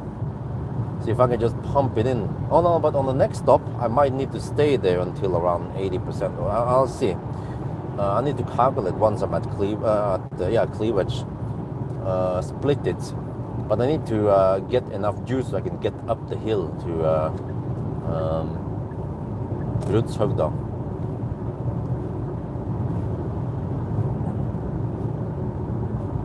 So I'll see how I do it. Cleavage to, let me see. Dal is 91 kilometers away. Ooh, I think it's around 120 total. That means 60, 2 times 60-ish. And that means charging to around 85%, 80%, 85. Oh, I'm getting some fogging problem now. Okay. We did run it for around 5 minutes before the fog gets too bad. Well, actually, I could defog. Or... Okay, must hold. Let's hold a little bit longer before we fire up the heater.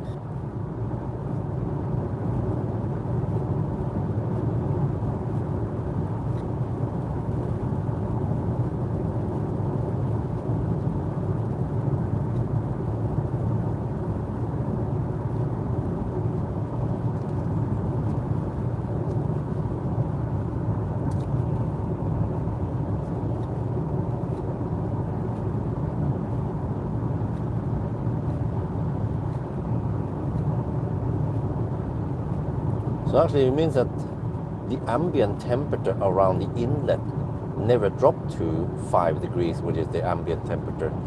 It was hovering around 14, 15 degrees only. So ideally we need to channel the air from outside into the battery somehow. And it works best when it's cold outside like now.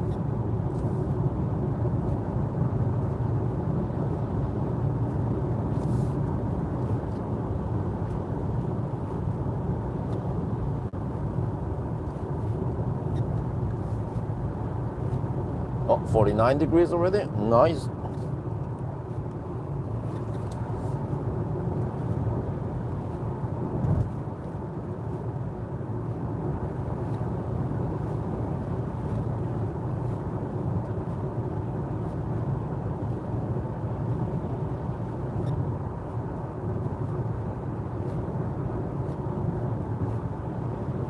Still wondering why they didn't pull inlet from outside instead.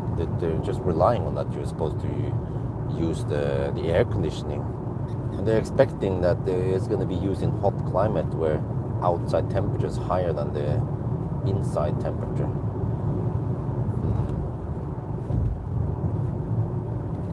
They should have wired it so that, or well, made a Nordic version that pulls from the outside somehow. Or maybe that requires more engineering and then increases the cost. It is kind of coldish in the cabin now, 17 degrees in the inlet. Well, it's probably a little colder down there, which means that it's around 20 degrees up here.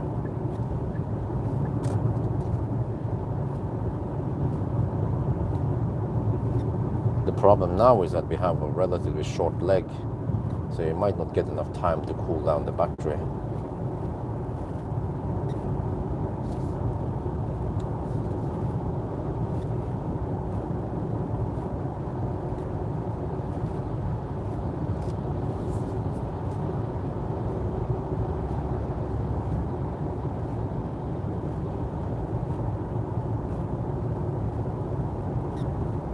Okay, I need to fire up HVAC now. 21 degrees, but I mean, and the good thing is that the hot air rises, so the cold air will still stay below there, where the inlet is. I'm trying to get rid of the moisture.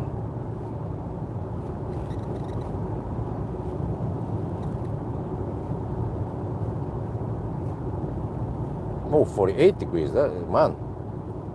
Driving slow makes a huge impact, because we're not adding much heat, but we are getting rid of heat.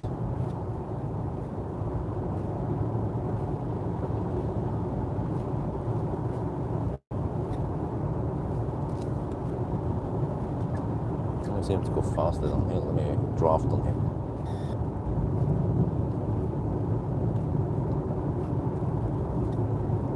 And now it goes slower, of course.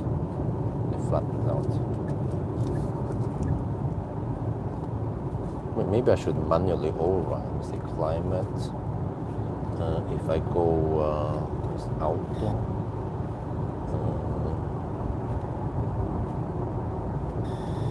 I need to just blast the front windscreen. Let me do this.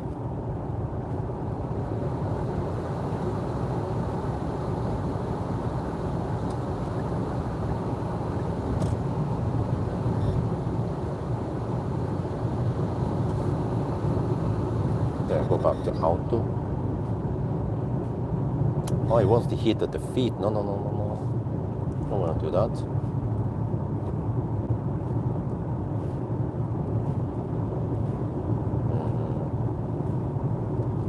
Well, we cannot only go on the front windscreen.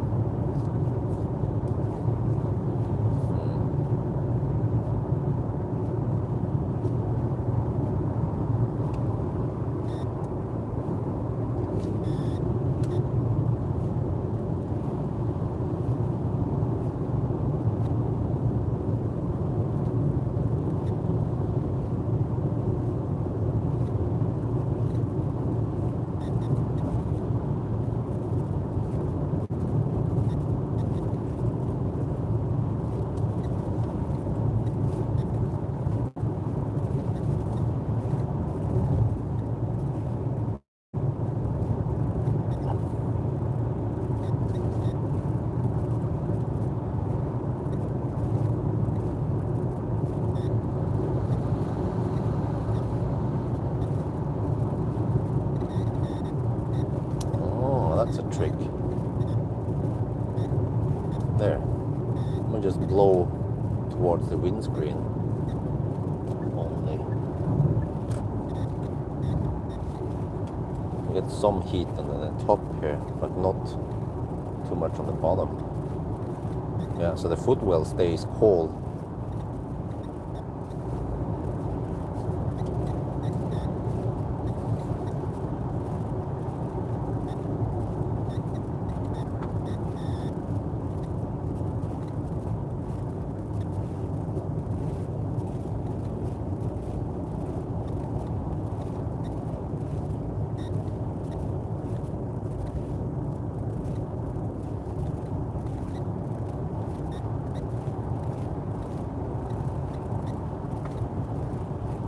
Man, these guys, they just go the same speed before and after the speed limit change. I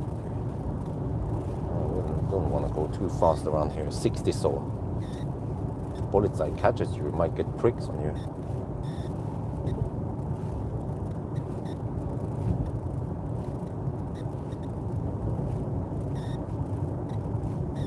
Kind of like the 500-kilometer challenge because it doesn't take that long. But I mean, it's still kind of long. It's 7 hours versus 10 or 9 hours on the 1,000-kilometer challenges.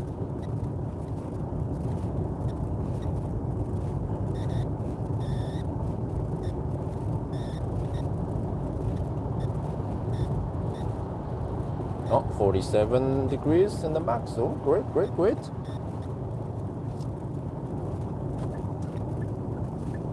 Yeah, I think I found a trick to get okay comfort in here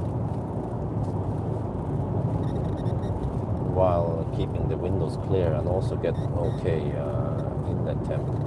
Just that it's a bit cold for the feet, but I can survive. Just keep my shoes on.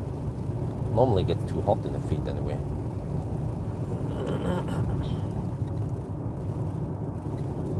See, we are 30 kilometers away, 31 actually. And that still means some cooling time. Well, if I can get it down to 45 degrees, that would be great. Even lower would be even better.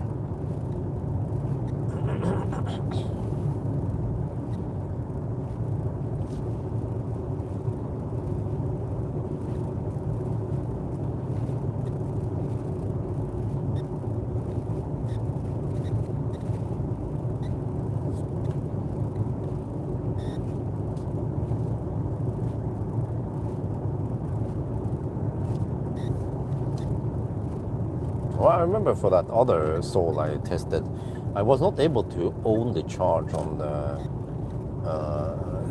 200 amp or the 170 amp. At least at Sarpsborg and Storebø, I charge on the native 125 amp.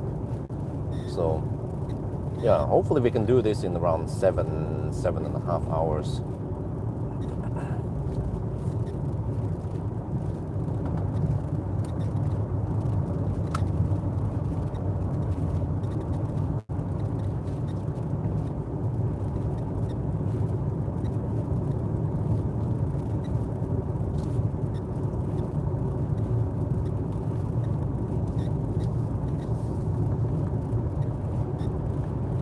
But we still want to go fast when we can. Otherwise we're losing precious minutes here.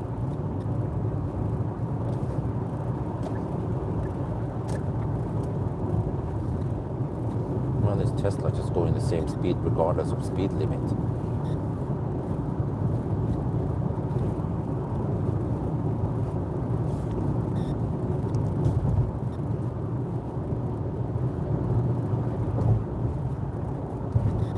Oh, 46 degrees. Oh yeah. Oh yeah.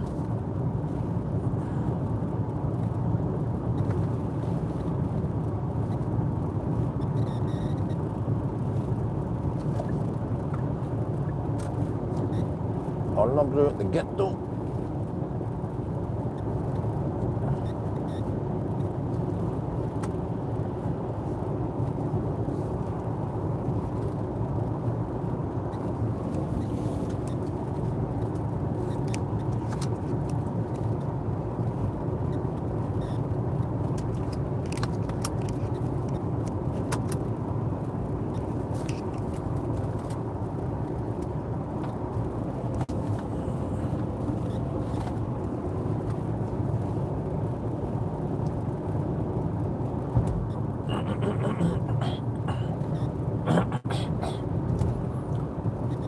Oh, we're getting close to 4 hours. So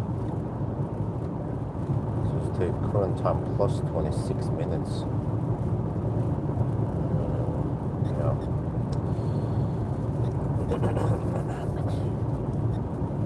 Also getting close to cleavage. Okay. Here's the Circle K. Furuset, the biggest charging site, and they have kWh also. And some other kWh there, yeah. Oh, they replaced the pumps with kWh. Smart. Yeah, I need to film that daytime when it's kind of busy with cars charging over there. Day after tomorrow, I guess. Packed day, busy day.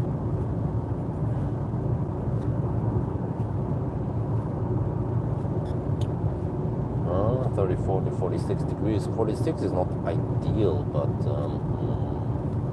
might actually ride it with a little bit too much juice again. No, wait, no, not really. Probably around 15-20% again. Just ride on the 60 kilowatt wave. Yeah, I'll take it.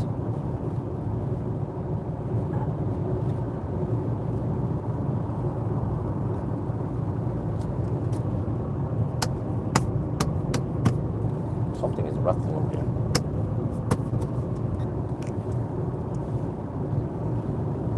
Typical high frequency rattling. Drives me nuts. Oh yeah, there we go, 45 degrees. Oh yeah. The slow speed does wonders for the cooling. We have 19 degrees on the inlet, but actually it doesn't feel that cold. Mainly because I get the windscreen clear and the upper part is warm and the lower part is cold. Now we go faster though. Yeah.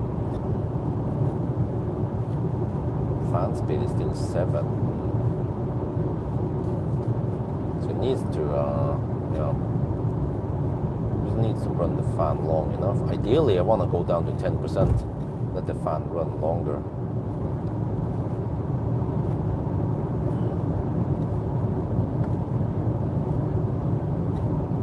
But whatever, we arrive with 20%. We just have to pump it up to 75% again, then stop at Minnesund or somewhere, or maybe Espa. Tongan, not sure. Calculate once I'm there.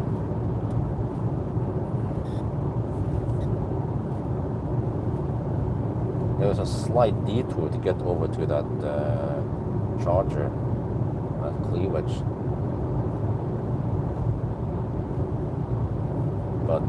But it's worth it. And actually the card payment is cheap at 6 NOK per kilowatt hour. That's okay. Elton is more expensive. They add something, so it becomes like 660 NOK per kilowatt hour. Fuck that shit.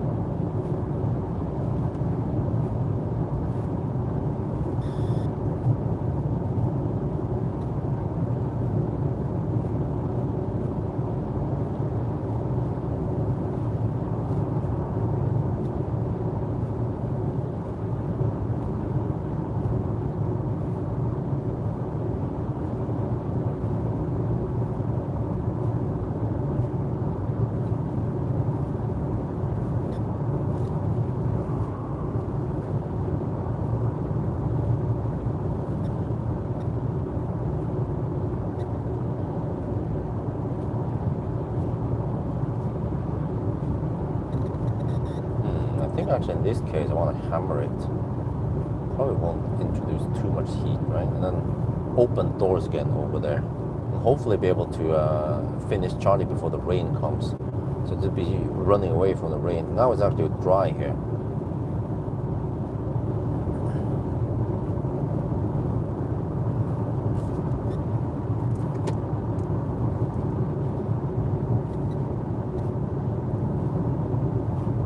Yep, 33 to 45 degrees. Shadows. 280 kilometers done. Consumption is 240. And time is right around 4 hours.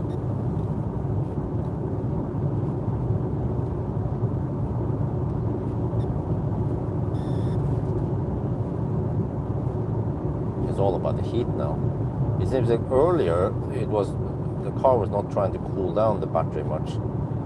Yeah, it was just running the fan at 3 or something. But nowadays, now when I plug it in, it runs it at 7. Immediately when you plug in. So yeah, we'll just do the same trick again. Open up all the doors.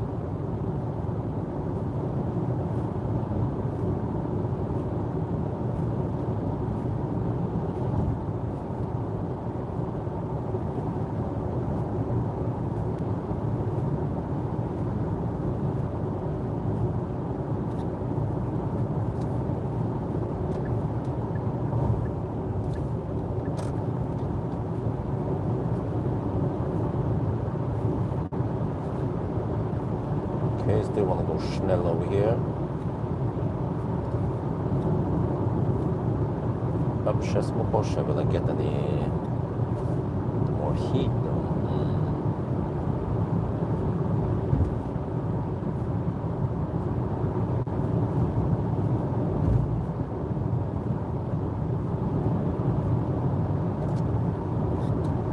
I don't want to go too slow. I just want to hammer it now. 15 kilometers left. I have 43%. Plenty. It's almost too early to stop there. Wait, or should I go further?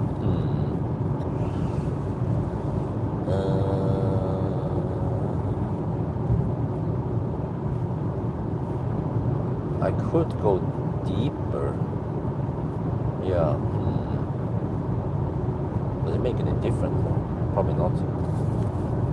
Let me check something here.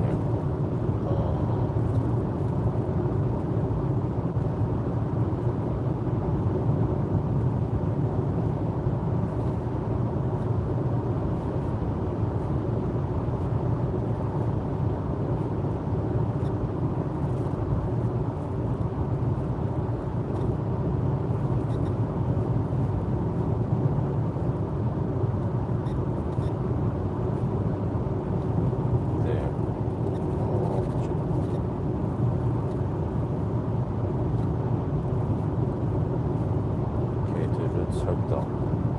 Here, 124 kilometers. Oh, okay.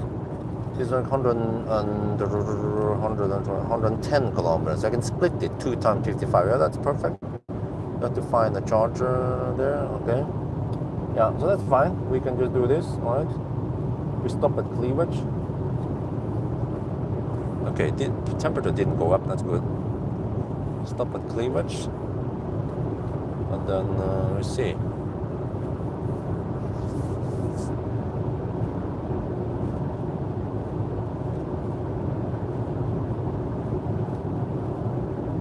KWh, I need to drive around 60, preferably around 60 kilometers. Sure if I can match that exactly.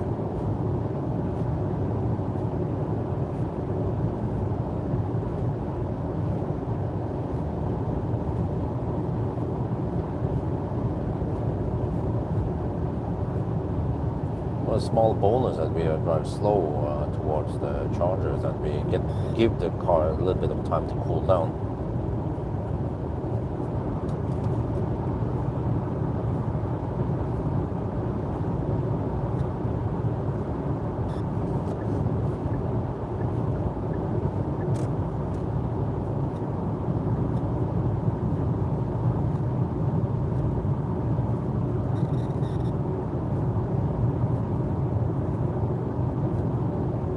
We have roadworks here.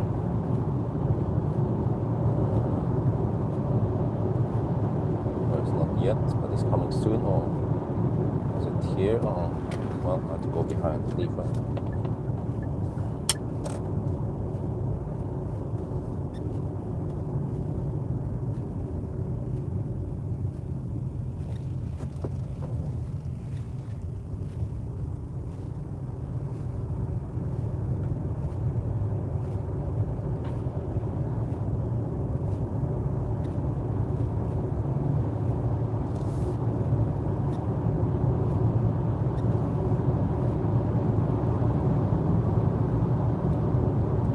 Short.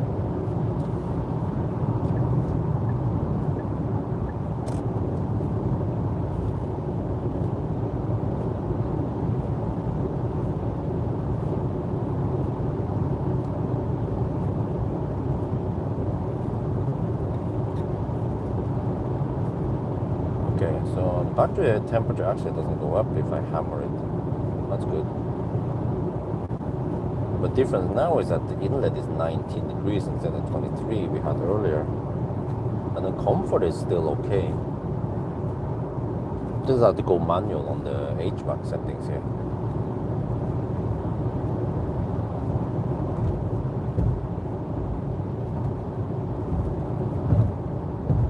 Oh, 44 degrees. Hallelujah.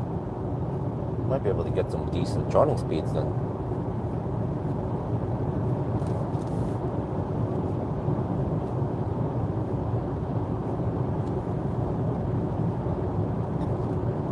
Hopefully it is not too long. Slow down.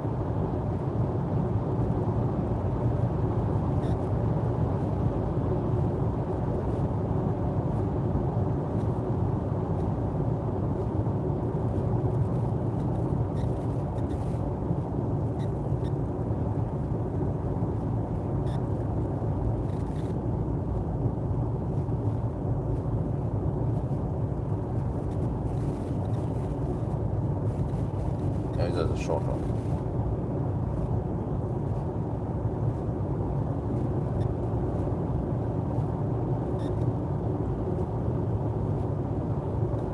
Actually, yeah, it's not that long.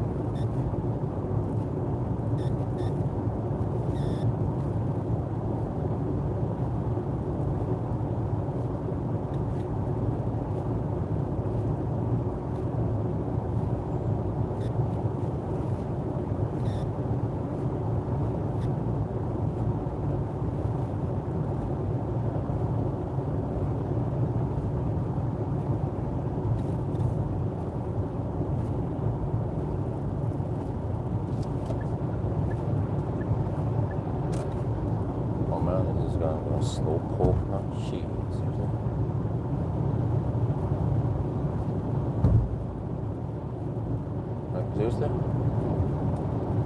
Can you be less annoying, please?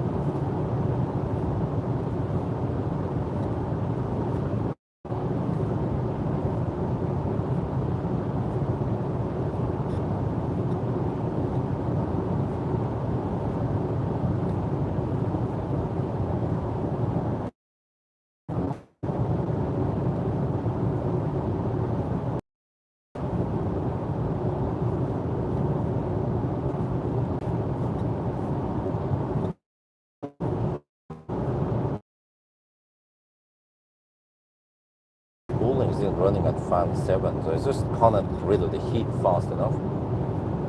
The challenge must go on. There is a charging station.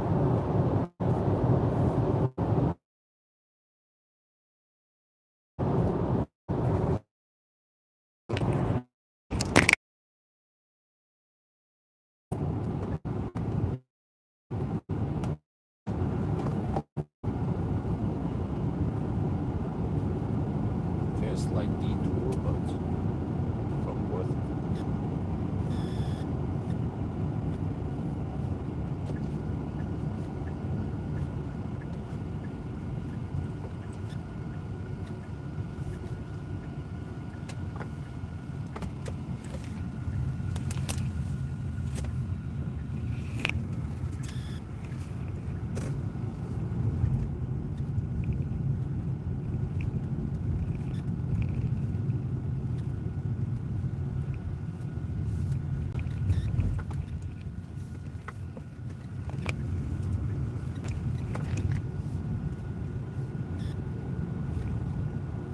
I'm getting hungry. It'd be great if I grab some food next time.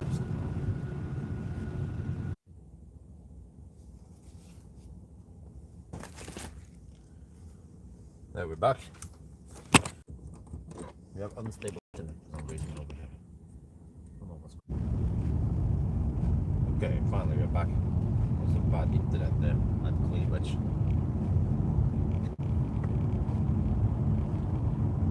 You see a noise in the video. Well, back on the road. Oh, this is interesting because this door open hack made wonders for winter. So now the battery is cooler. Last time we ended up at 51 degrees Celsius. This time it's 50 degrees. So yeah, the trick is that I'm using a special setting on the HVAC, but I keep HVAC off right now. But eventually I use a setting where I can get heat for the windscreen only, not for the feet, because I want to keep the lower parts cold, whereas I still get okay comfort in the higher parts. So it's actually possible, but you have to press some buttons, actually using the defrost and then turn it down. Yeah, so it worked well in the previous run. Now I'm gonna test on the next run also. That was 10 minutes.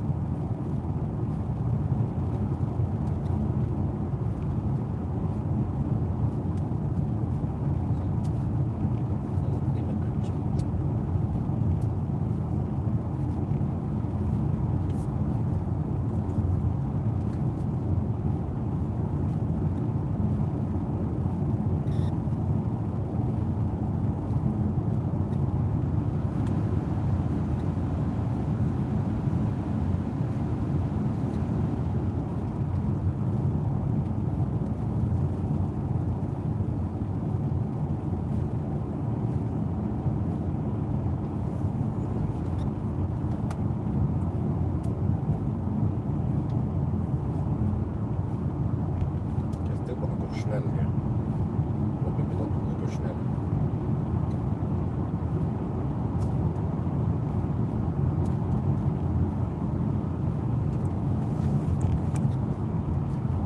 Okay, let's just keep some heat in the cabin.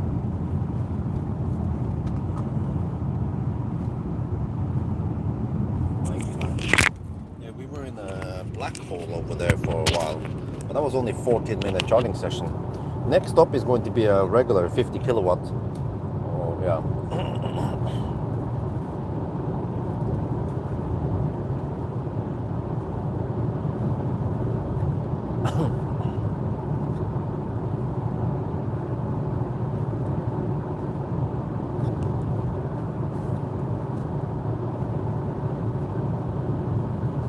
Now we need to cool down the battery again.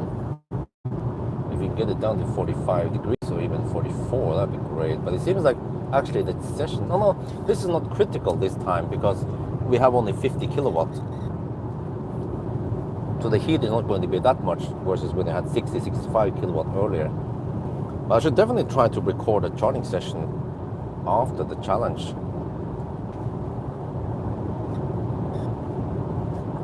Or if I somehow can end up with 10% at Ludshögda, I could then charge at 90%, but then it's gonna take a while to go to 90%.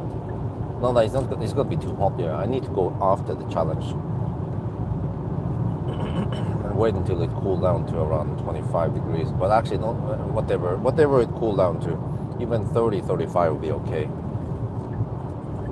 Seems like we were able to out now.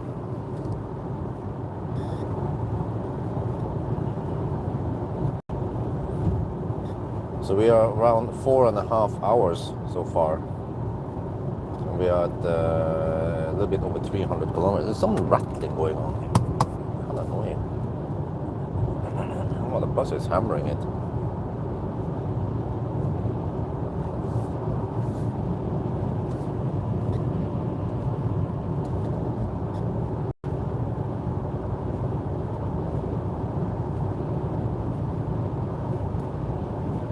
Okay, 16 degrees in inlet. I think eventually it's gonna rise to 19, but yeah, there we go. Battery cooled down to 49 degrees. So there's a trick out that goes on manual options, but I can then get lower inlet.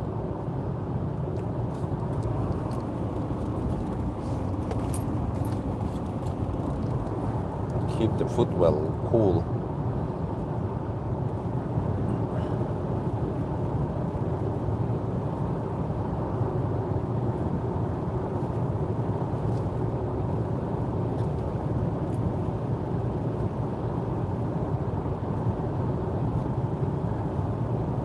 So I just go slightly slower now. Losing some time there. Versus if I would hammer it. Actually, maybe on this stretch it pays off to hammer it.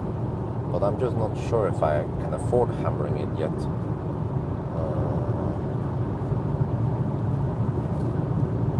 So I'm 110 all the way, except for the tunnel.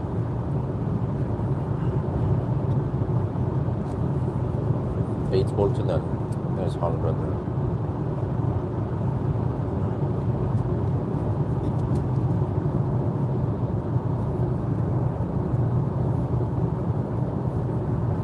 Because actually on the next session it's going to be just 45, 48 kilowatt, 49 kilowatt anyway. Shouldn't build up the heat too crazy high. But this session here was amazing. It seems like if it's just a bit cooler, then I get a really good session. I need to test that tomorrow morning before I return the car.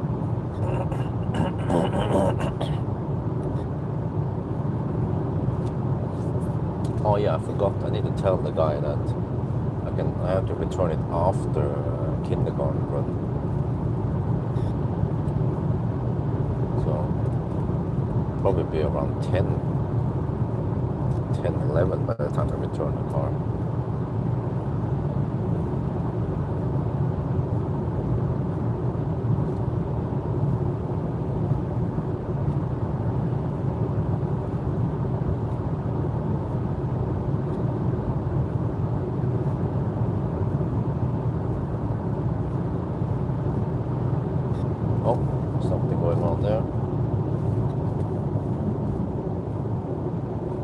short one, I guess.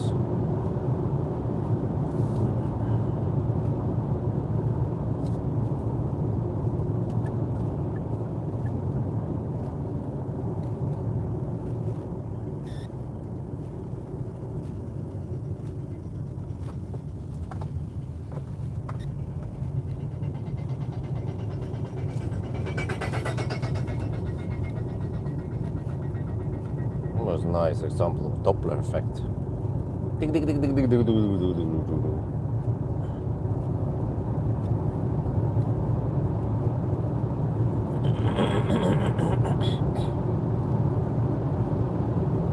Oh, 48 degrees now. Noise.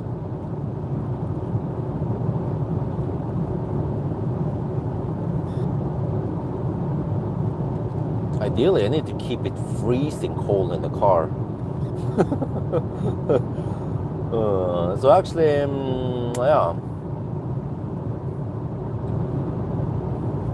not sure that hack or that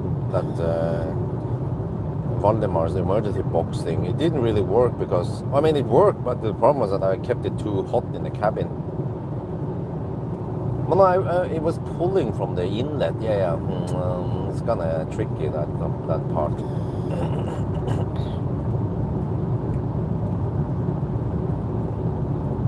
But you can actually heat up the battery by taking from the HVAC. Wow, high beam, pretty good.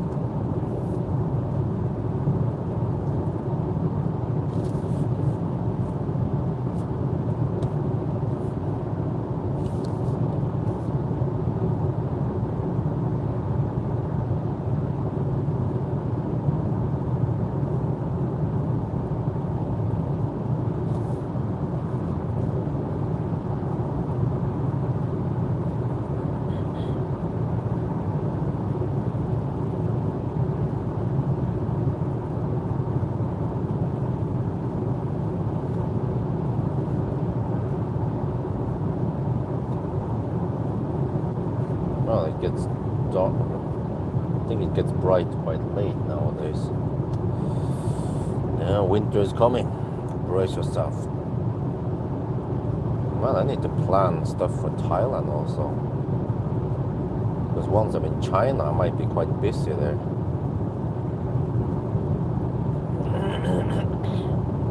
Just like when I went to Slovenia and Croatia, I was quite busy.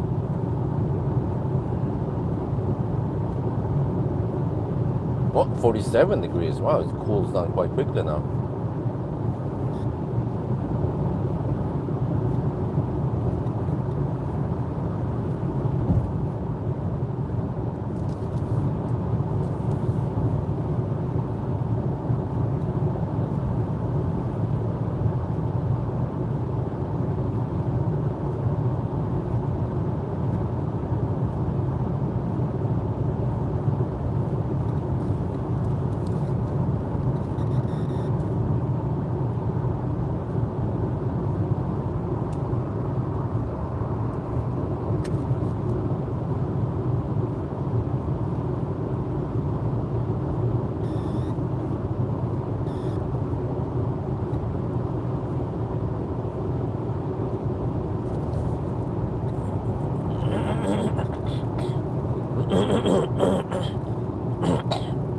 Okay, Espa next stop. I can get some food there, go to the restroom, use the chem power,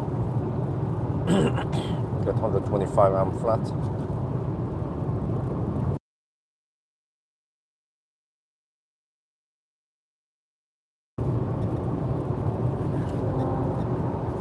I go to Thailand on 25th of November, so I have only around 3 weeks left. 3 more press cars. Time is running out. Need to do the final stuff before I go there.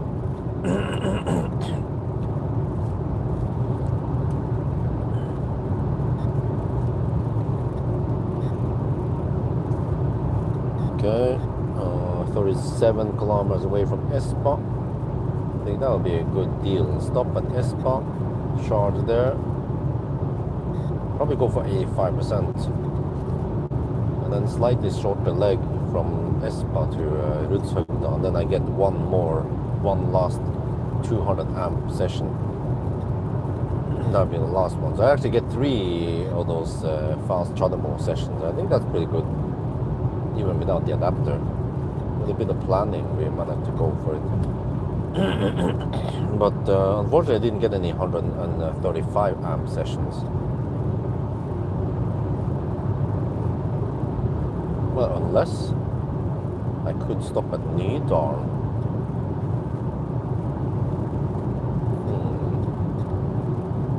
We'll see if that makes any sense at all. But maybe actually towards the end I just hammer it. I need one more stop from Rudshøgda before I'm at Gjesholm. It's around 100 kilometers from Rudshøgda to Gjesholm. No, 105. Yeah, so I can split it in 50-ish legs.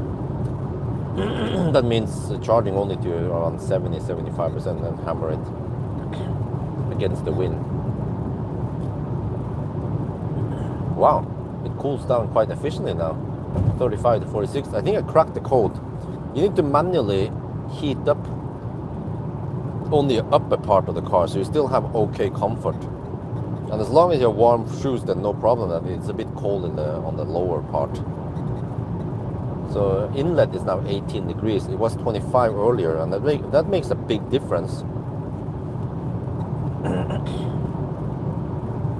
If I figured out this earlier, we could have squeezed out a little bit more from the other sessions.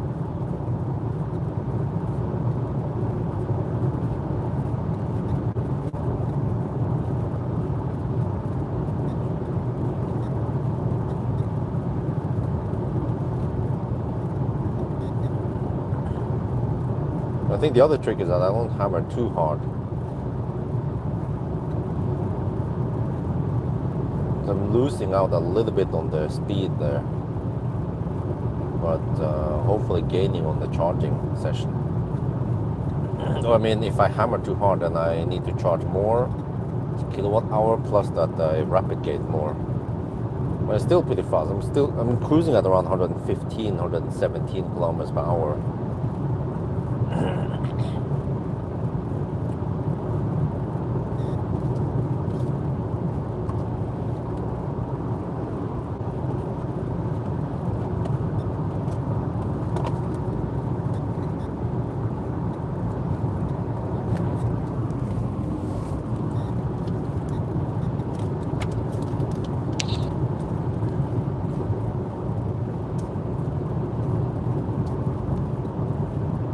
Yeah, this is it. I cracked the code. I could have figured out this earlier, maybe.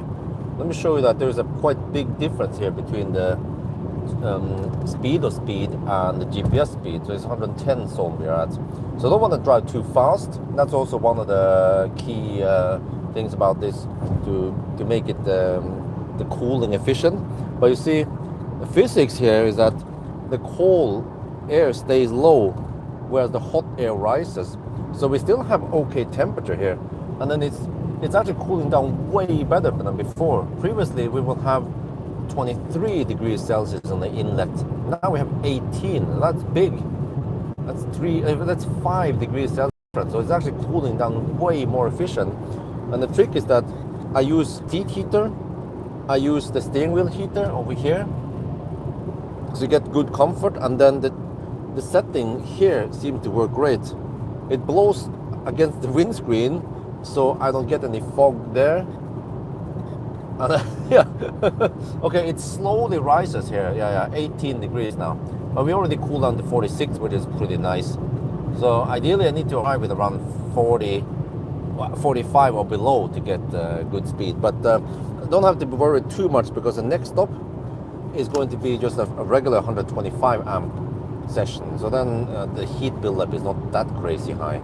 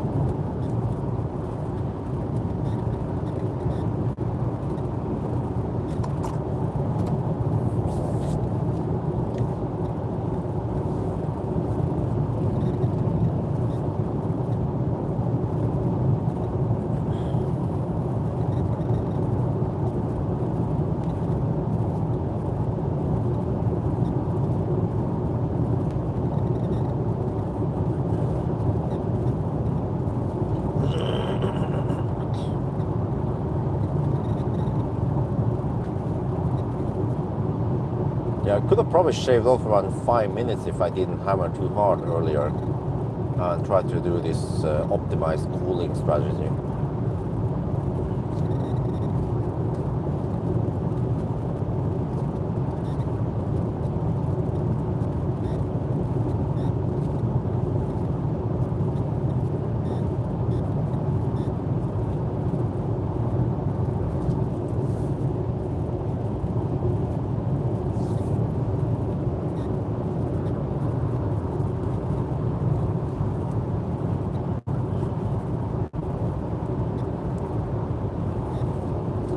So I just have to get some interesting cars in Thailand. Seeker, I think people, there's slightly more interest with Seeker now and Geely cars in general. So I'm going to test 009 in Thailand, plus some other cars.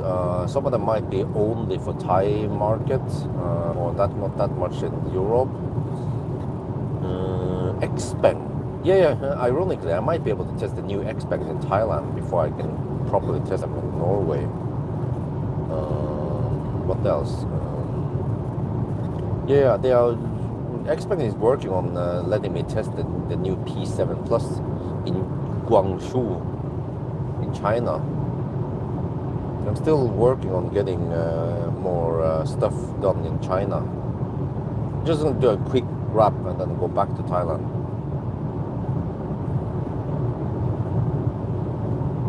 There, 45 degrees. Ooh, nice.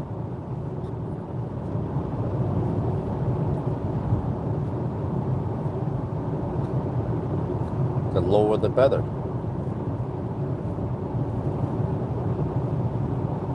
Just have to freeze a bit on the next stop. Well, actually, yeah, that's a thing. On the next stop, okay, I need to just flash cool the car first and then close the doors and then get inside the thingy. Just do a quick run to the gas station and then come back again and cool it again. But it just need about 5 minutes of cooling initially. Then the cool air stays in the cabin while I'm gone. Could even crack open the window slightly while I'm gone.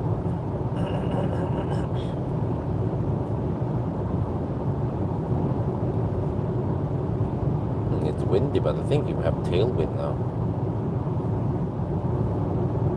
And the consumption is around 240 now for the whole challenge, and we are currently at 340 kilometers, so 2/3 of the challenge has been done. We're getting close to 5 hours. This is good, actually going quite well. Not exactly sure how long it's going to take, but roughly a little bit over 7 hours. We're still quite decent.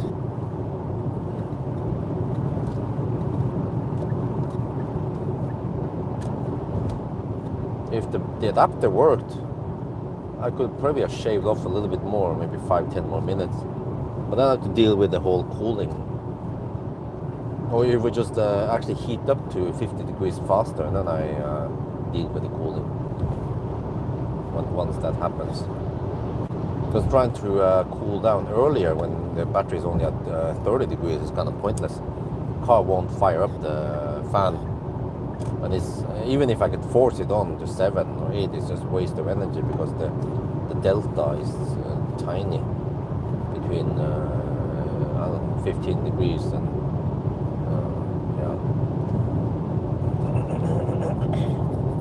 Ideally, we need like an extra air duct, so that we can channel the air from outside straight into there with like a window thingy. But the longer hose you have, the more resistance you have, the worse airflow will become, or the harder you need to pump it.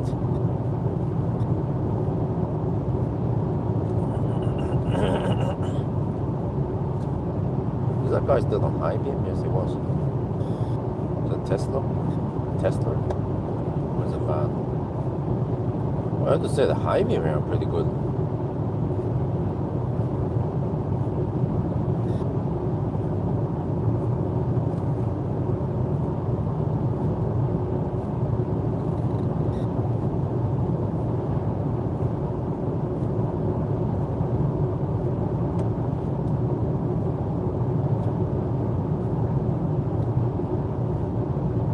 want some food soon.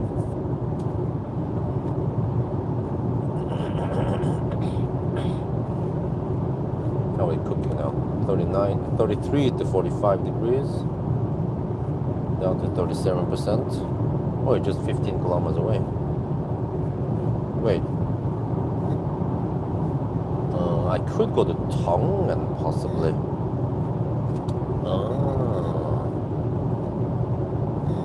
Does it matter though? Well, it kind of matters because, with the Tongan, what do we have there? Go to Circle K maybe.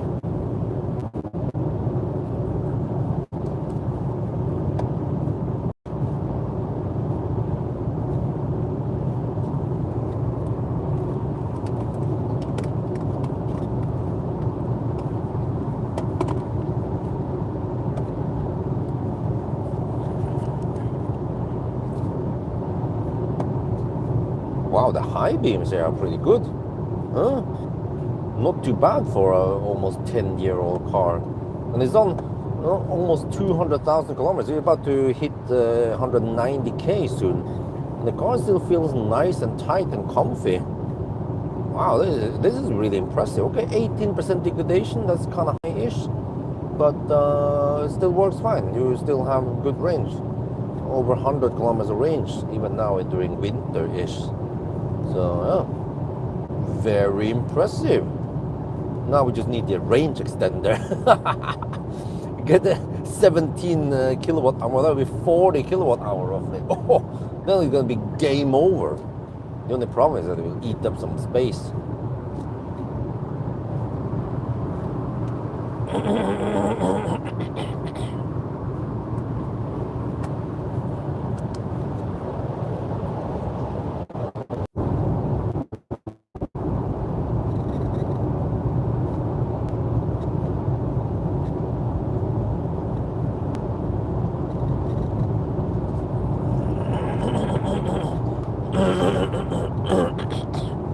Oh, that's 90 kilometers. Yeah, okay, we're gonna semi deep, but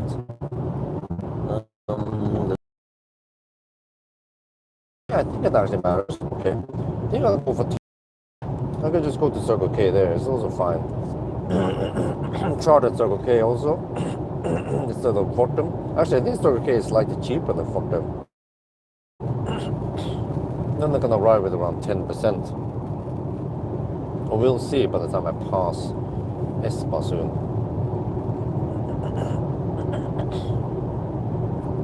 Let me check now. Lutshögda.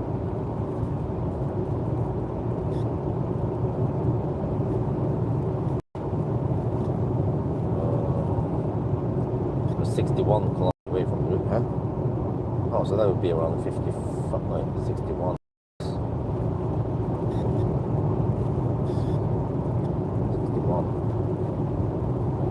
61 minus 16, 45 only. Whoa. Oh, wait. Oh, no, that's okay. 55-ish. If I go to,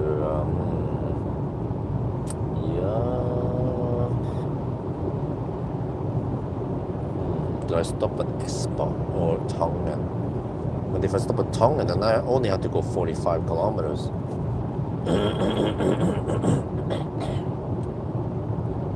To Rudshögda. But it's the uphill, a bit scary. But it shouldn't eat more than around a couple of percent extra anyway. Please visit the nearest charging station.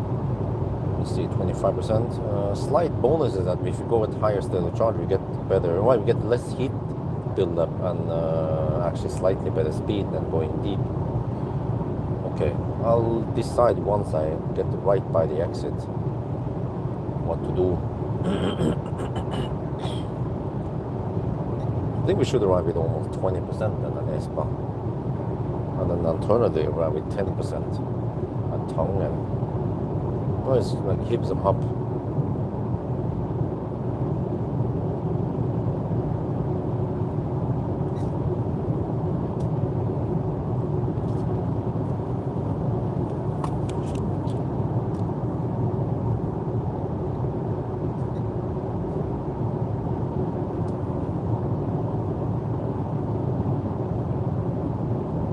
maybe I get slightly more cool down time before I get to Espa, but then, yeah, is that gonna make any difference though?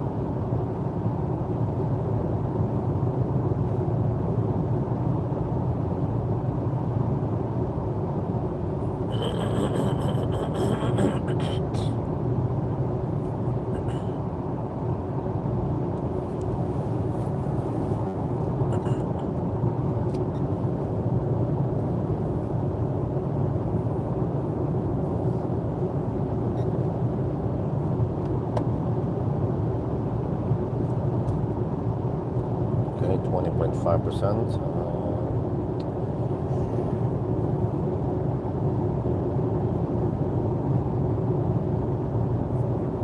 Yes, I go below 10% if I stop at this Tongan. I feel like I'm well.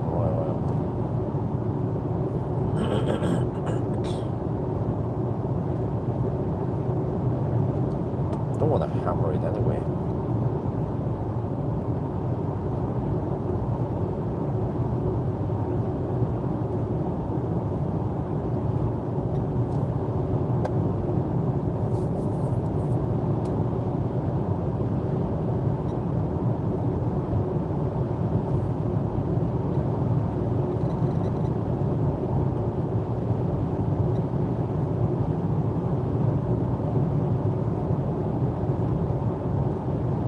Okay, I might go for Tongan. Wait, that's slightly deeper. Well, you know what? That doesn't matter. Let's just stop here. Espa, 18%. Right in the high voltage.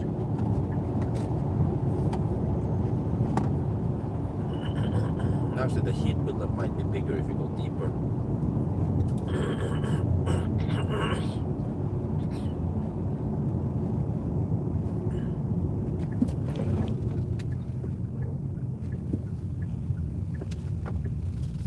Okay, 33 to 45 degrees.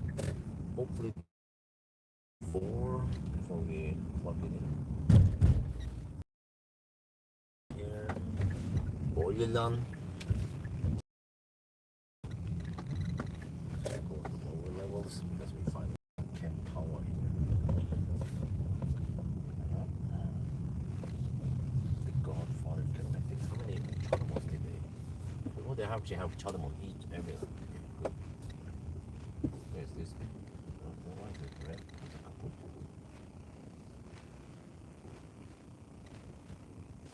Since I'm not sure, but I'll just change knowledge in case. Doesn't matter really.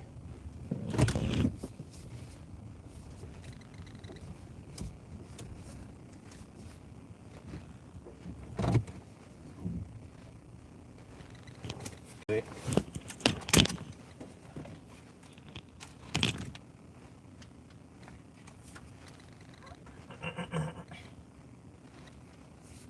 Espa. Yeah, around 360 kilometers now.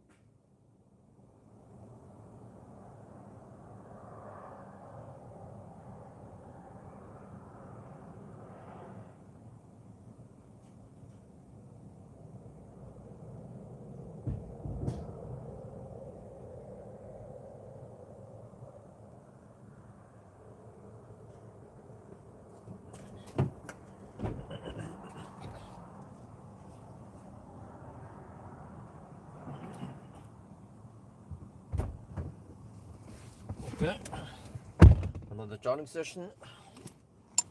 Another cool down, 20 degrees now. Yeah, once it stops sucking, then it's back, and then it was gonna cool down. Yeah, of course. Maybe just open up everything now. right now. Wait, what? Dude, forgot to click on this.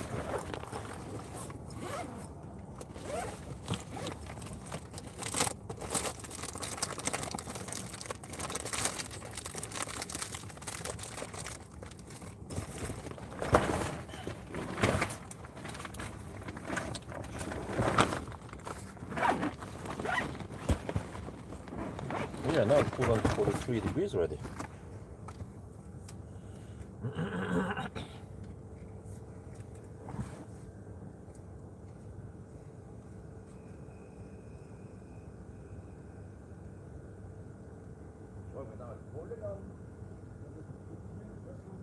Before I do that, I need to initially cool down the cabin. So I'm sacrificing my comfort to get the best running speed. But okay, maybe I shouldn't leave the car like this, even though there is no one here at night. Yeah, but I mean I have camera equipment in here, so but just do this for a couple of minutes. But this will not be the super session anyway. So yes, we're back to Pawel.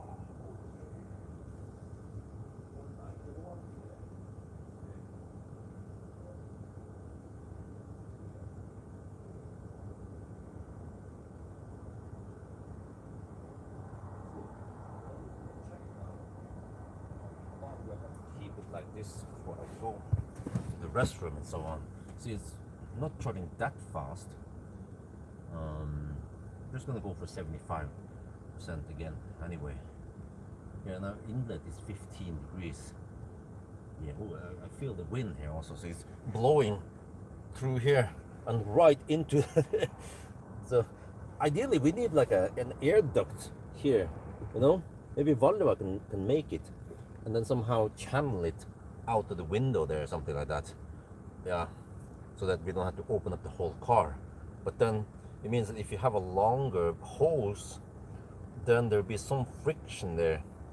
But as long as the fan, the fan is now running at 6 only.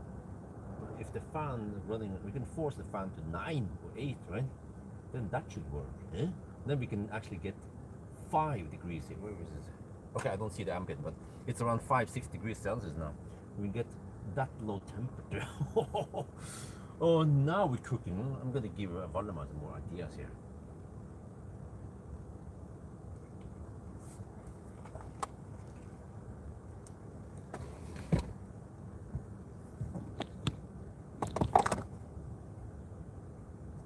Okay, oh, I forgot to put you guys on the shaft. Yeah, I think it's cool enough. 14 degrees now. It's probably gonna stay cool for a little bit while I'm gone.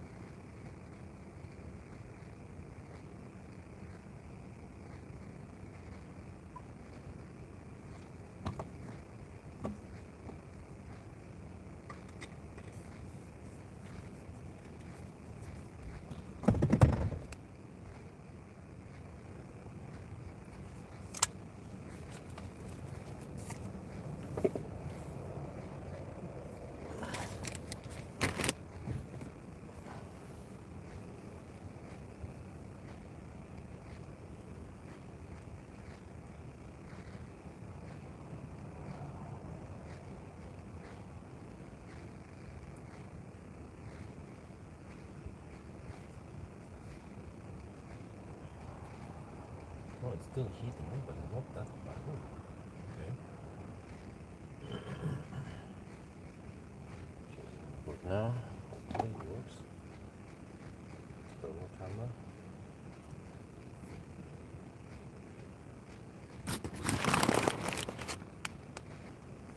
Yes. Okay. Cool.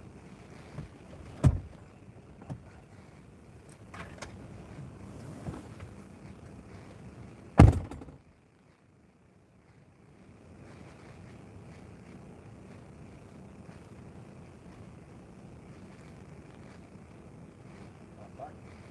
We'll open the doors, but this has been working great in the previous stops also, which is that I don't have to open everything since it's only on the passenger side that we have the inlet, right? You can see here, once it starts sucking, then it should cool down slightly. So I can still have nice comfort here in the seat in my little corner there. And then as long as there's some airflow going into the seat, then it's fine. And look here, I asked the staff for hot buns. Which buns are the newly baked buns? And they said, yeah, all of them. I was like, oh yeah, some buns and some hot dog. Need something to keep me warm.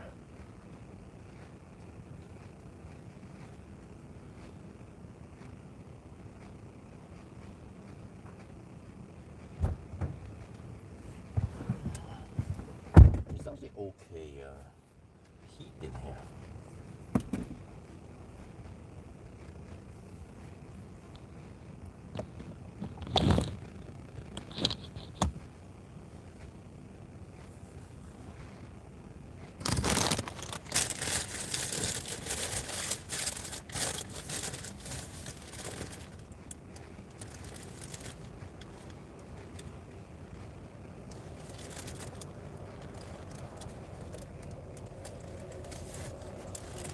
Try this. Didn't want to go for the caramel, it's just too much sugar. This is still kind of sugary, but just want the freshness. Oh, you can almost see the steam coming out of it. Oh, nice and fresh and warm. You just save that for later, and then go for the hot dog with lumpe. That's what they call it.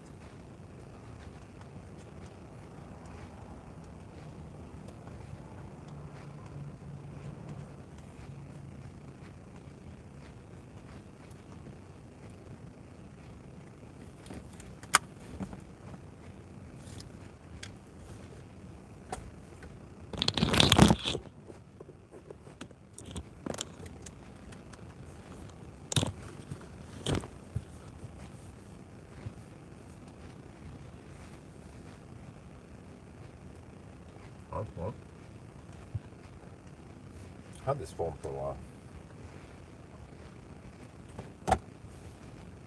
But anyway, there it's 69% already. We're almost good to go. Let me put in the turnaround point. Good showdown.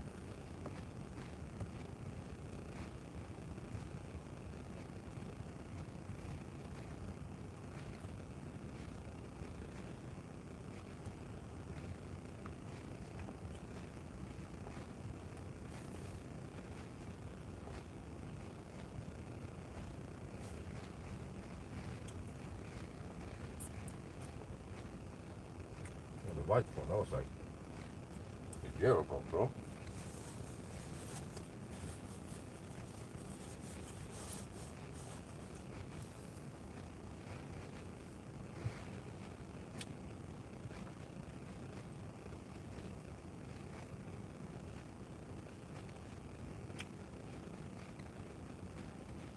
Okay.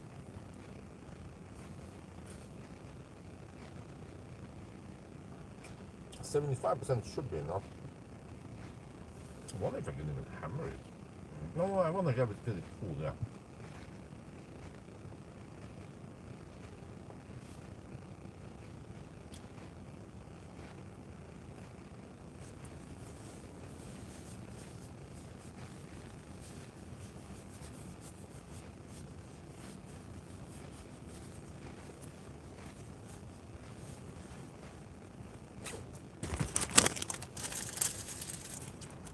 This is kind of strange because I'm cooling down the cabin while I'm stationary.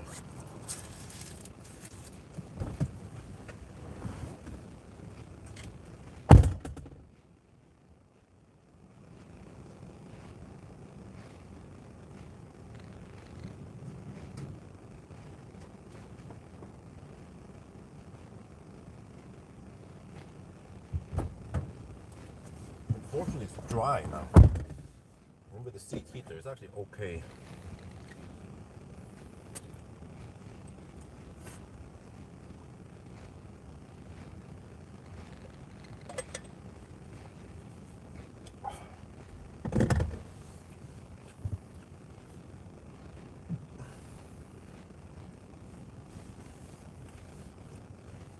Well, do I have enough?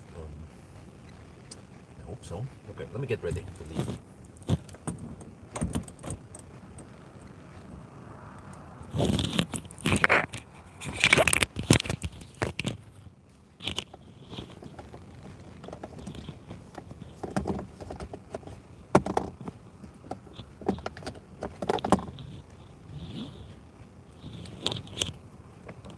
Oh, it seems like it has a slightly flatter curve now, but we have it cooler than before.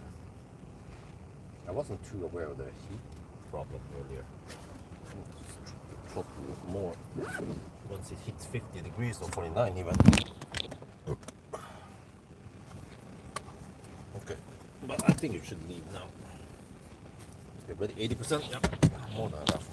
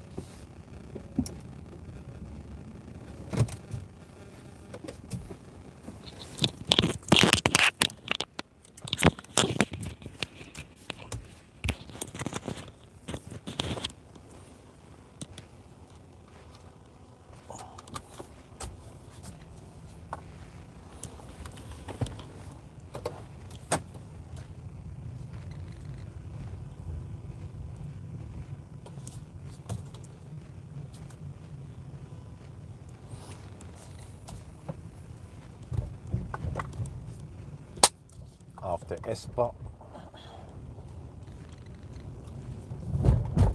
Okay, that's kind of rough. Wow, this must be the coolest run ever. 47 degrees. Right? What is outside temperature? 6 degrees outside, okay. So now we just cruise to the turnaround point, Rudshøgda. And then we see. So as usual, I will cruise not too fast to avoid too much heat buildup, because actually these Soul batteries, even the second gen here, they tend to heat up if you hammer it hard. Versus, for example, the e-Golf battery, which almost doesn't heat up, which means that the e-Golf has lower internal resistance than the Soul battery or for example, a leaf battery tends to be also similar. It heats up quite quickly.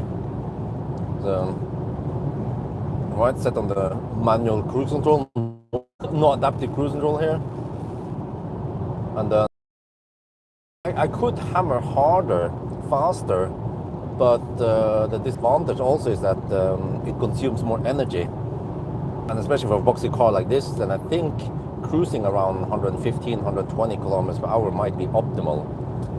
Yeah, unless we have some cooling hacks. But that's kind of cheating, isn't it?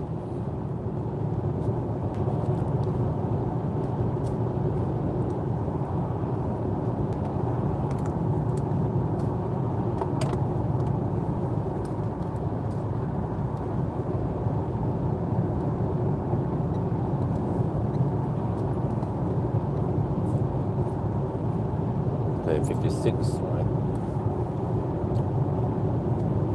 Yeah, and try to keep the inlet as low as possible now. I'm at 15 degrees. Seems like I don't have to run any HVAC yet. And it's pumping heat from the trunk into the cabin also.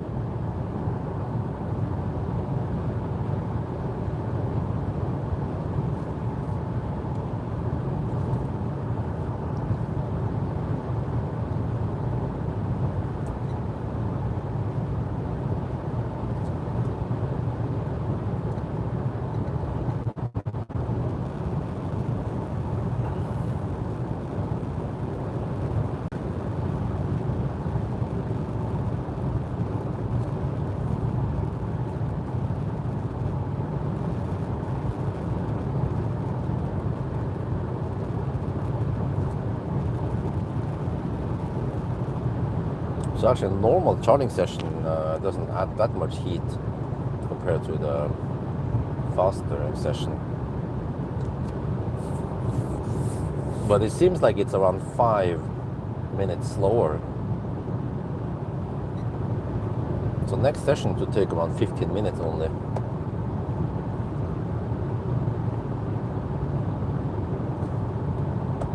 But we're already at around 5.5 hours. Okay, let's finish this. Not sure if we can finish within around 7, but 7.5. I'll be happy. 7.5 or 7:15.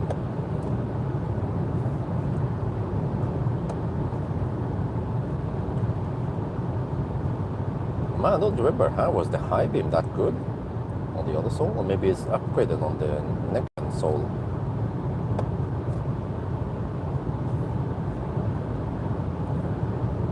I wonder if it's halogen on the old sole or.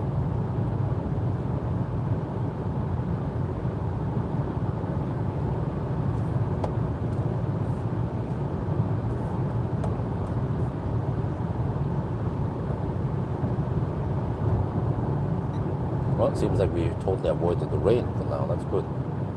Hopefully no more rain for the rest of the challenge. 370 kilometers now.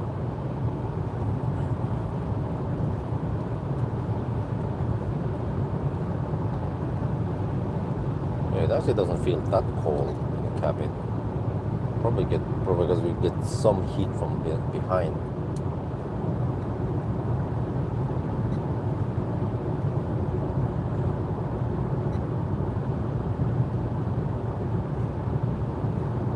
And I have steering wheel heater on and seat heater on one. HVAC is actually off right now until I need to clear the windscreen soon.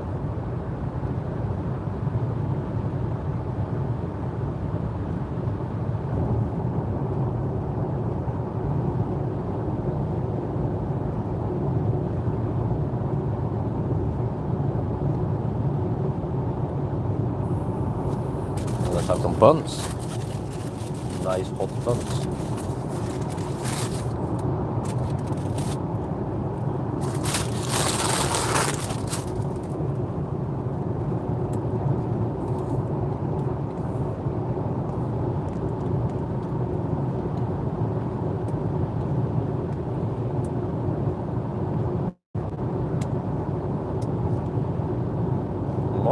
as expected.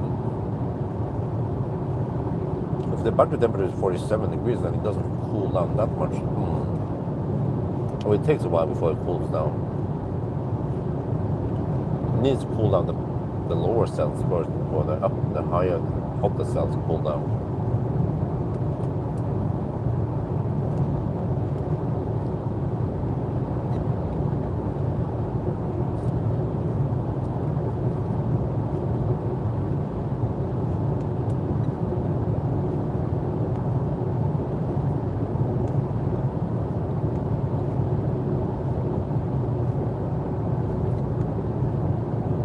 Oh, the early birds are out, the office rats.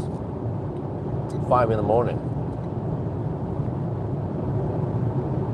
They're rushing to work. The commuters, probably going to Oslo or somewhere. Gardermoen.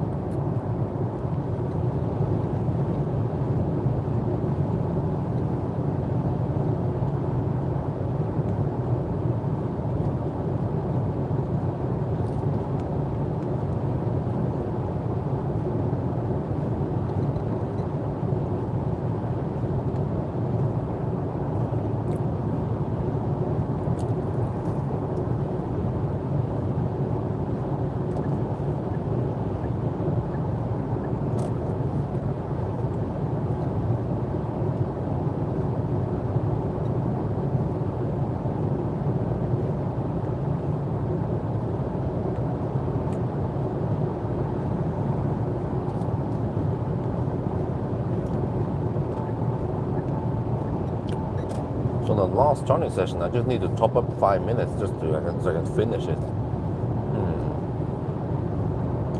Need to figure out where to top up. Quick short detour. Maybe Minnesota or no, so.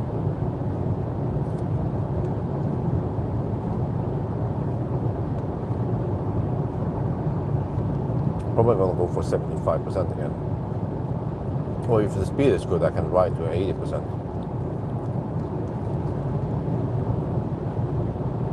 And then might want to hammer. On the last leg, I want to hammer it. Because then I don't care if it rapidly, it's slightly.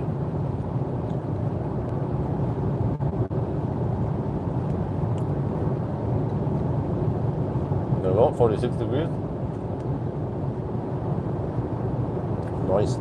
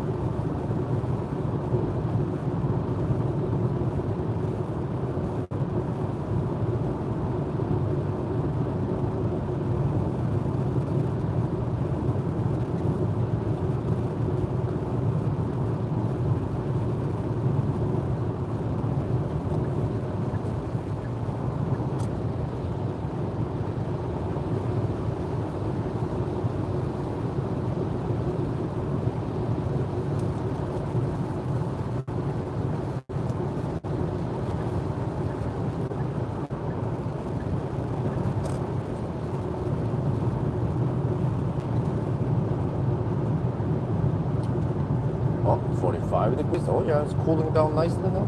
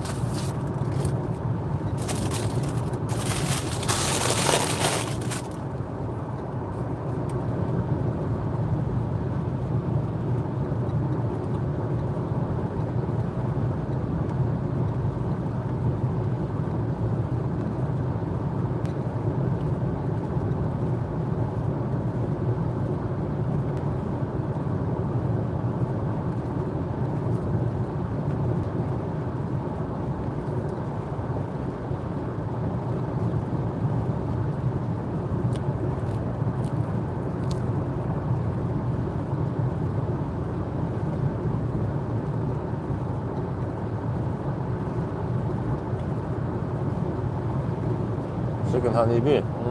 Tesla.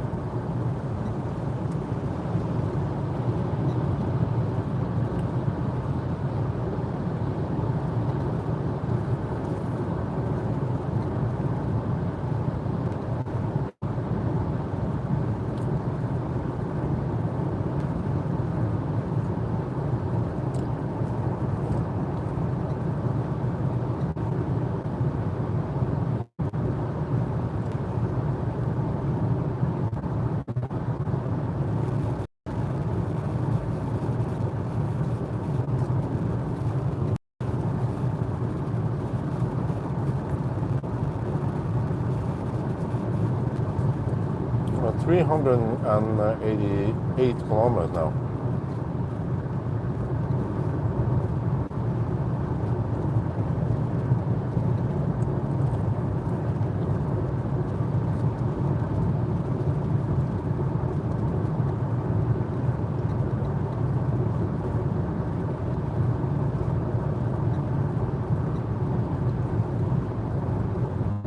So this basically means that if you had a first gen sold and you get the battery and warranty, that basically gives you the second gen battery, more or less.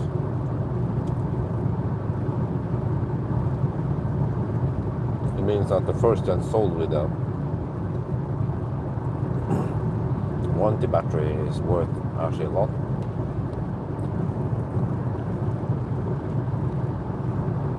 Because you can expect that the second gen souls, they have degraded some.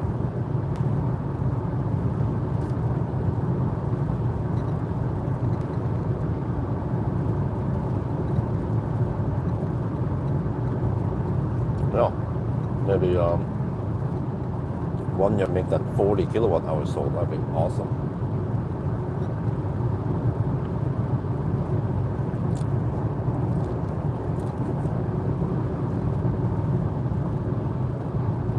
Oh, 44 degrees now. Nice.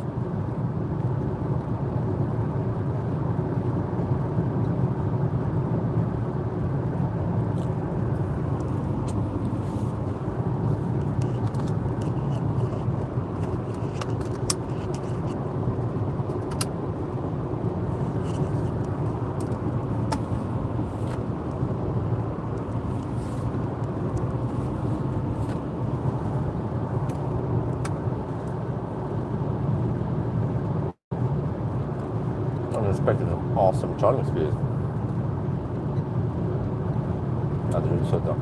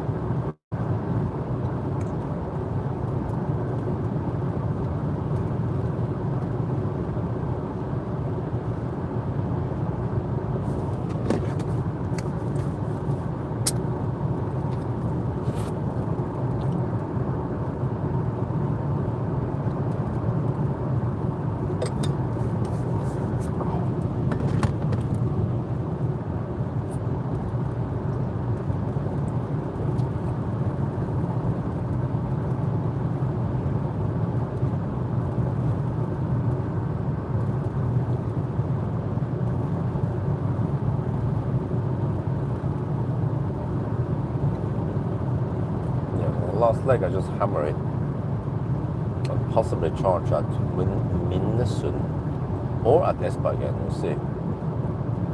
No, actually, I think Espa is a good stop, huh? And then yes, home. Yeah, because I went from kWh to Espa.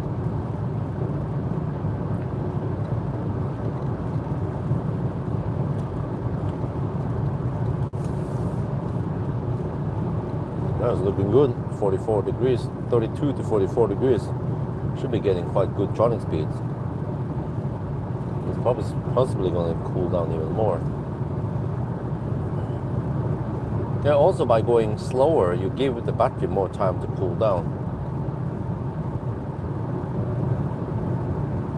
I think it's a good compromise.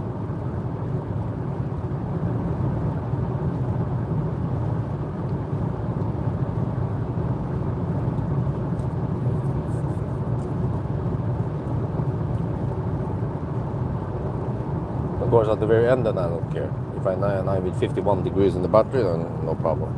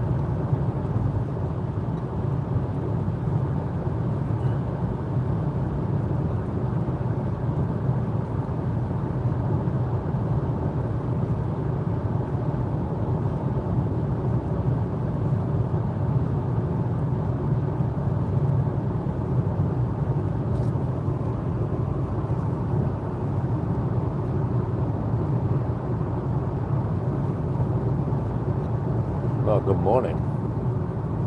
Well, it's 5 in the morning or night. Not sure how it's defined. Yeah, this time I didn't actually charge on those 135 amp Delta chargers.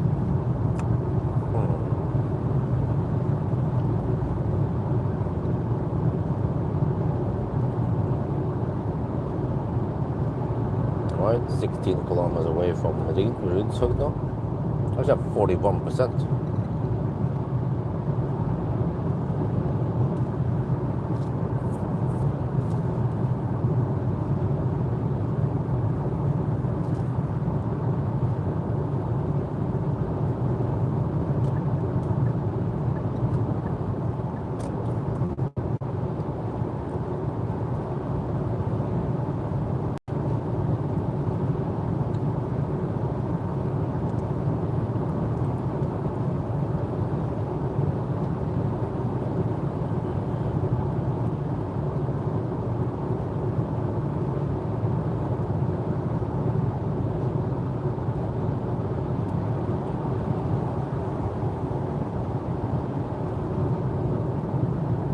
You see, these cars with thermal management, after you finish 500 kilometers, you can just, I don't know, the whole idea is to sleep over somewhere. And then the battery cools down, and then the next day it's fine. But then the Leaf and the e-Golf battery, once you finish the challenge, the battery is shot even after 8 hours or 10 hours of sleep and somewhere, then it's still kind of in a rapid gate state. You know?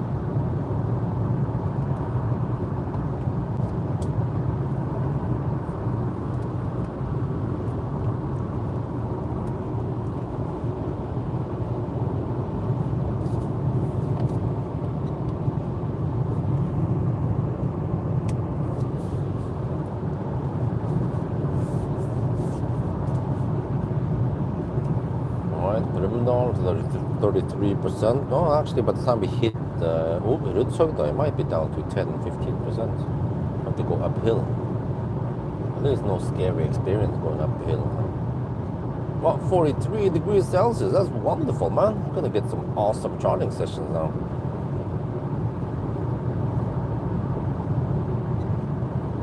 The whole heat, the manual heat setting thing here, hack makes wonders.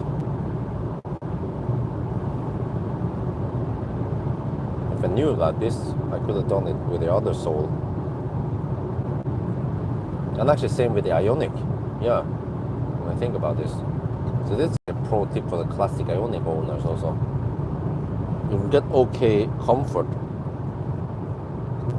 It's not sacrificing too much comfort, and you reduce the amount of rapid gate.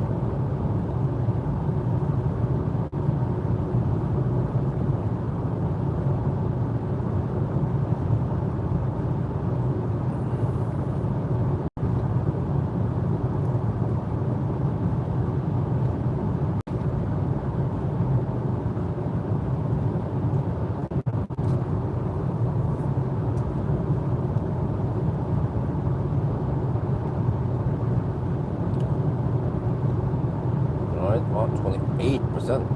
Damn. Gonna ride with around 20 then.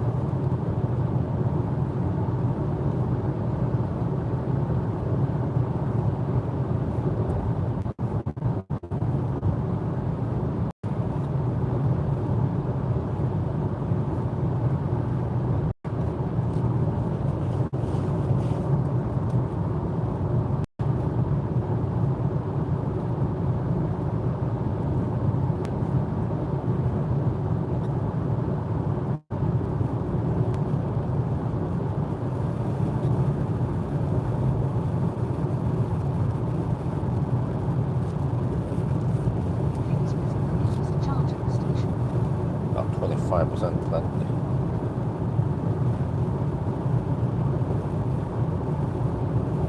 Should be able to get kind of nice and flat curve then.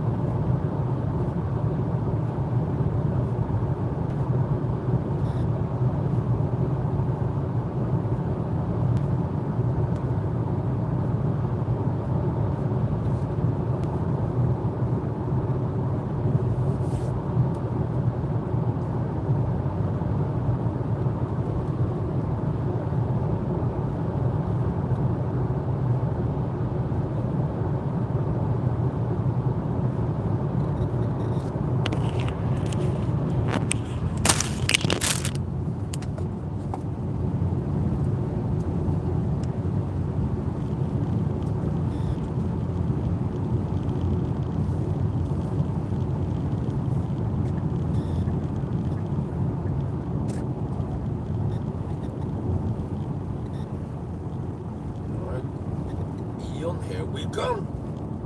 Last stop. No, not last stop. Second to last. 4 degrees out. Okay, nice and cold over here. Good, so that's good for cooling. But down to 43 degrees. Might even cool down to 42.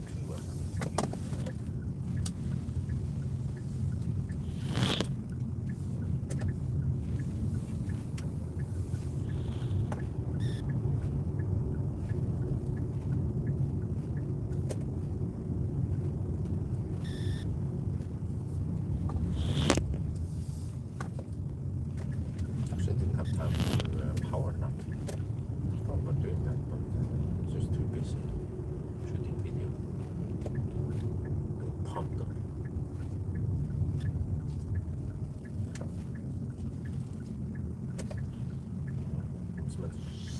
replacement diesel fuels. Let me see. Ion chargers are here. To make sure to choose the right chargers with the.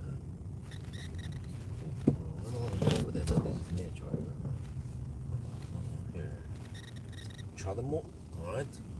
Go on that side. Like this. Hopefully the charger mode. There. Alright. That's good. 416 kilometers now.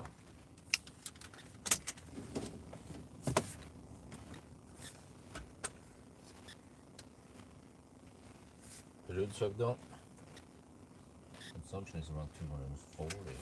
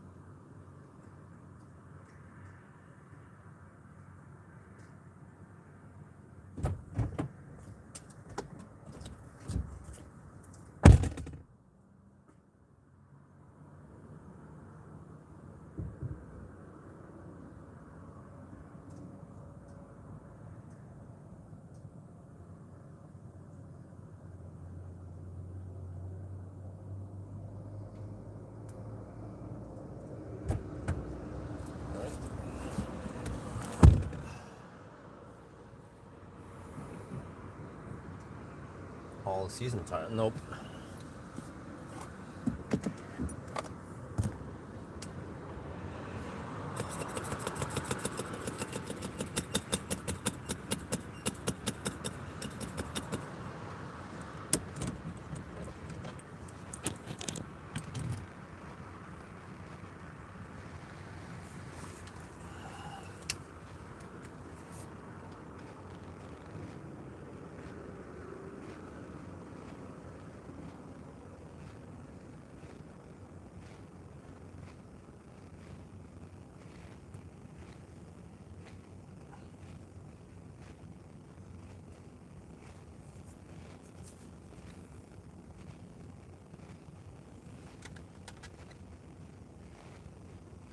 Alright, second to last charging stop. Oh yeah, 172 amp, 63 kilowatt. Nice and cool. We're gonna get a quite good charging session here. Oh yeah, let me see. Oh, I forgot how to fire up this. Yeah, and then the same setup. See that we have opened those doors and then this door here, but then I keep this door closed. See, we have okay comfort for me, but yeah. Same as every time now. 15 degrees in the battery inlet.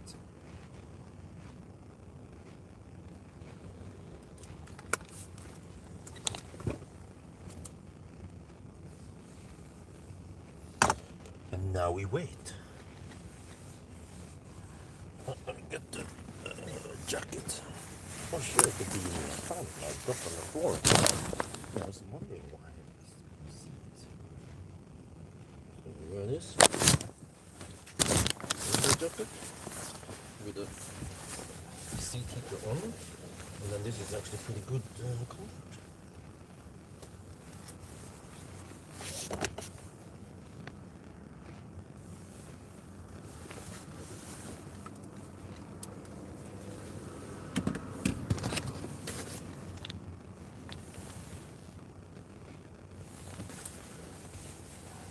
Yeah, with a warm Stormbag jacket on and the beanie and everything, and of course also the this is wool beanie and the Stormbag wool gloves. Then we actually have pretty good comfort here. Anything I do for the best charging speed. Oh yeah. Yeah, the Ruddsøgda is only 4 degrees Celsius.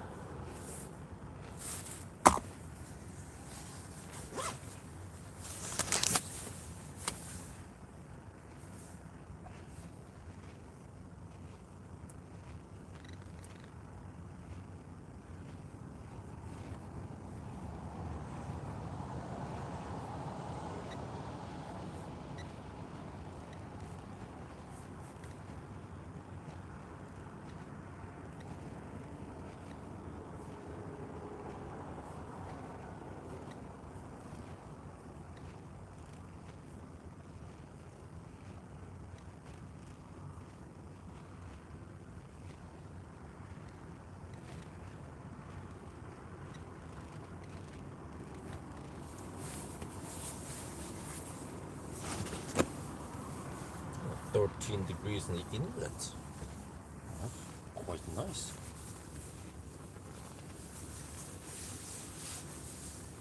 Very nice indeed.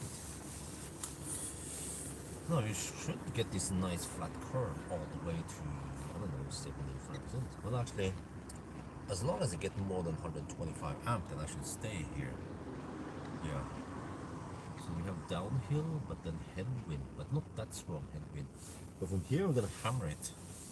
The maximum speed, check GPS. And then we just see where I stop. Possibly at Nibbenit. Well, actually, that's almost at the very end. Yeah.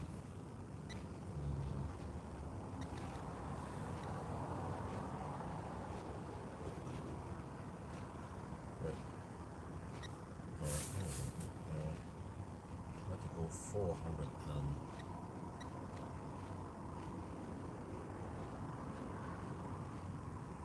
anyway, I had to go to 420 kilometers. Yeah, shit, I just remember now. It's not 402, it's 4% error. I have to go to 400. I have 100 kilometers left, roughly. Oh, damn, that's not good. Okay, so I have to split it in 50-50. So if I go and charge, I can go back to I can go back to Bolleland and charge there. Yeah. And then I finish it. Then I go home. So 100 more kilometers will take around, well, with a hammer it, 50 minutes plus the charging. 5, 6. Oh, seems like we might finish this in around 7.5. 7:15 to 7.5.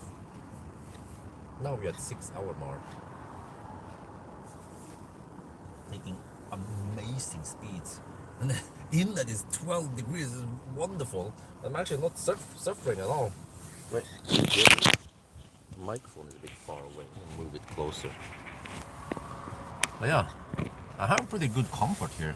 Put the seat heater on in the corner here, and then still get okay airflow via the seat inlet.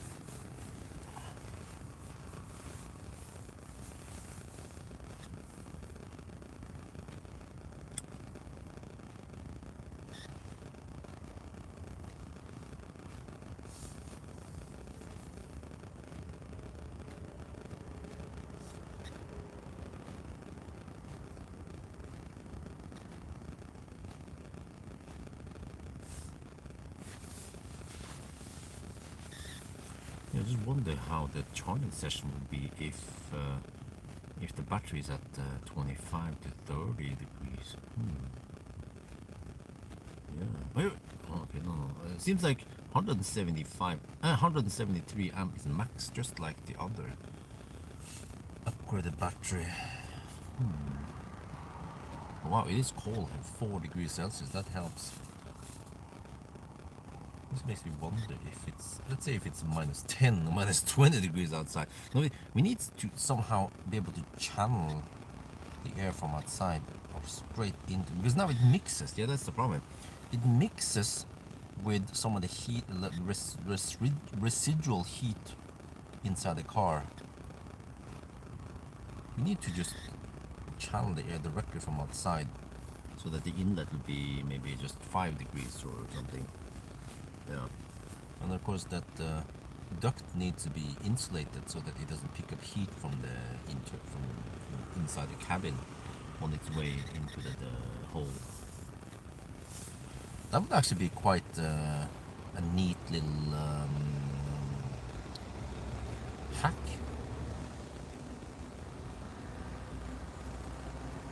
It will work on cold places. Even on hot places, like a classic Ioniq. What you can do is you could you have to just crack open the window and then jank this in, and then it sucks. Let's say if it's 25 outside of the car, inside of the car it might be 40 degrees.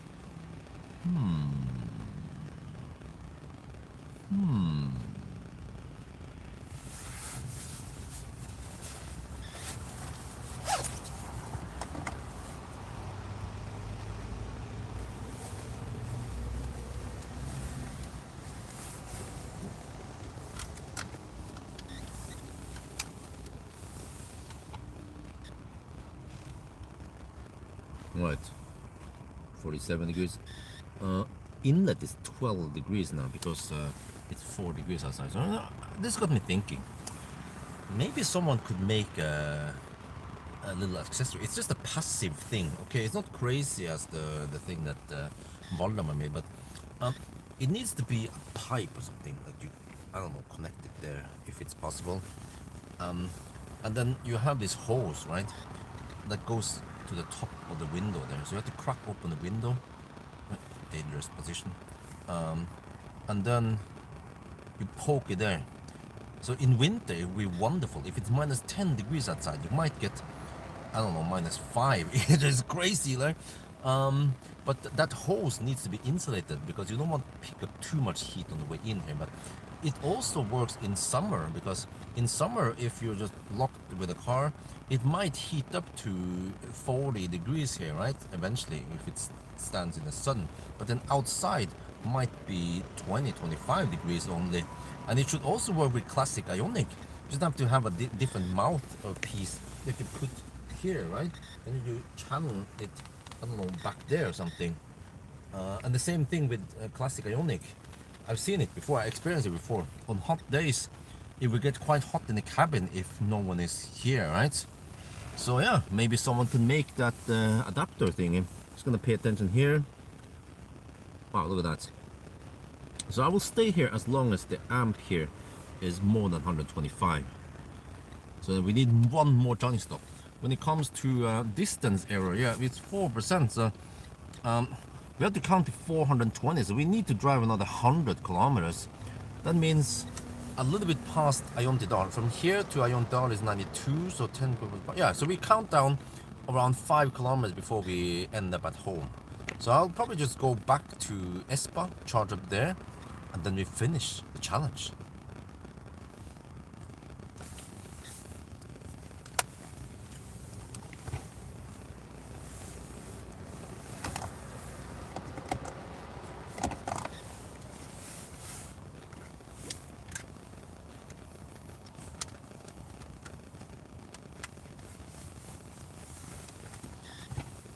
Okay, I think I need to close all the doors now soon. It's going kind of slow-ish. Ja, Polizei! Achtung, Achtung, Polizei! Yeah, this is schnell. I think we've been here around 15 minutes. We're about to finish soon. This session, yeah, it's start dropping. But as long as it's charging faster than the next stop, then it still pays off to stay here longer. So we'll probably end at around 80%. Then go for Espa. This time I'm gonna hammer it with headwind, so the consumption will be higher. And then we might replicate slightly. Oh yeah, we might replicate. No, is that gonna be a problem? No, I don't think so. We're gonna try anyway. Okay. But yeah, let's get ready now. Yeah, you see now it starts dropping.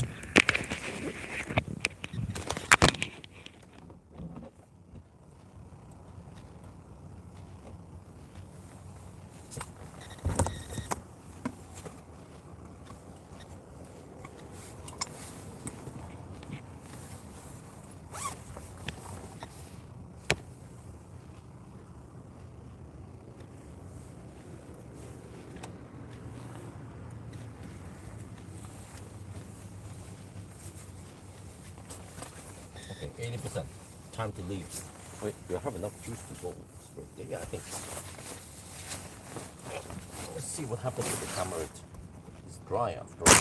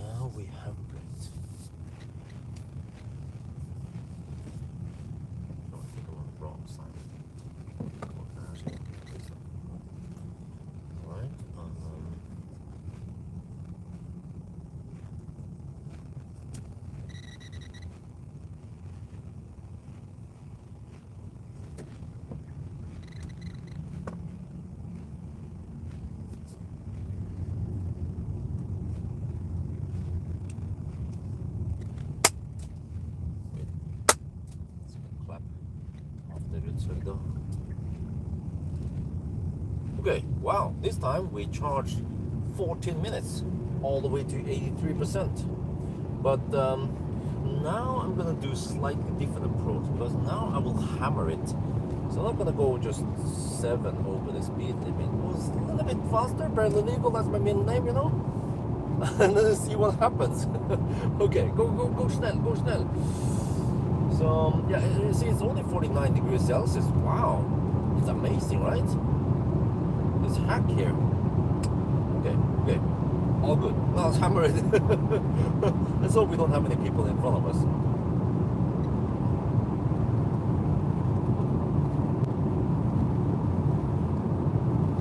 Okay, that's 40.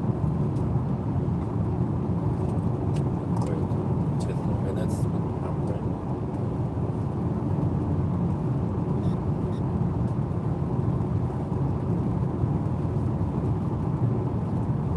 Let's see once I hammer how far I can go. Worst case is that I have to actually bail out before. I can bail out the tunnel. I need to slow down a bit if I realize I can't make it to this pump. Then I have to change route and go slower again. Let's see if hammering it will still cool out the battery now because the inlet is 14 degrees. Maybe I should have hammered it earlier. Well, maybe the trick is you have to use the cooling trick, and then you can actually hammer it. You don't have to go slow cool.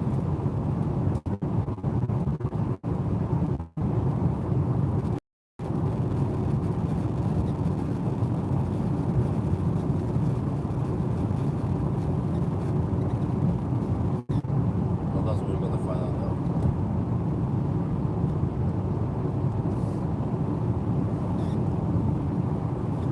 Okay, so 423. So we need 100 more kilometers roughly.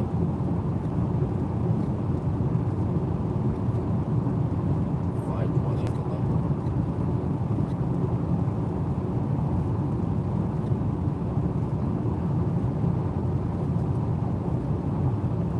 Yeah, I forgot that. Maybe I could have checked more accurately, but I found it was maybe 4.1% or 4%. It's no big deal. It's just well, actually, it's just half a kilometer different. Then it's close enough.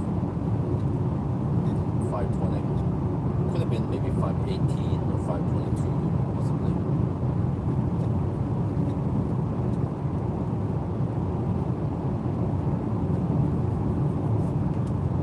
But inlet is actually 14 degrees right now. I can survive a little bit of try and fire up the heat there.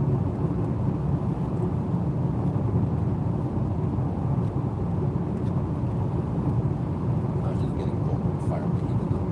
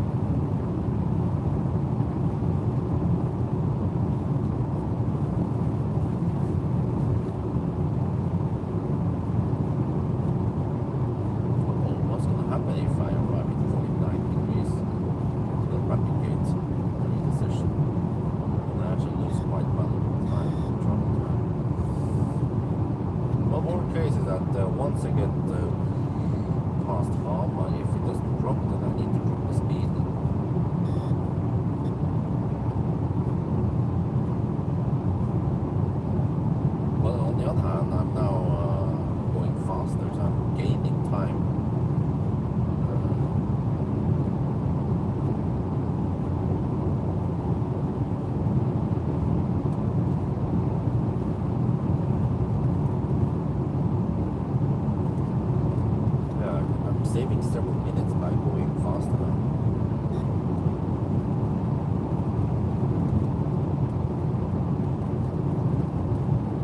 Could be around 3 minutes. Quite big. So just a trade-off then. I arrive 3 minutes faster, but if I charge 1 or 2 minutes slower, then that's still no big deal, right?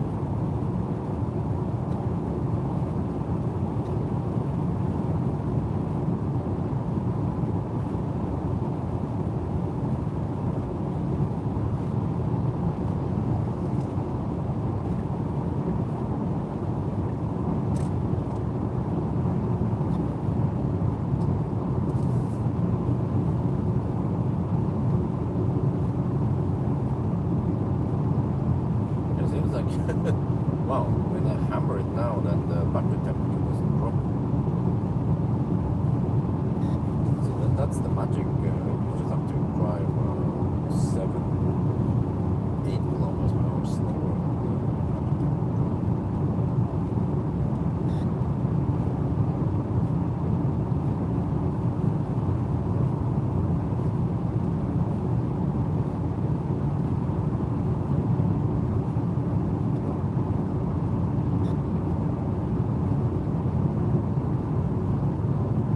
There, 48 degrees, okay, slight drop, as long as I don't replicate that 50 degrees, I'm happy.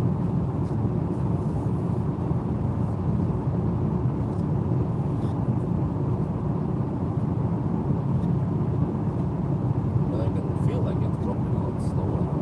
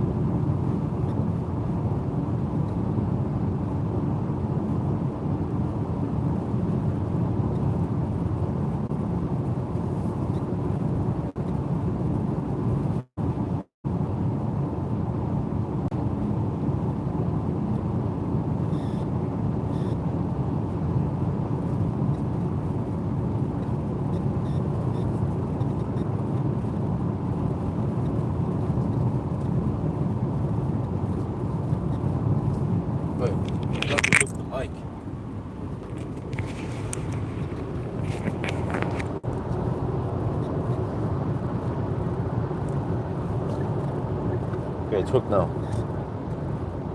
It's too busy setting up everything.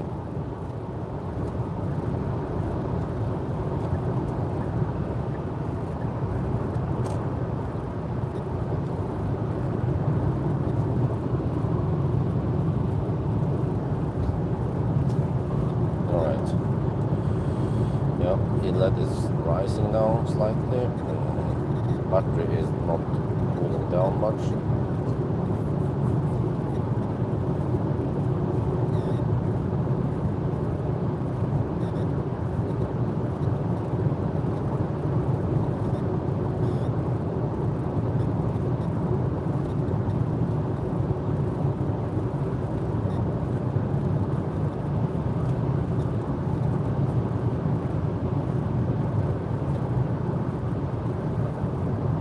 Welcome. So now I need to decide, how do I stop at Espa? I think it's a bit too early, but if I don't stop there, then Minnesota, but it's quite distance, around 25 kilometers from Espa to Minnesota. That might be too far.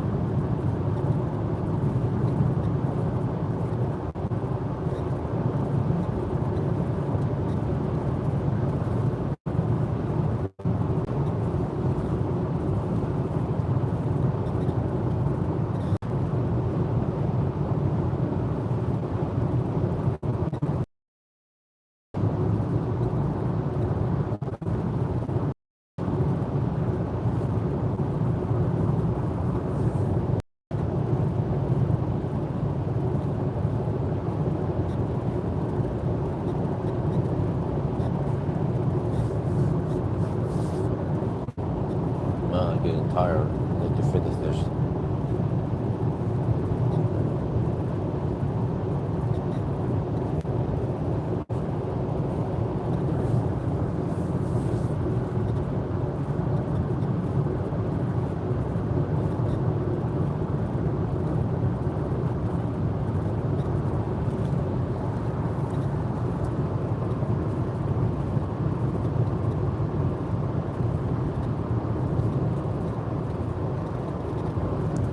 Or you could go on a Europe trip with this.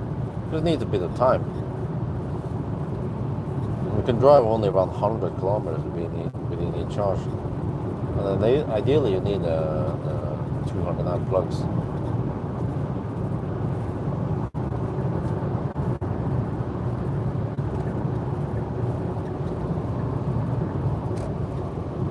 Then you're good.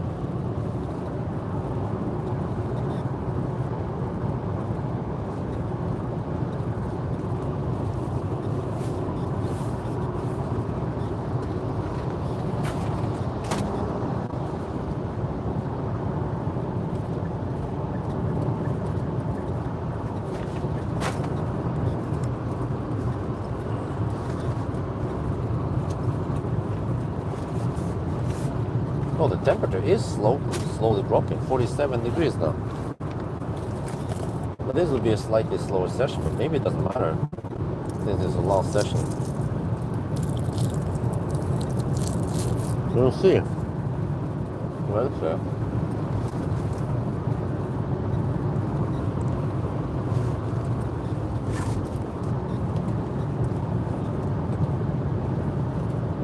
Once I stop the charge.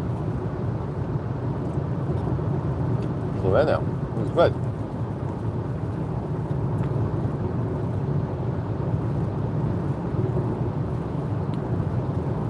But it was a bit exhausting to bring the kids with us. But you just have to hold on because in a couple of years it's going to be a lot easier. I really feel like dealing with Isabel is a lot easier than Axel. Axel is just sometimes grumpy, sometimes tired, and he doesn't communicate well yet.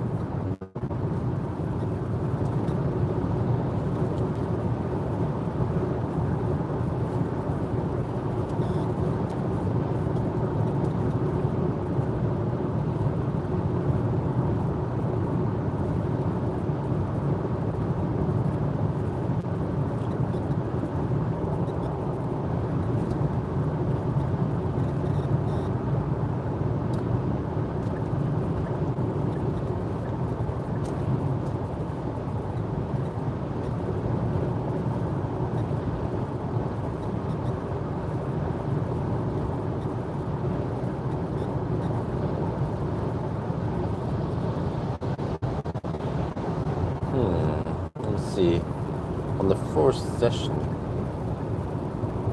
at so I think I already did it quite optimal. On the first session,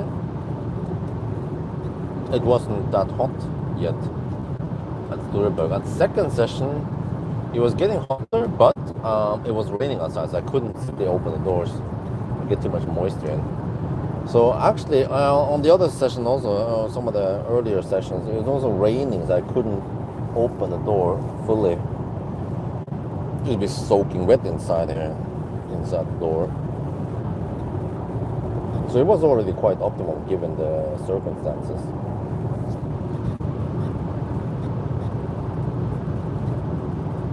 Let me see, it's 47 degrees now. I think it doesn't replicate that bad because we are only taking 50 kilowatt, 49, 48. But we still need to charge around 20 minutes. That's true. A long session, longer session. But should pay off.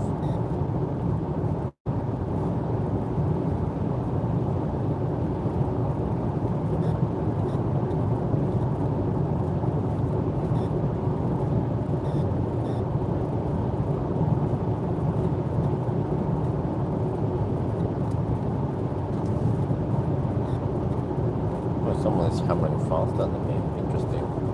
The police side. Slow down a bit here.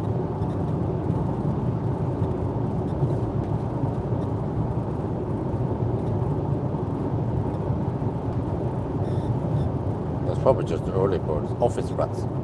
Rush to work. It's a van. Yeah. Those vans, man, they use hammer in the morning. Well, it's almost 6 now. Everyone is rushing to work.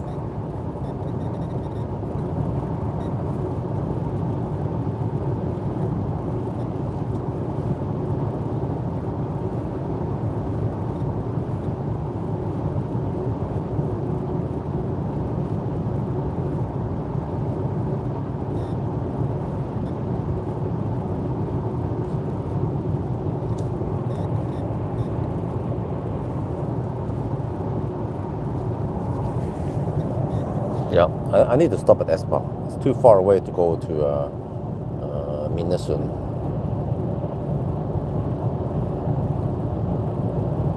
Okay, but there is good enough. Get one more P-stop over there, and then we're good.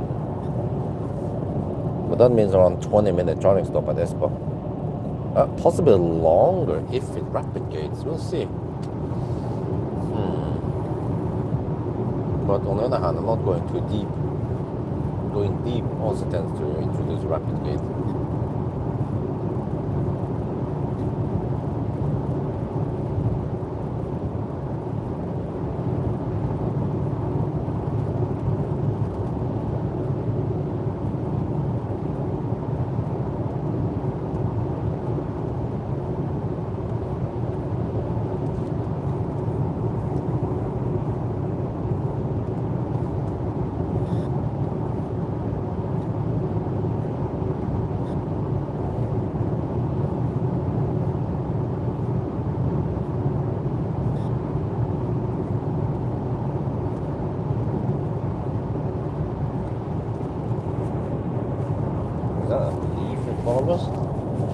Leaf is hammering it.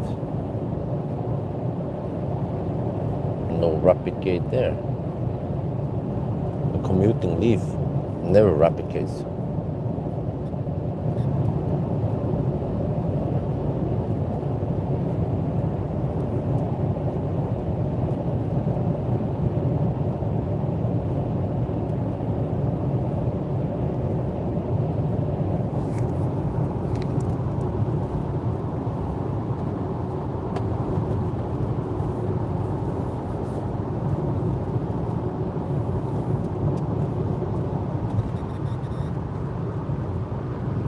Challenge now, we are getting close to 6.5 hours.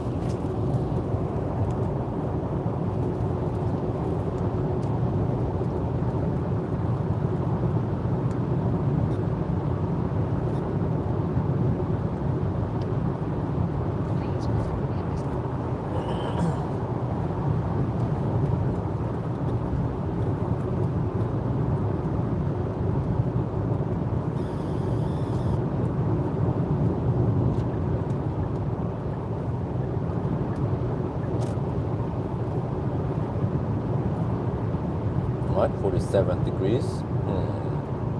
Let's see how bad it propagates down. But it might be 23 degrees, 23% now. It's going to be around 18, 15.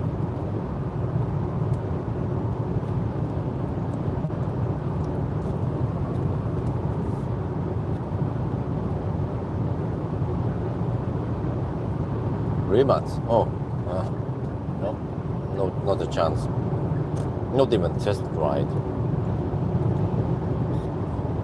I can feel the heat now. I can feel the headwind now.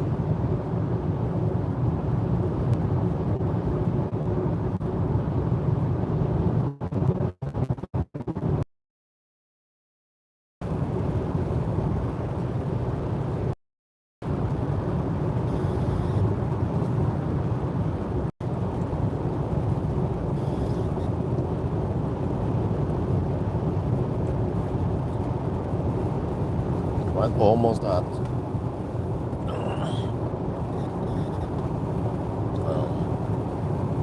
Esbagan. You can feel the lower part of the interior is a bit cold. Equipment, everything is cold.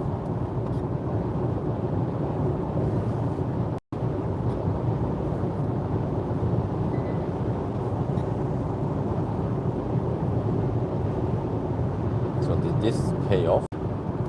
Hammering it? Will save me some time, that's for sure.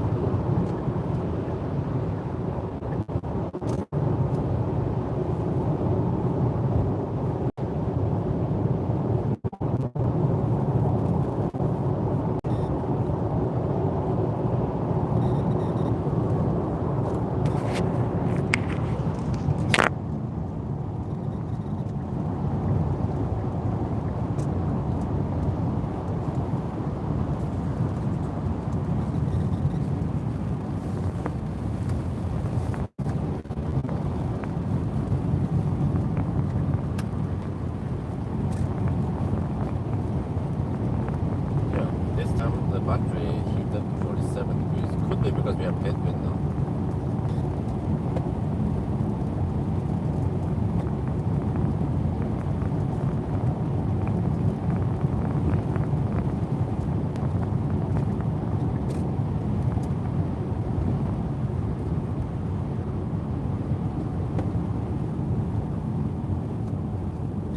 Okay, it might cool down to 46 by the time you plug in. So that's going to help slightly.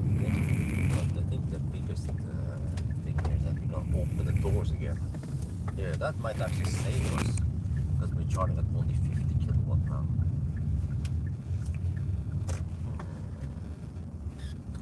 We'll see. Last charging stop coming up. Wait, how many stops was that? Count here actually. Let's count now. How many stops? 8. Let's go for the same charger. Okay, I also need to cool down the cabin and go for one last piece stop.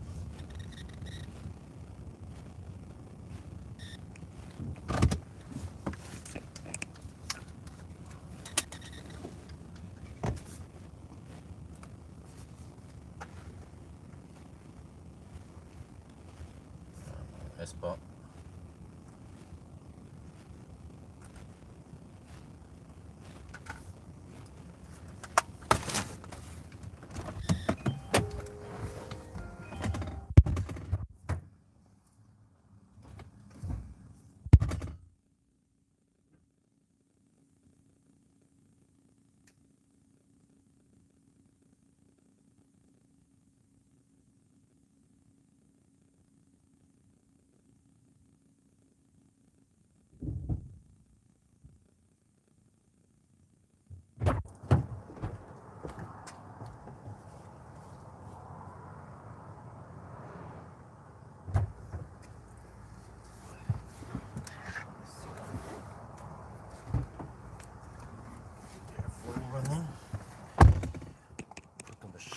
this is gonna be the last session.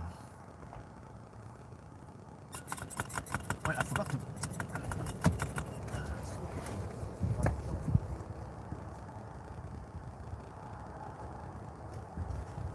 Like, seriously? Why do we need to press start?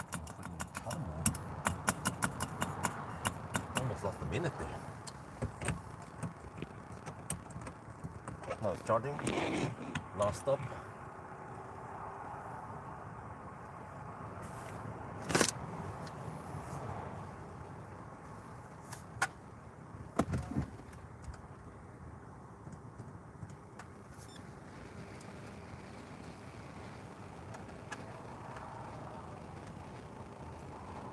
Alright, this is the last stop. We arrived at 47 degrees and then it cooled down to 46. So the hammering did actually keep the battery slightly warm, but you know, I think that's no problem because as long as we are not charging at the 200 amp CHAdeMOs, then the speed is kind of low anyway, right? And then as long as it's cold outside, then we could just open up and then it's fine. Only problem is that I need to wait here around 5 minutes to cool down the cabin, and then I close everything, then I go to the toilet and then come back. So yeah, we just don't want this to hit 50 degrees Celsius.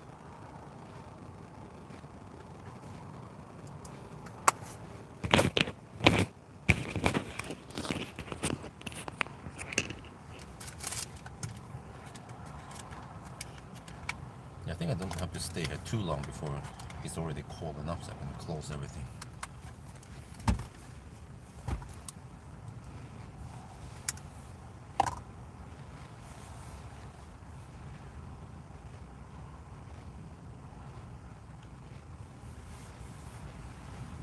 Okay.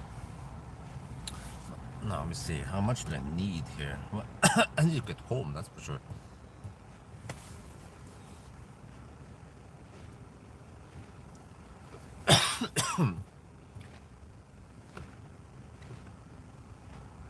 470, yeah, so I need to drive around 50 more kilometers, but let me just navigate to home, see what happens.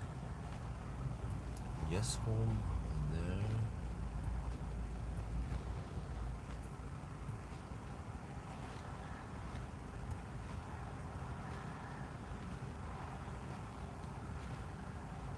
Yeah, that's 54 kilometers. Right, so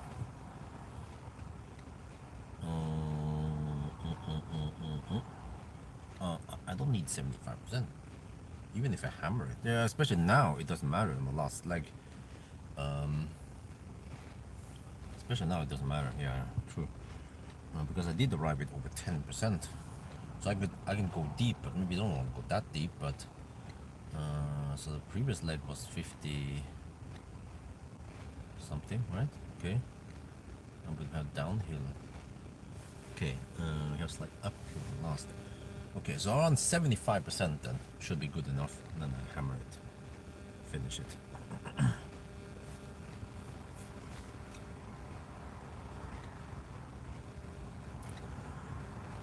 don't know why we're not getting 125. Oh, it's probably because there's some auxiliary being used. Let me see. If I turn off here, off with the lights, and then off with the seat heater, maybe that can get slightly more. It's pulling out 45 kilowatt from the charger, and then some stuff is being used somewhere else. Okay, I'm gonna fire up the heater, and then just keep them out so I don't forget it. 14 degrees, yeah, I think that's good enough. Let me go pee and then I'll come back.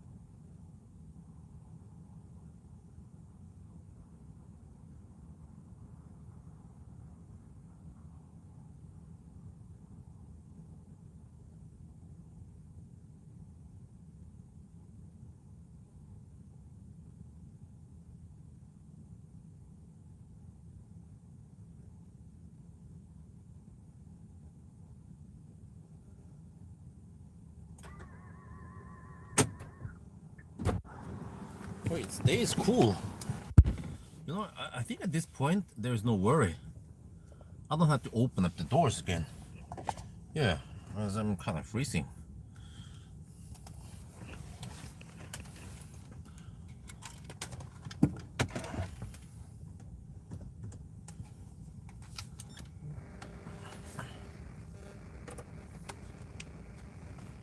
Well, I went to the restroom, came back. This time I can keep the doors closed because this is a final leg, and you see it actually stayed cool enough. So even though I closed the door when I was in the restroom, it stayed cool, 16 degrees Celsius. As long as, wait, okay, I was about to say, as long as we don't replicate, but I'm trying to understand what the heck's going on here. Why are we not getting 125 amp? Huh? Let me go check something.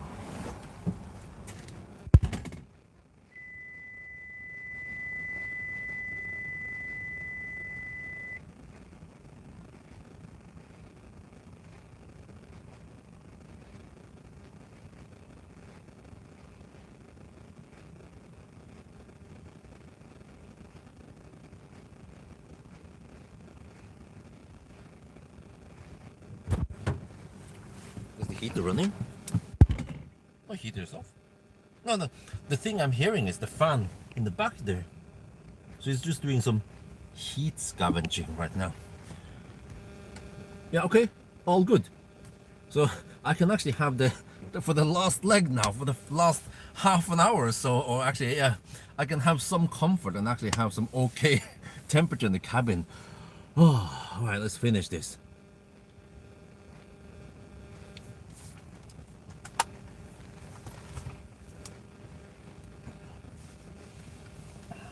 Because it slowly heats up, 16 degrees. Okay, that's fine. Try to. Did I save that thing there? Yeah, I can delete this. Yes, okay. Yeah. Here. All kinds of stuff now. Can charge the battery there. Waiting.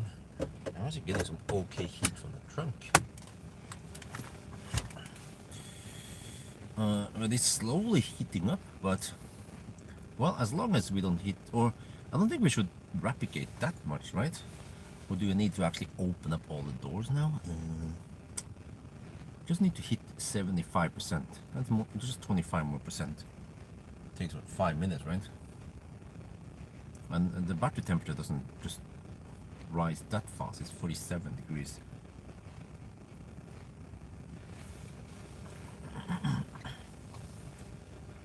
Eventually I can just fire up the heater also.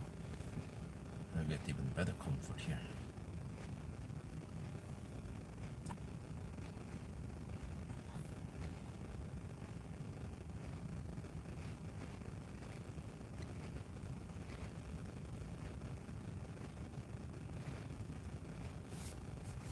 And then we can see, yeah, then we can see also see at the last leg what happens if the inlet is at 24, 25 degrees rather than 16 or 15. And the battery should be at 50 degrees, right? By the time we've done in the line.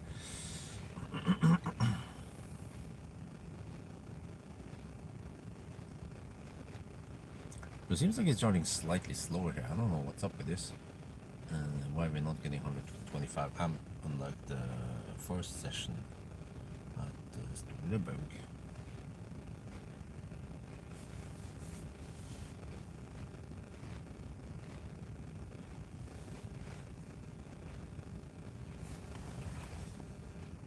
I can feel the draft. It is kind of cold, yeah, beneath the seat here.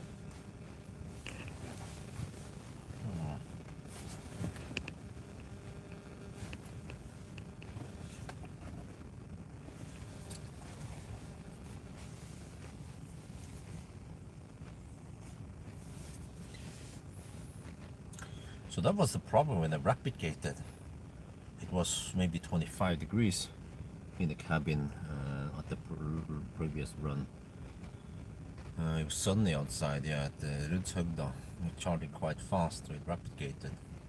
Then I had one more stop at Tangen before I finished. Wait, so how many stops with this? Studeberg.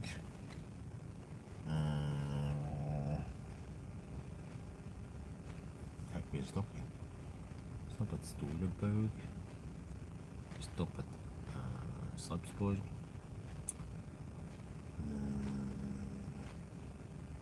Vinterbro. Kløfta.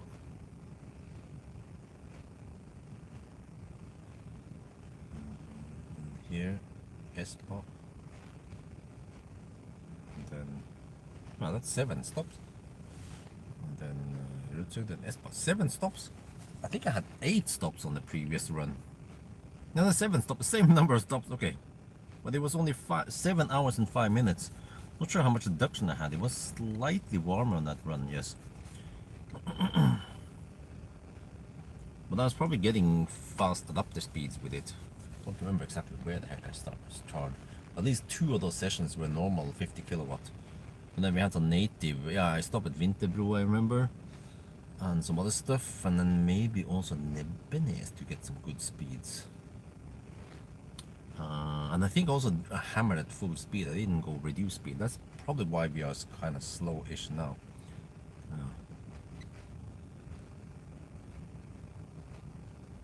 Okay. Okay, 75% should be enough. And then we don't really care about battery temp soon.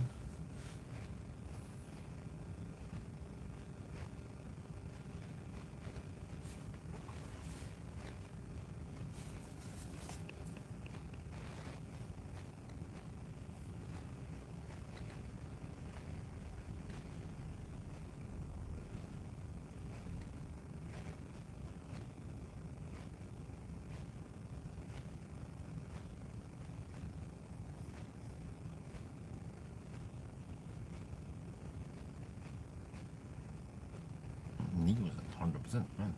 You're charging grid reward, but well, not the super grid reward. It's just slightly reduced price of grid reward. How much was it? 51 euro per kilowatt hour. Okay, that was 3 at night. What was the real price?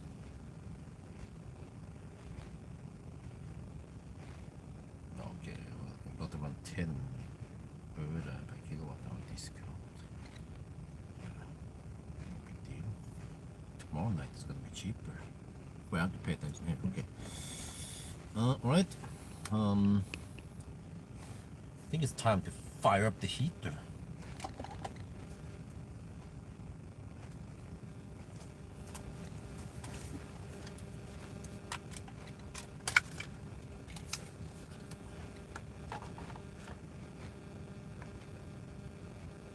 Alright, we're at 69%, 70%. Alright, good to go soon. Gonna go 75. Now I can fire up auto and then actually get some heat and some comfort for once. 22 degrees. See climate. Auto will just do this for the best comfort. But this is bad by default because it puts heat towards the feet, which is here. So we will also see on the last leg now. I'm gonna disconnect soon. It shouldn't replicate.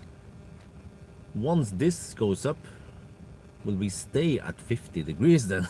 Will we 999? Right, 4999.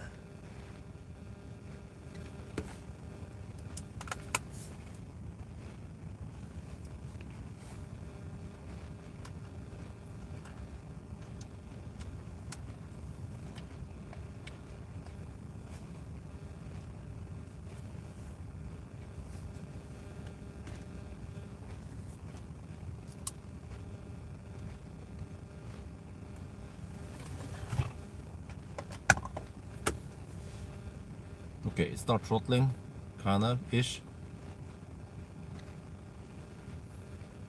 It's still quite amazing speed, but you know what this means? It means that the guys who were lucky to get the battery replacement, those cars are actually worth a lot because they seem to have actually better battery health than these second-gen cars. Okay, we're about to move now. There, there. I should arrive at 10%, right? I actually have enough juice to hammer it also.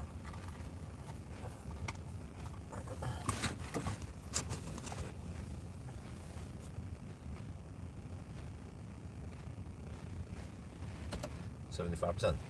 Yeah, we're down to 40 kilowatt. It's time to leave.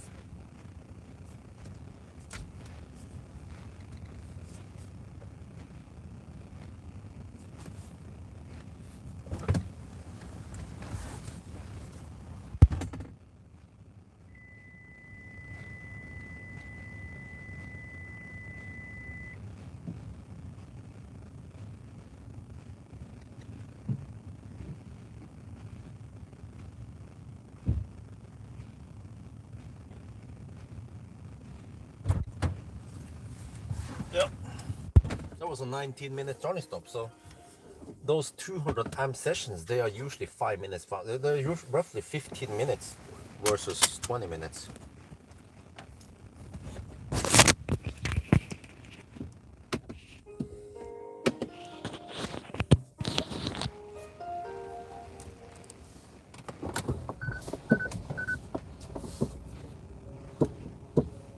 I need to quickly rinse the car once I'm home tomorrow morning, or after the kindergarten. Yeah. Well, actually, after I do my charging test, then I can rinse it before I return it. 49 degrees now. Now we're gonna hammer it. Well, I can afford it, right? 77%. Yeah, I should be able to hammer it.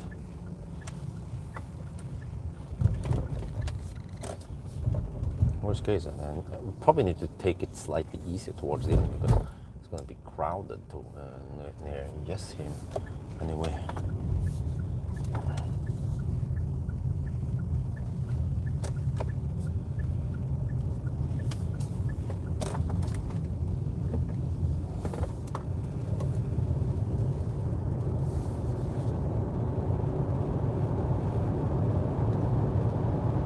Yeah, it's getting busy on the roads now. Might be stuck behind some left lane huggers.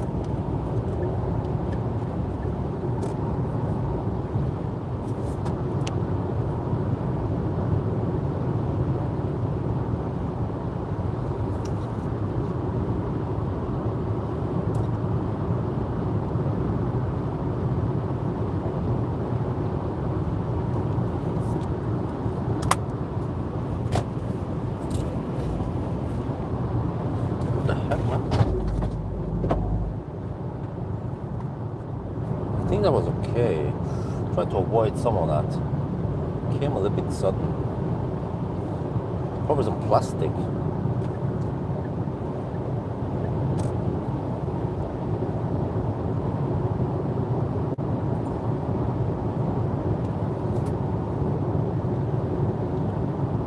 Alright, final run.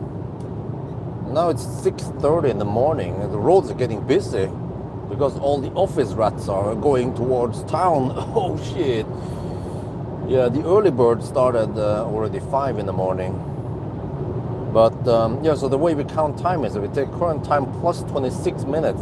That is the 500 kilometer time. So we are already almost at 7 hours.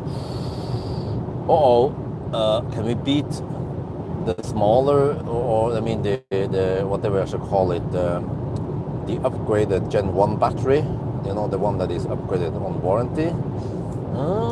We'll see. We shall see.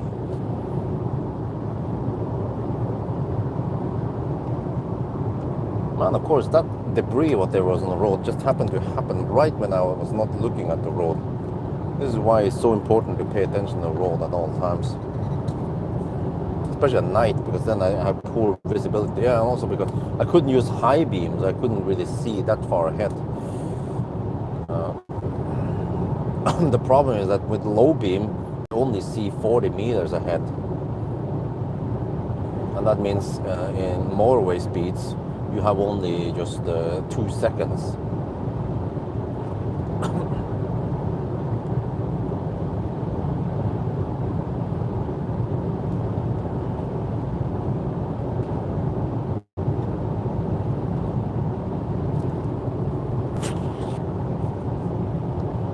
Yeah, hopefully I have enough juice. Now inlet is high, way higher than before, 22 degrees. That's actually more normal. I remember it. It used to be around that, 22, even 25 when I had it warmer, which causes rapid gate. So, it would be interesting to make this device thing, whatever, or just a funnel or whatever you should call it. Somehow the whole point is that you have to get outside air, so it kind of looks funky. As long as it's cold outside, then you just want to get that air from outside, channel it into the battery. Wind noise here, that's the problem. Or what you could do is you can mount it while you're charging at least.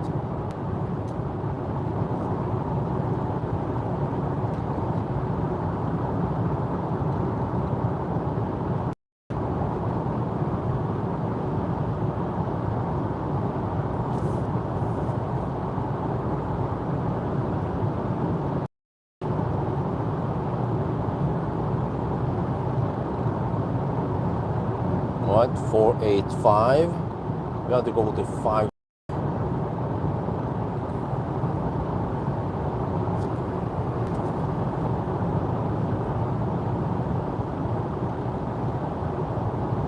And it's still quite nice charging speed. The only problem is that, well, the adapt didn't work. That was a bit bummer. Why the heck didn't it work? Ich weiß nicht. Because it did work on the other sole.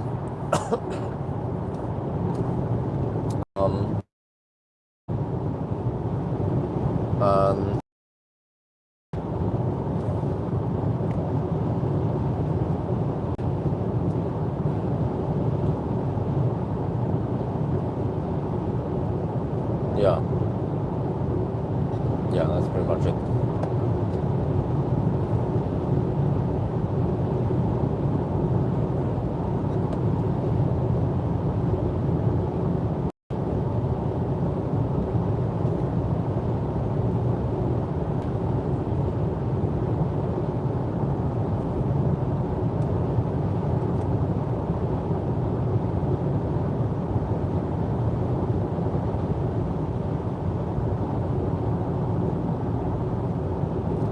Well, it still kind of cools down. 48 degrees now. What the heck, man?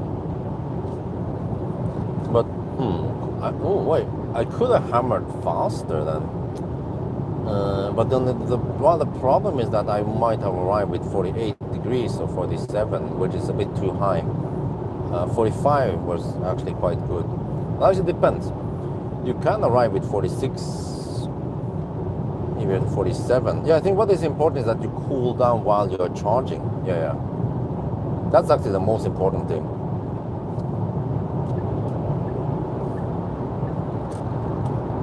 You can have the comfort while you're driving, but then you just cool it down when you're charging. Okay. Which that actually makes perfect sense for the whole funnel thing, the pipe or whatever you call it, the heat pipe. But then you keep the heat in the cabin and you only channel the cold air from outside into the cabin while you are charging. But I think this is not really a big problem because you might be losing just a couple of minutes of charging time. So who the heck is going to bother with that device? would be interesting for me to just make it just for fun and test it. I could reborrow the car again and test it. And see if I, like, especially when it gets winter, you know, can we actually get ambient temp or close to ambient temp into the inlet?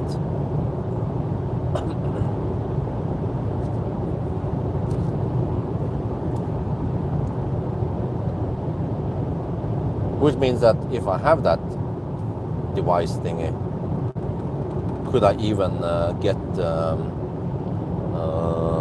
Ionic, a faster run on Ionic?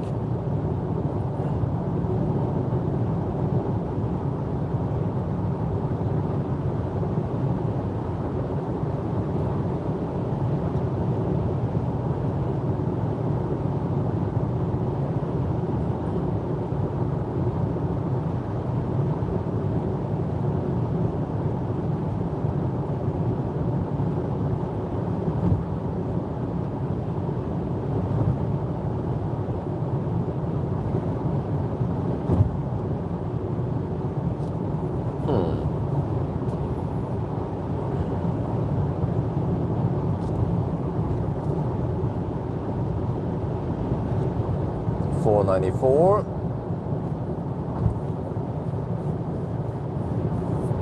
$26 kilometers left. Wow, seems like we'll be home by around 7. Could try to get a power nap before the kids wake up around 7:30.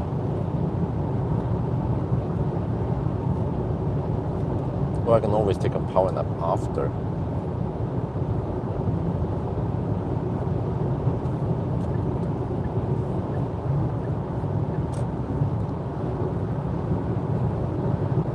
Everyone is hammering now in the morning.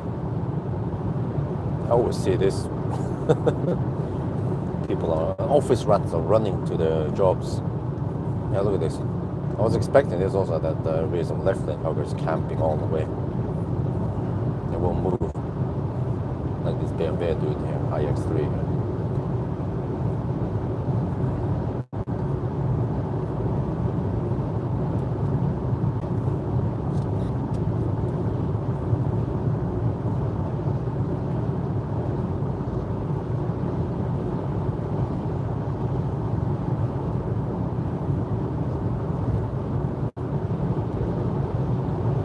We already passed the 7-hour mark, so it's gonna be a slower run than the other. I think because we have slightly less energy than the other battery.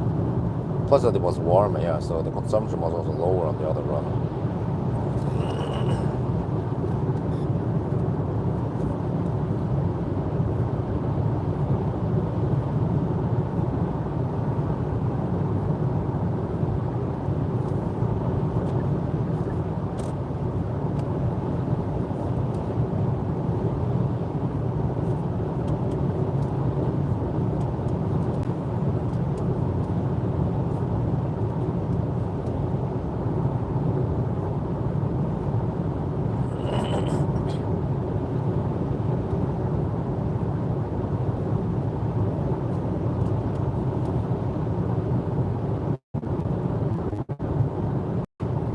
But when I think about this, Valdemar already made this 3D printed or something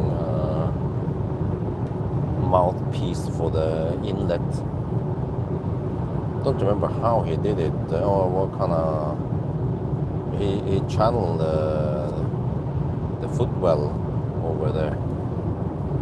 But I could have helped him perfect the solution, because as long as you're in Norway, then usually, you know, it's less than 20 degrees Celsius in Norway.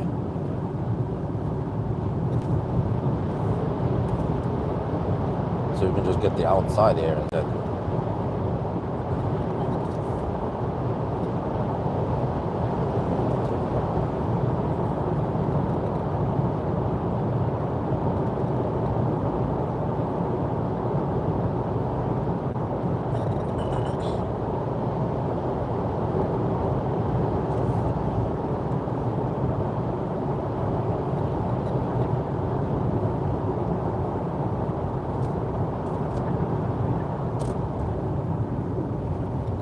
it. 502 kilometers, 18 kilometers to go. We're getting close to Yes home. We're 27 kilometers away. Yeah, that makes sense because we had some detours, longish detours to go to some chargers, like Cleavage and Winterbro. Plus that we had so many charging stops. 7. Well, as expected for these old cars. It's kind of funny because the 500 kilometer challenge, we have more charging stops on the 500 than we have on the 1000 kilometer challenge.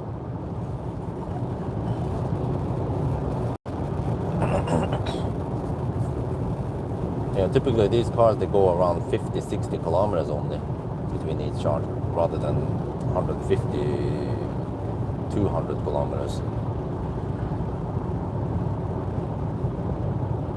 More campers.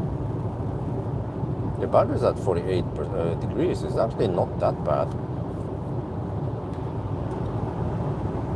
Of course, if we're a Ninja, then you have to cool down all the time, also while driving.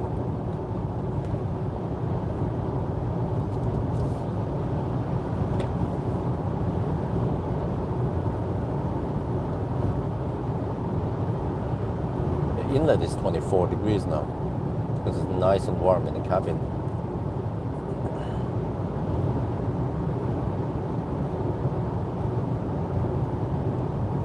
$505 kilometers. Let's see, we're already at 710. So it's going to be what, 715 or 720 then.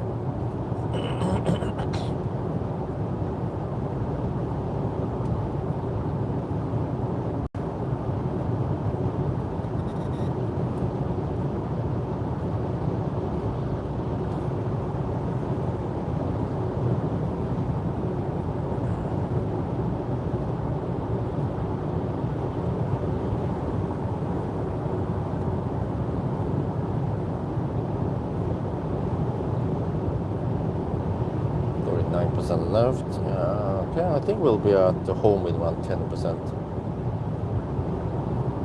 That's usually how deep I want to go with this car anyway. I don't want to try 5%. That's scary, man.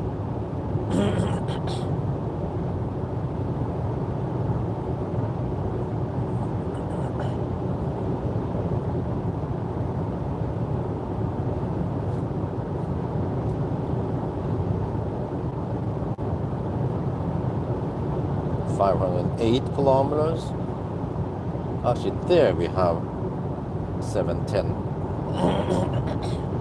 And I actually didn't deduct for that slowness on the way back here past close to Cleavage.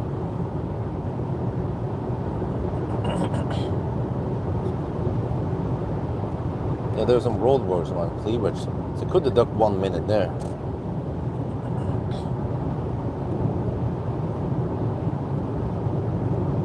We're actually at the current time plus 25 minutes then.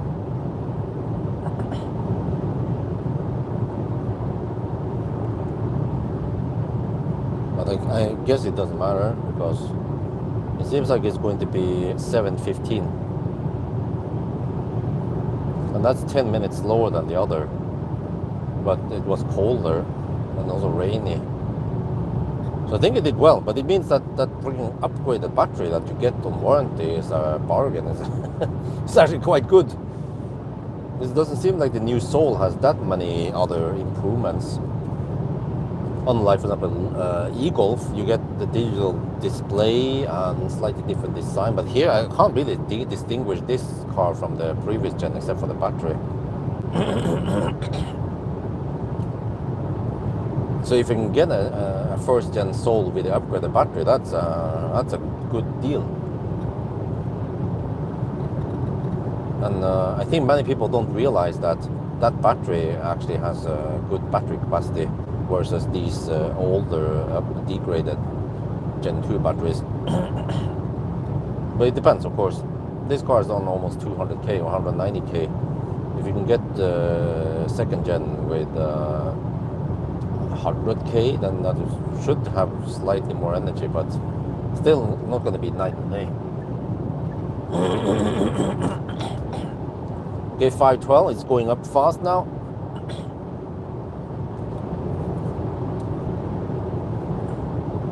Getting bright also, bright-ish. Winter's coming. Wow, almost 7 and still a bit dim outside.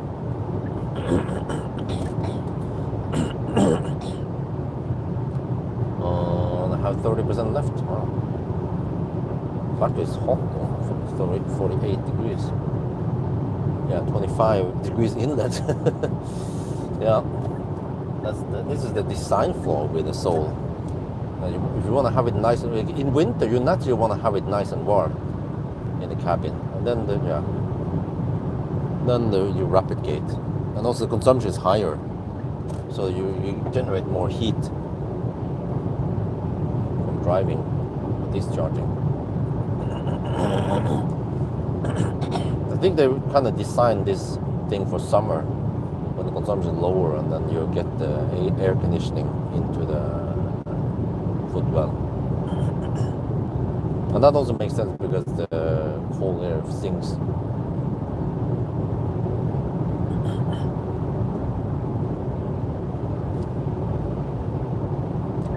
Unless you can somehow get cold air from the engine bay, that would actually be a more elegant solution.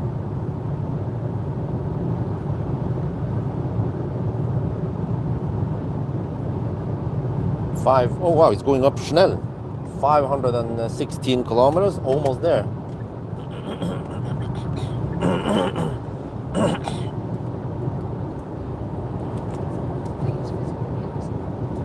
It seems like I charged a little bit too much even. So I might arrive with... No, I'm gonna arrive with 10%, okay, it's fine. This is my comfort zone. 517 kilometers. 3 more kilometers, almost there. Back to that, yes. 25th of November, I will travel from here, and I'll arrive on 26th of November. I'll be there in 77 days. Pretty long, man. But I also go to China. Oh, I need to get ready now. 517.6.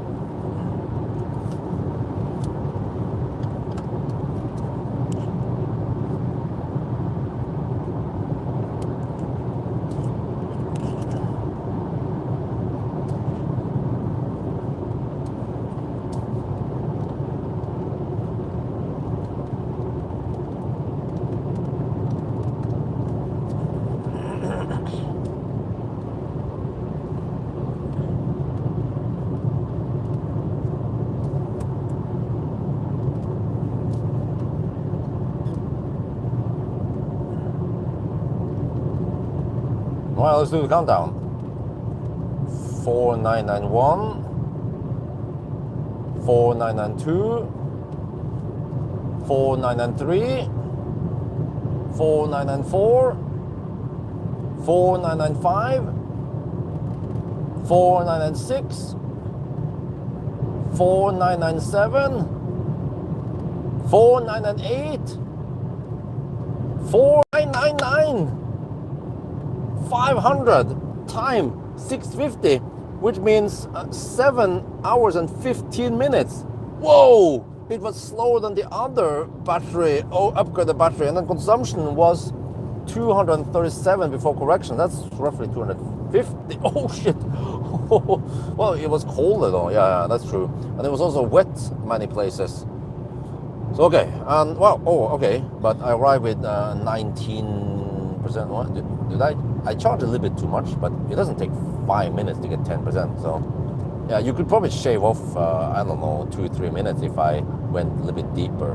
I didn't go to 75, but let's say 70% or 69%. Okay, anyway, let's go home now.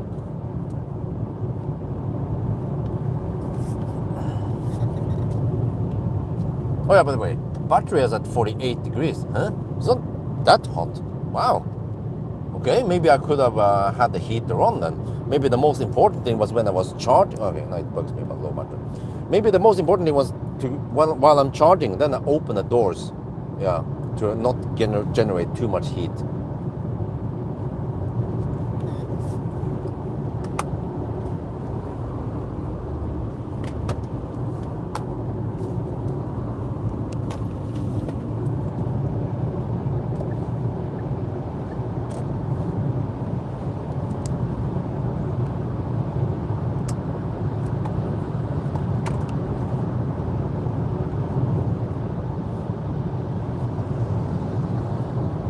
okay, low battery. Well, by the time I'm home, I'm gonna be kind of low-ish, but yeah.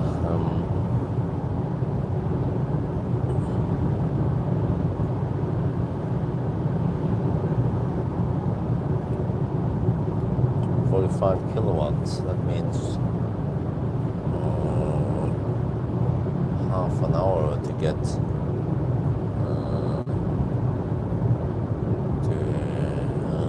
50 per. No, it's just a couple of minutes difference if I, and I'm close to home.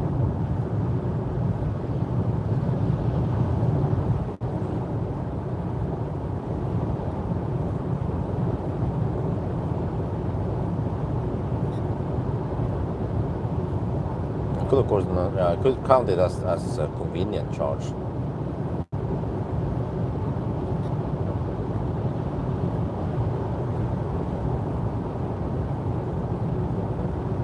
But it's not that much. It's more like 5%. You could shave off, or and then 5.3 kilowatt hour.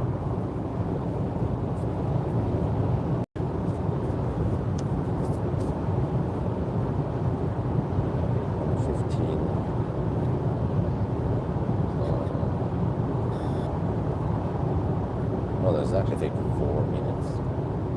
No, can't be right. A couple of minutes. Yeah, I think it doesn't matter. We still need to round it down, or round it up to 7:15. And we had almost no deduction today, no delays. So that's wonderful. The roads were nice and clear.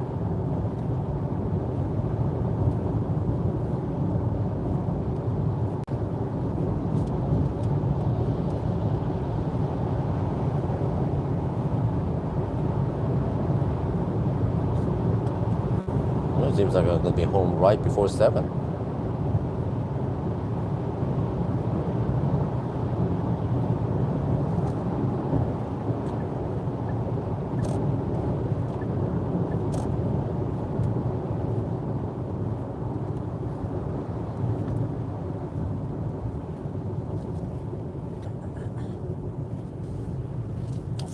Degrees. Okay, so the whole trick is that once you plug in, you you open the doors if it's winter like now, and then you don't gain too much heat as long as you're charging at only 45 kilowatt.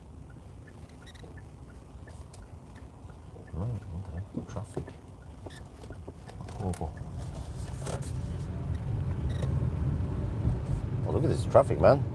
Almost 7 in the morning. It's crazy. It's almost like 4 in the afternoon.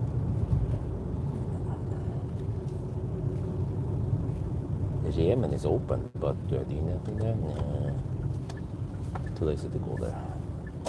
Just go home and then, well, 10.5%. This would be perfect for a charging test, but I kind of need to go to kWh where it actually works. But then I need to charge it up to around 20%. Then, yeah, if I go there, maybe I can bring EcoFlow so I get some heat while I'm charging. No, wait, I can't. No, I can't do that. I need to get the cooling. Yeah.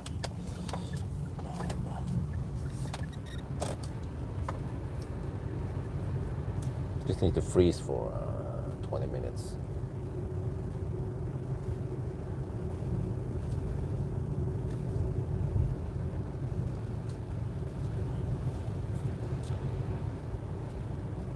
Well, not too bad, huh?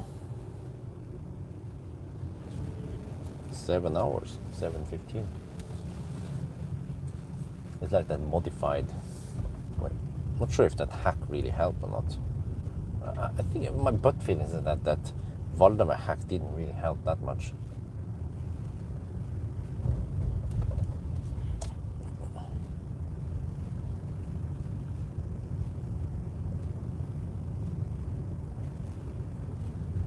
I wonder if he still has that piece that goes into the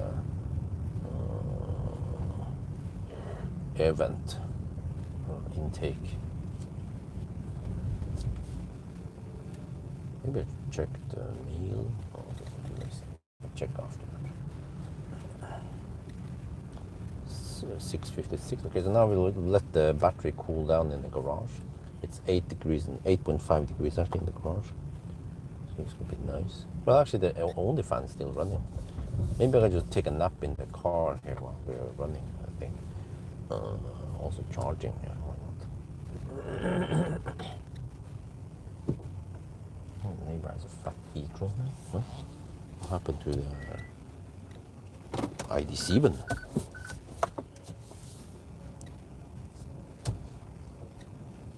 I need to make a sensible conclusion anyway.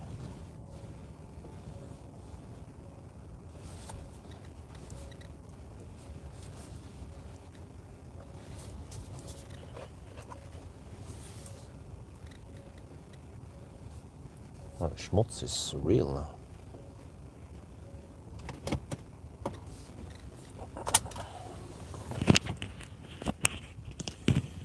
All right.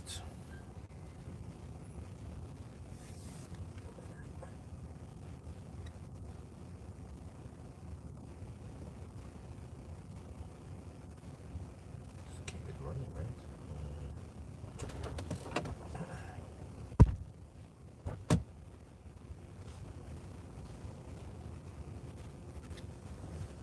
Plug it in. Okay. Okay.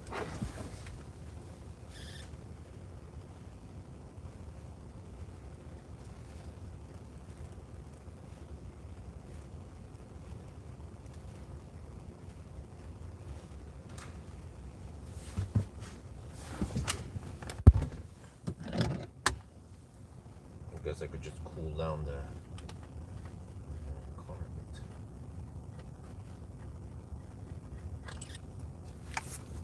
Or I could just plug in that.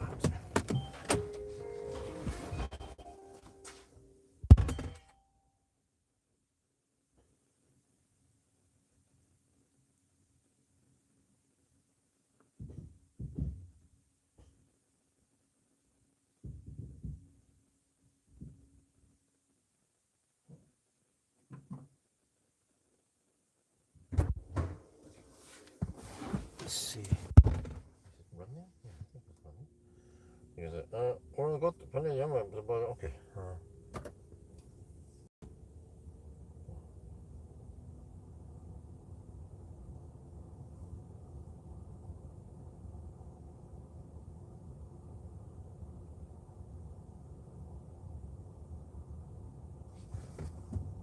Oh, it's dumping heat into the cabin.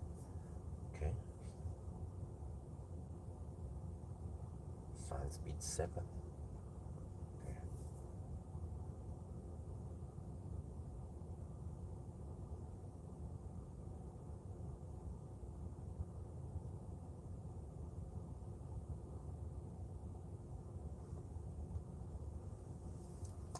Okay. Now I switch over the cameras, make my little conclusion. I'm gonna go inside. Yeah, this thing has even a panorama roof.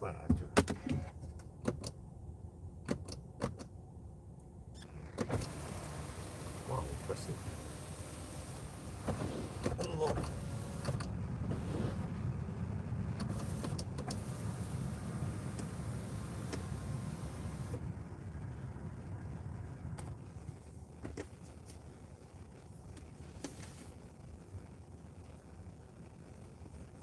There. Oh, but you can probably get a cheap out of warranty car. I mean, you need to fix it somewhere.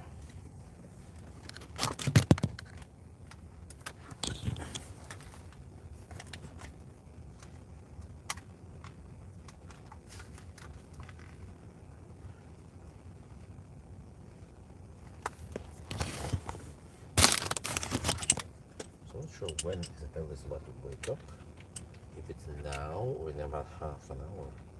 It would be great if I can take a little power nap before I go inside. I need to make my conclusion also.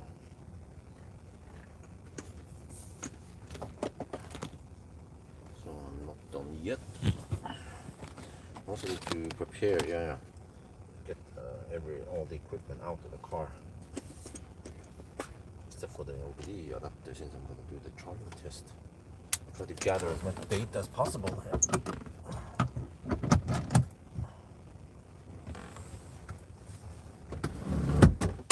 There. Oh, it's got dark. Boost up the IS. Oh, that's a different light there.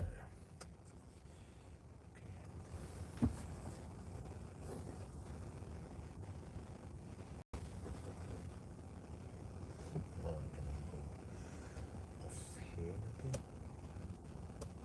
There, that's better.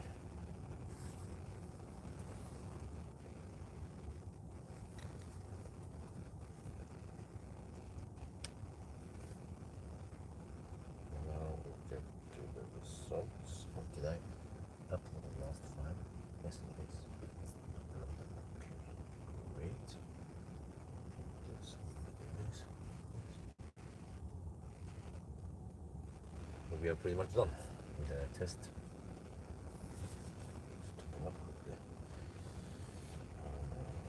See test results. Okay, can make something. Oh shit! Man, what's it doing? Got to plug in the thing.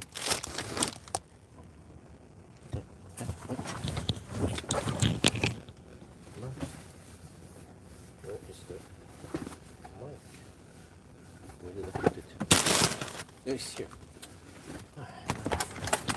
Okay. I just plug it in. Sign.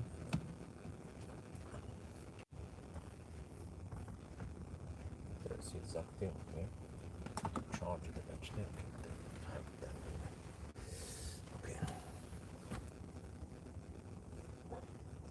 Let's see. 715 is actually quite decent.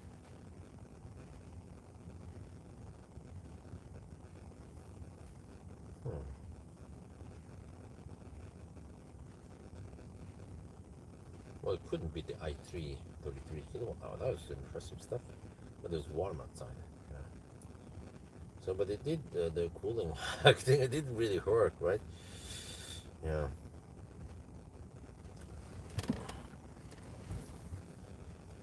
So this is actually the fifth fastest run. But the other souls there, well, what's up with them? Well, they have the upgraded battery. And for some reason the adapter worked, and it was also warmer, and the i3 was also on a warmer run, but the i3 has liquid cooled battery, so that helps. It doesn't replicate, you know. And then Ionic just kicks ass for the Lord. But this makes me wonder, if I use the same cooling hack for the Ionic, can I then make it even faster? Maybe just a little bit, because the Ionic is already quite fast. Yeah, it's efficient, you know. So the replicate, maybe you just lose a couple of minutes. Maybe total is just 5 minutes faster. So it's probably not worth the time. But you see, this is interesting, because I was expecting maybe, I don't know, 27 kilowatt hour from this battery, but it was only around 23, 24 kilowatt hour. So which means that if you go for the first gen Soul, the 27 kilowatt hour Soul, and you can buy one second hand with the upgraded battery, if you're lucky to get the battery upgrade, that's the winning the jackpot. Because when I'm sitting in this 30 kilowatt hour Soul, I don't really see and feel anything different. I used to drive around with that other Soul, first gen Soul, a lot, you know. So it doesn't seem like they have improved anything else than just the battery. And okay, this car has almost 200k or 190k on the odometer, so it's kind of degraded, right? But even if you can get, let's say, this generation, second gen, that has 80 to 100k, it should still have some degradation, which means that you could just try to get a cheaper first gen with the replaced battery. Yeah, and then it's just win-win, and you get roughly 24 kilowatt hour from the battery. So, and it charges actually the same speed. I was hoping that this battery would charge faster. The whole 100 kilowatt on CHAdeMO, no, I don't think so. Maybe it was just 65 kilowatt from the start anyway. Maybe they claim 100 kilowatt CHAdeMO charger, just like, you know, sneaky in the old days. Hyundai, they claim that the Kona supports 100 kilowatt chargers. Kind of sneaky. Yeah, but it couldn't charge at 100 kilowatt. It would peak at around 75 kilowatt, not 72, 75, right? So it's Tesla supports 400 kilowatt chargers.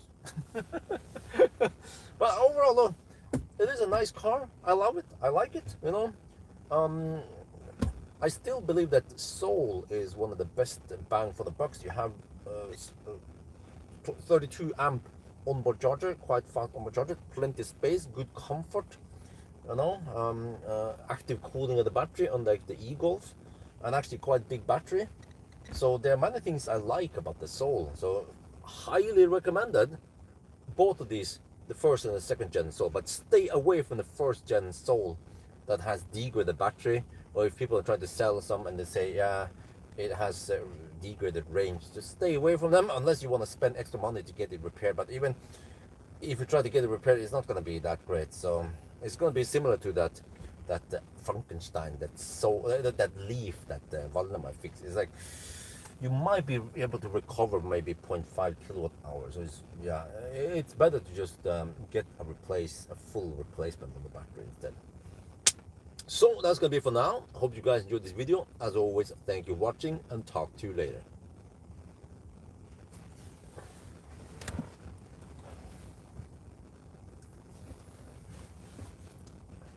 We're at 12% now. Okay, now I can start packing and get ready. Okay, so yeah, you guys are probably AFK anyway, but I'm done with at least the stuff for now.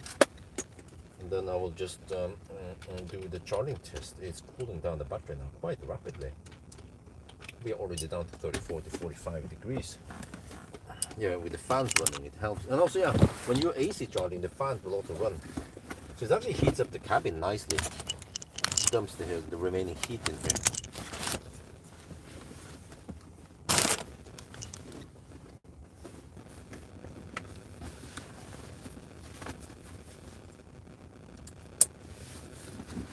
If there was a way to channel the outside air from the engine bay with a valve, you just have to open and close the valve, right? That could work instead of trying to get it from the window. So you need a little bit of stuff here that takes up space in the footwell for the passenger. But of course, that's you have to kind of drill a hole into the whatever. But for me, if I would do this challenge, probably no need to go. Well, actually, no. Oh yeah, that's fine. Yeah, just for fun. Yeah, that would be interesting to make some kind of hack and then put it in the window and then see if it helps and if I can get ambient temp or close the ambient temp into the inlet. That would be interesting. But we kind of need to make some 3D printed part and stuff, and I don't have a 3D printer. So. Yeah. Okay. Anyway, how far away are we from Cleavage? Here. I'm not gonna go there now. I'm gonna go there midday when the battery is nice and cool. Let's see. There, cluster. Yeah, that one. Right in there.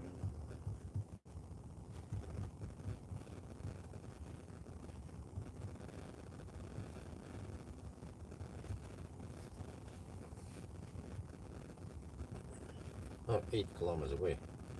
Okay. That means I need to charge to around 20%. Okay, guys, I'm gonna go now. It was nice, as always, to drive the Soul. It's one of my favorite cars.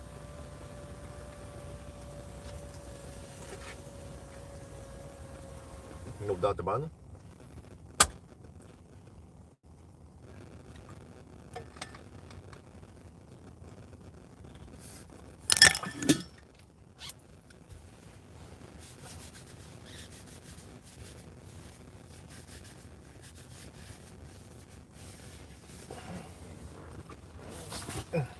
Packing and shit. Let's go inside. So talk to you guys later.